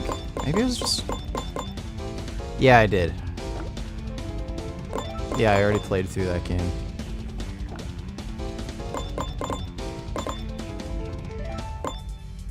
How do you, I think there's a thing you can do to use the gun to jump higher. Not sure. How do you get up off this platform? I don't know.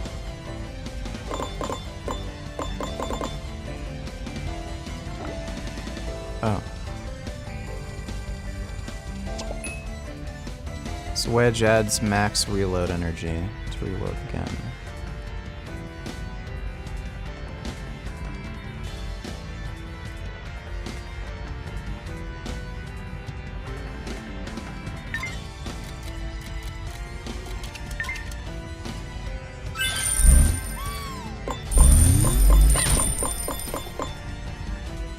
Oh shit, no! Oh my god. I've never been to Tel Aviv. God damn it.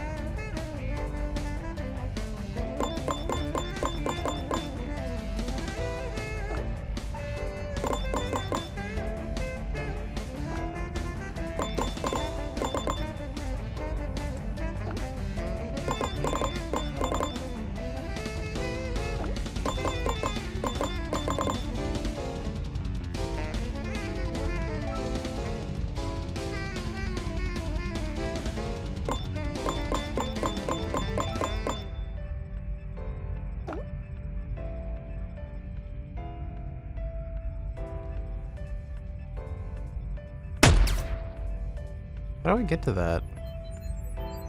Oh, there we go.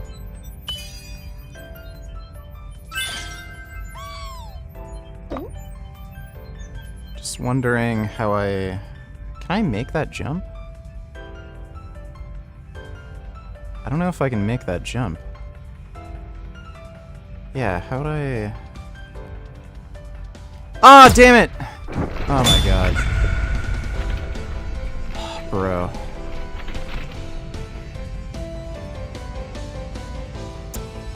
Fuck! I don't want to keep having to fucking do this.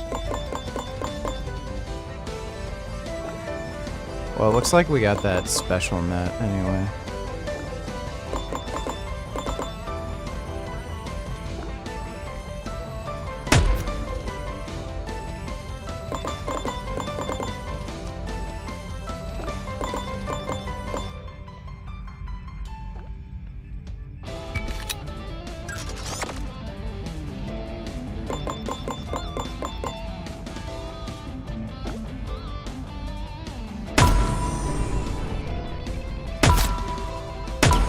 Oh no! Oh my god!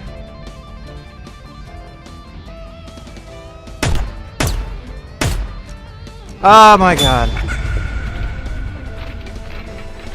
Oh, dude.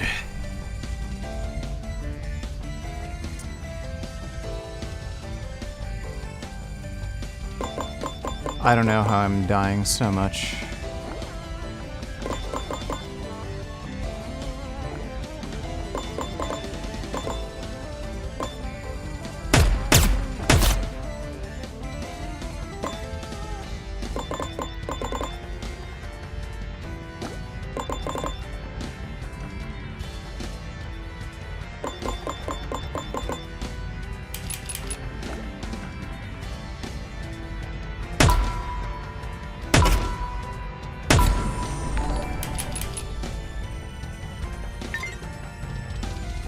See, Sengoku donated $2. God damn it. What the fuck was that about, huh?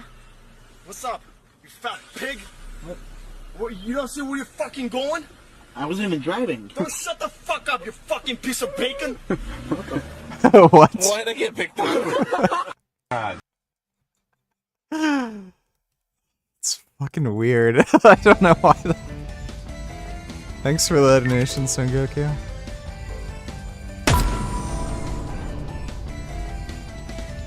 It's fucking weird how he reacted.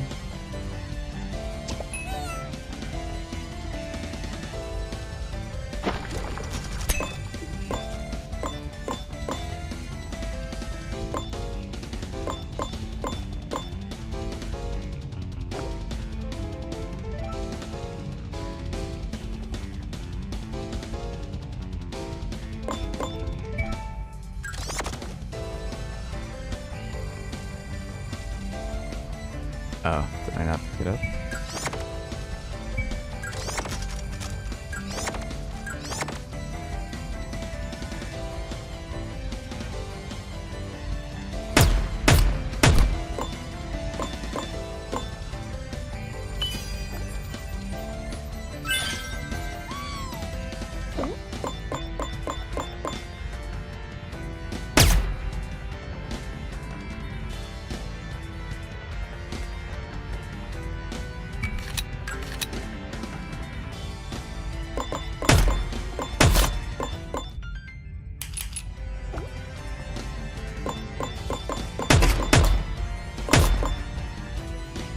Oh, hey.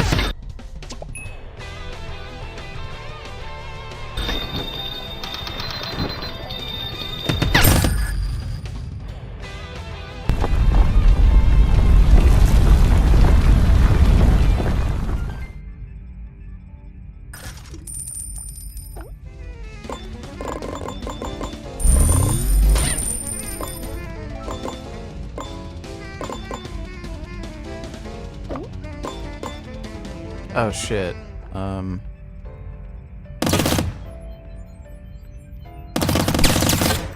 Ah, fuck, no! Ah.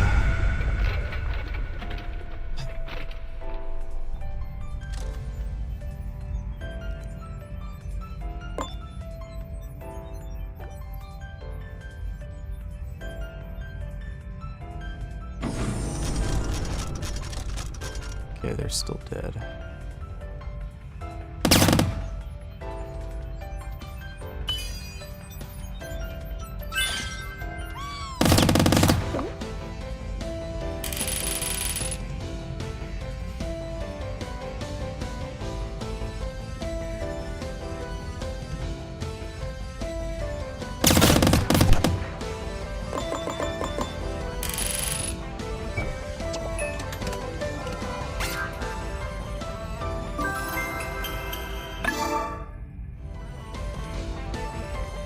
Fuck. Got an eye patch now?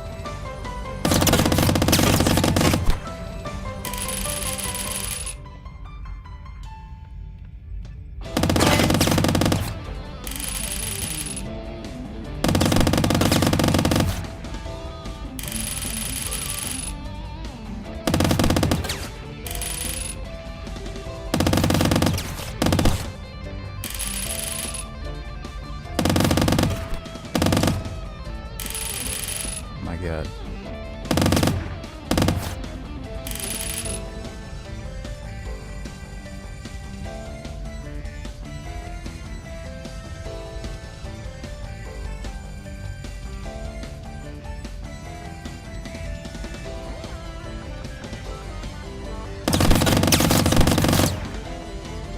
I don't know if I can make it. There we go.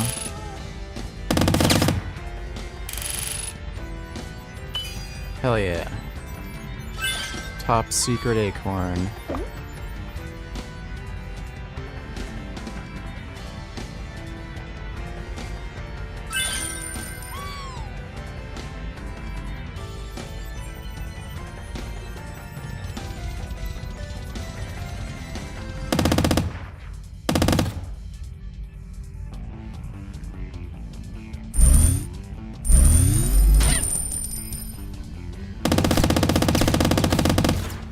Shit. No, oh my god. Oh no. That's not good.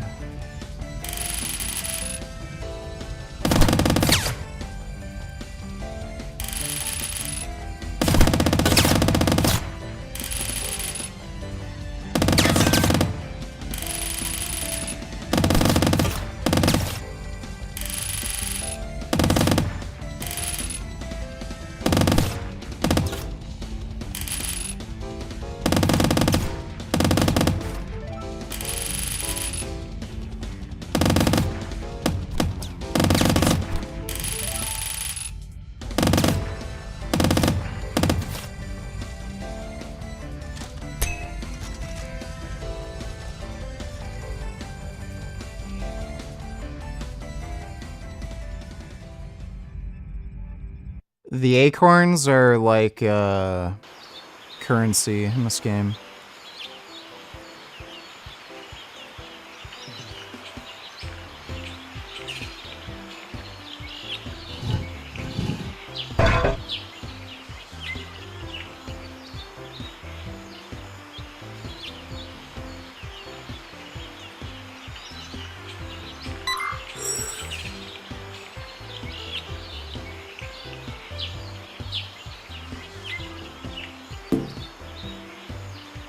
Oh my god.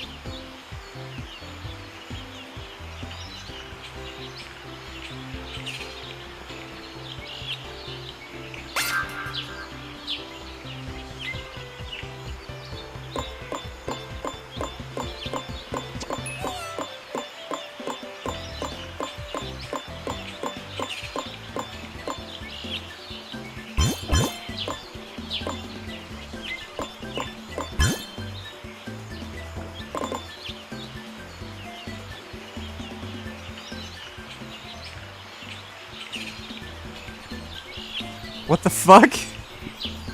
Why is there lava in this house?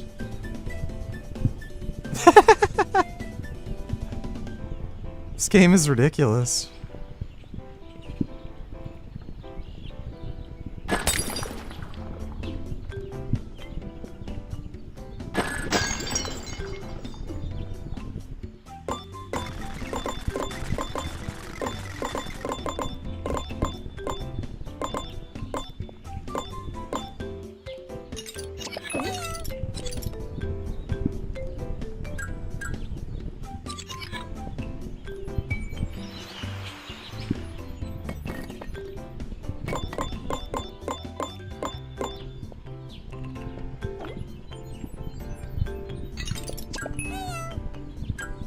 Sweater.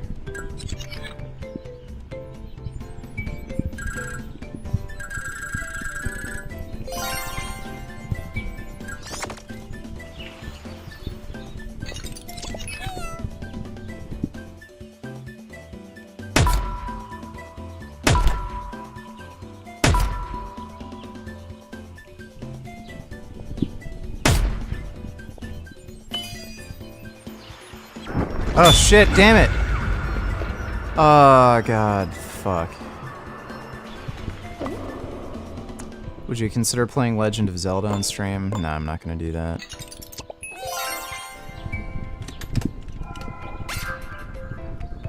Oh my god. Got a little sweater for the squirrel. That's nice.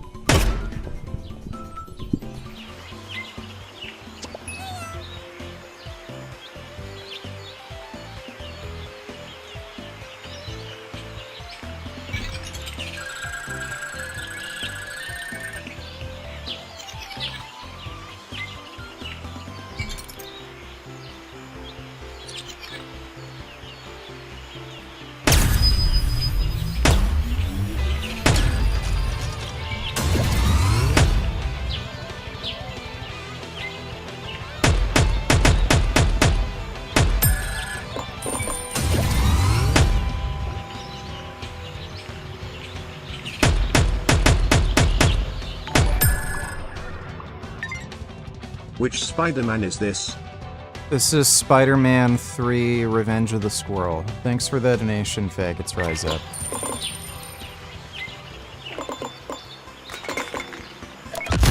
Oh shit. There's a fucking landmine.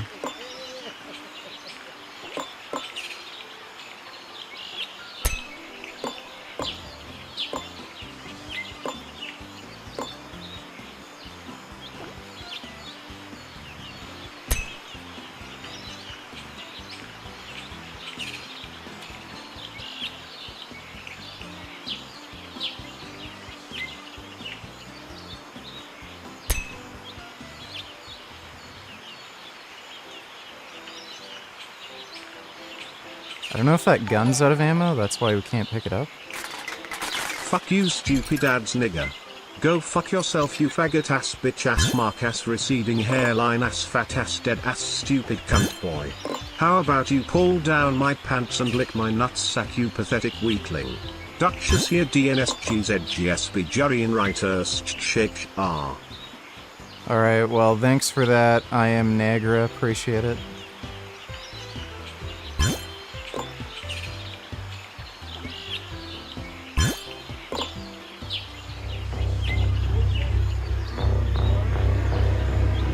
Fuck, there's a tank.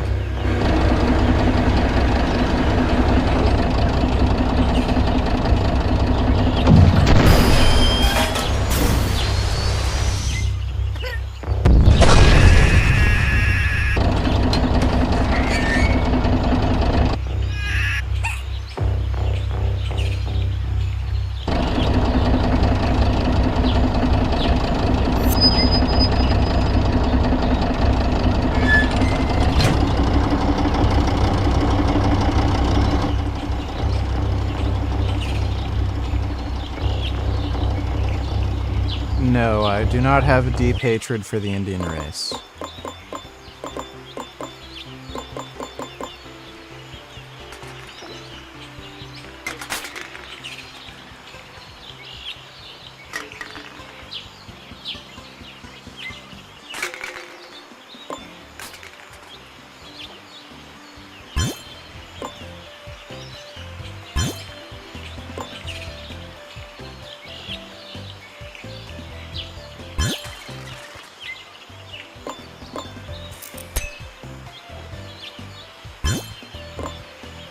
Why is this guy following me around with a stupid ass camera?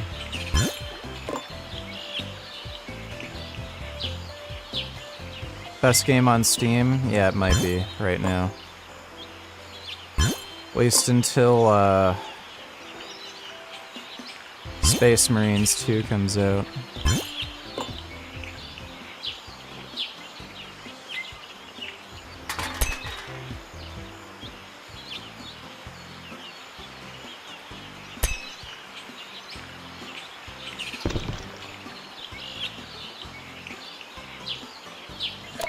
Oh shit, there's landmines.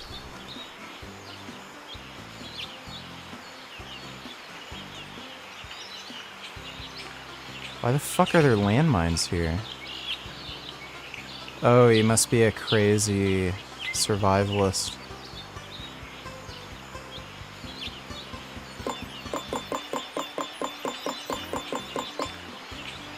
I don't have a gun to shoot this guy with.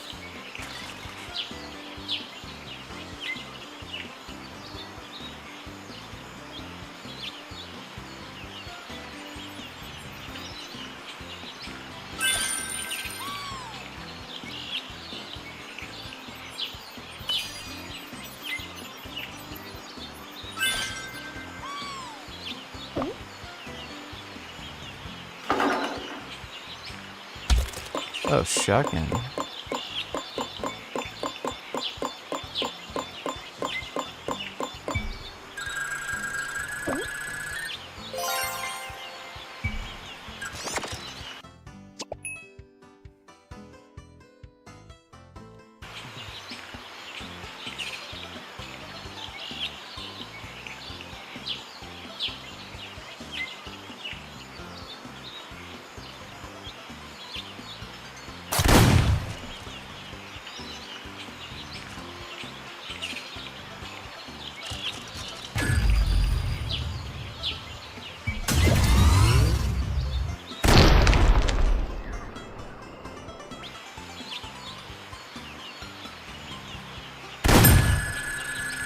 Nice.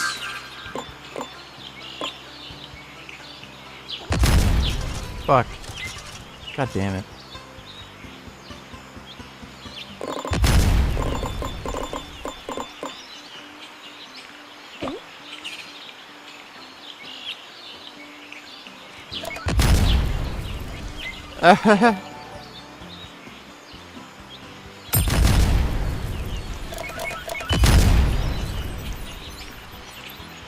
Flagmanship donators got a nice glass of IPA all filled up and raw joint rolled up on the side, about to get lit as fuck, and watch some Megas XLR followed by Batman Beyond like the old days on top of everything you're streaming, which is a bigger plus my good Oreo brother. Well, I don't know what some of that stuff is, but I hope you enjoy yourself. Thanks for the donation, man.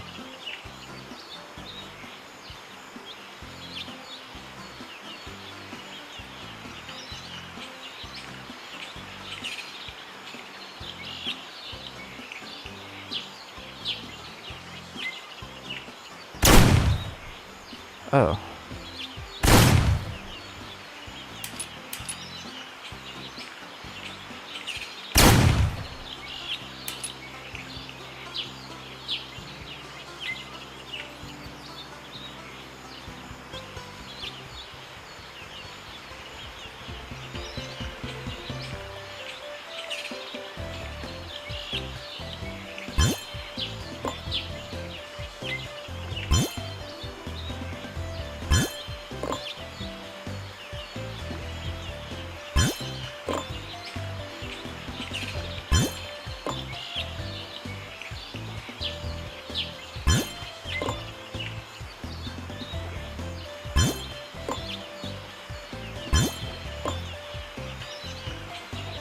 Maybe we need this to defeat that tank that we saw.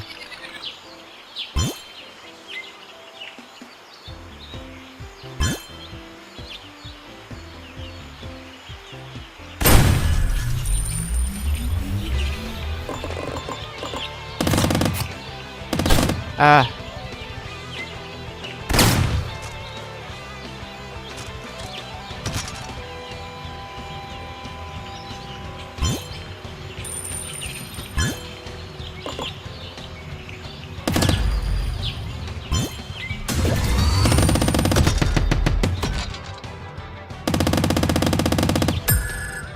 Hell yeah, bitch.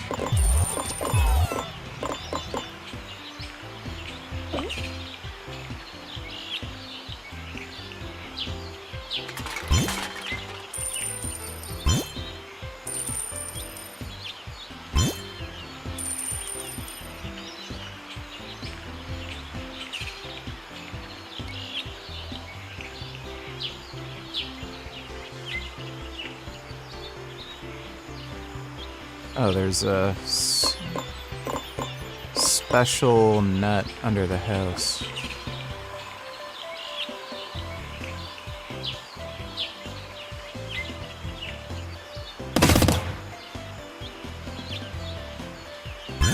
How do we get under there?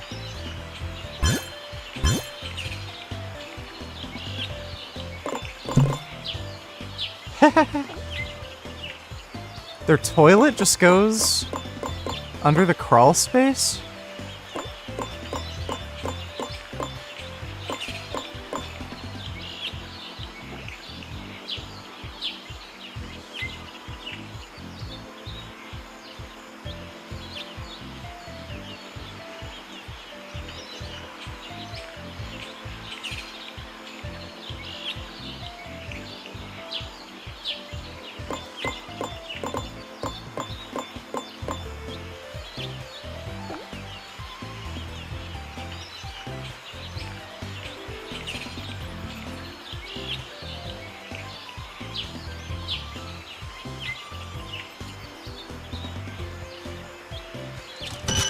Oh shit.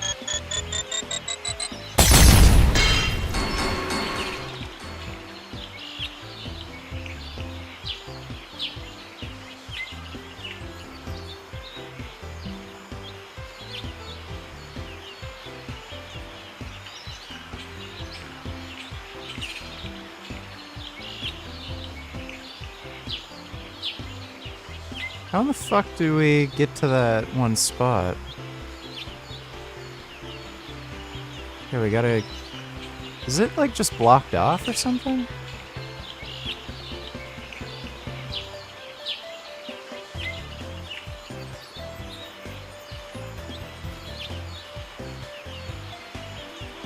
Maybe we can blow up the red thing there?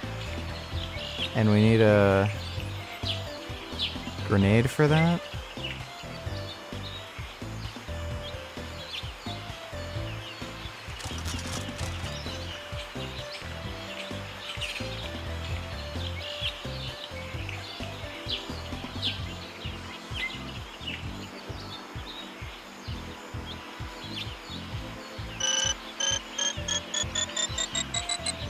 Yeah.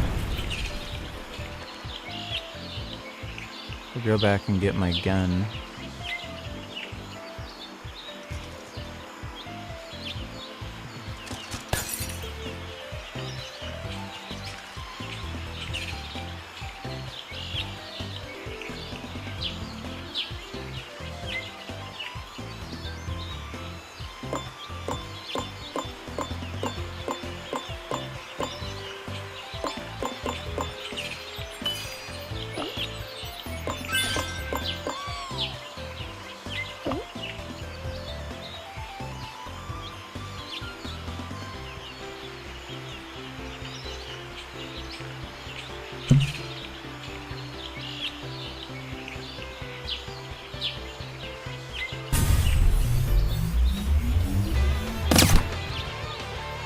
Oh shit.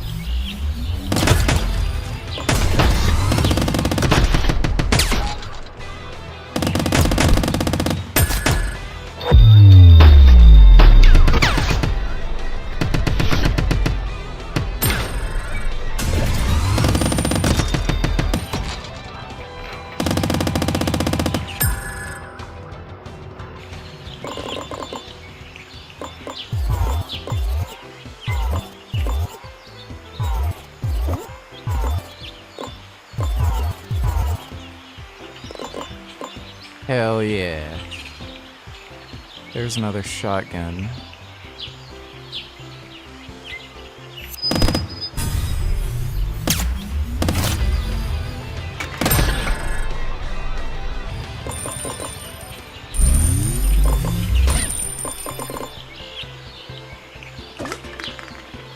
Ever play Trials HD on Xbox? No, never played that.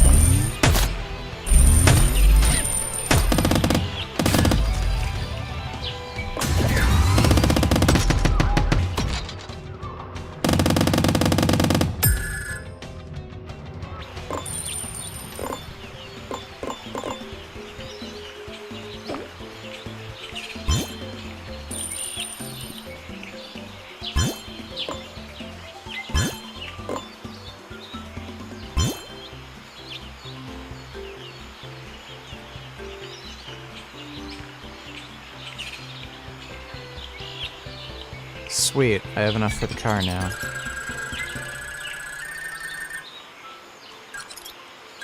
Oh, I need 2 more special nuts.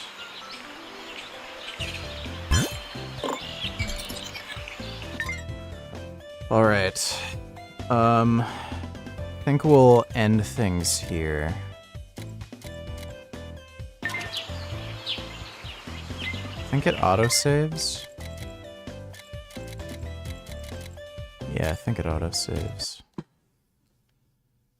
But hope you guys had fun. We'll definitely play more Squirrel with again. This game's actually pretty cool. I'm probably gonna go out with Jasmine tomorrow to celebrate her birthday, so I'm not entirely sure if I'll be streaming tomorrow, so just a heads up. Might not be streaming, but should be on the next day. It's a holiday on Monday too, so it's not like I can go out anywhere. But hope you all had fun. Big thanks to everybody who donated on Streamlabs. Really appreciate it. And sweet dreams.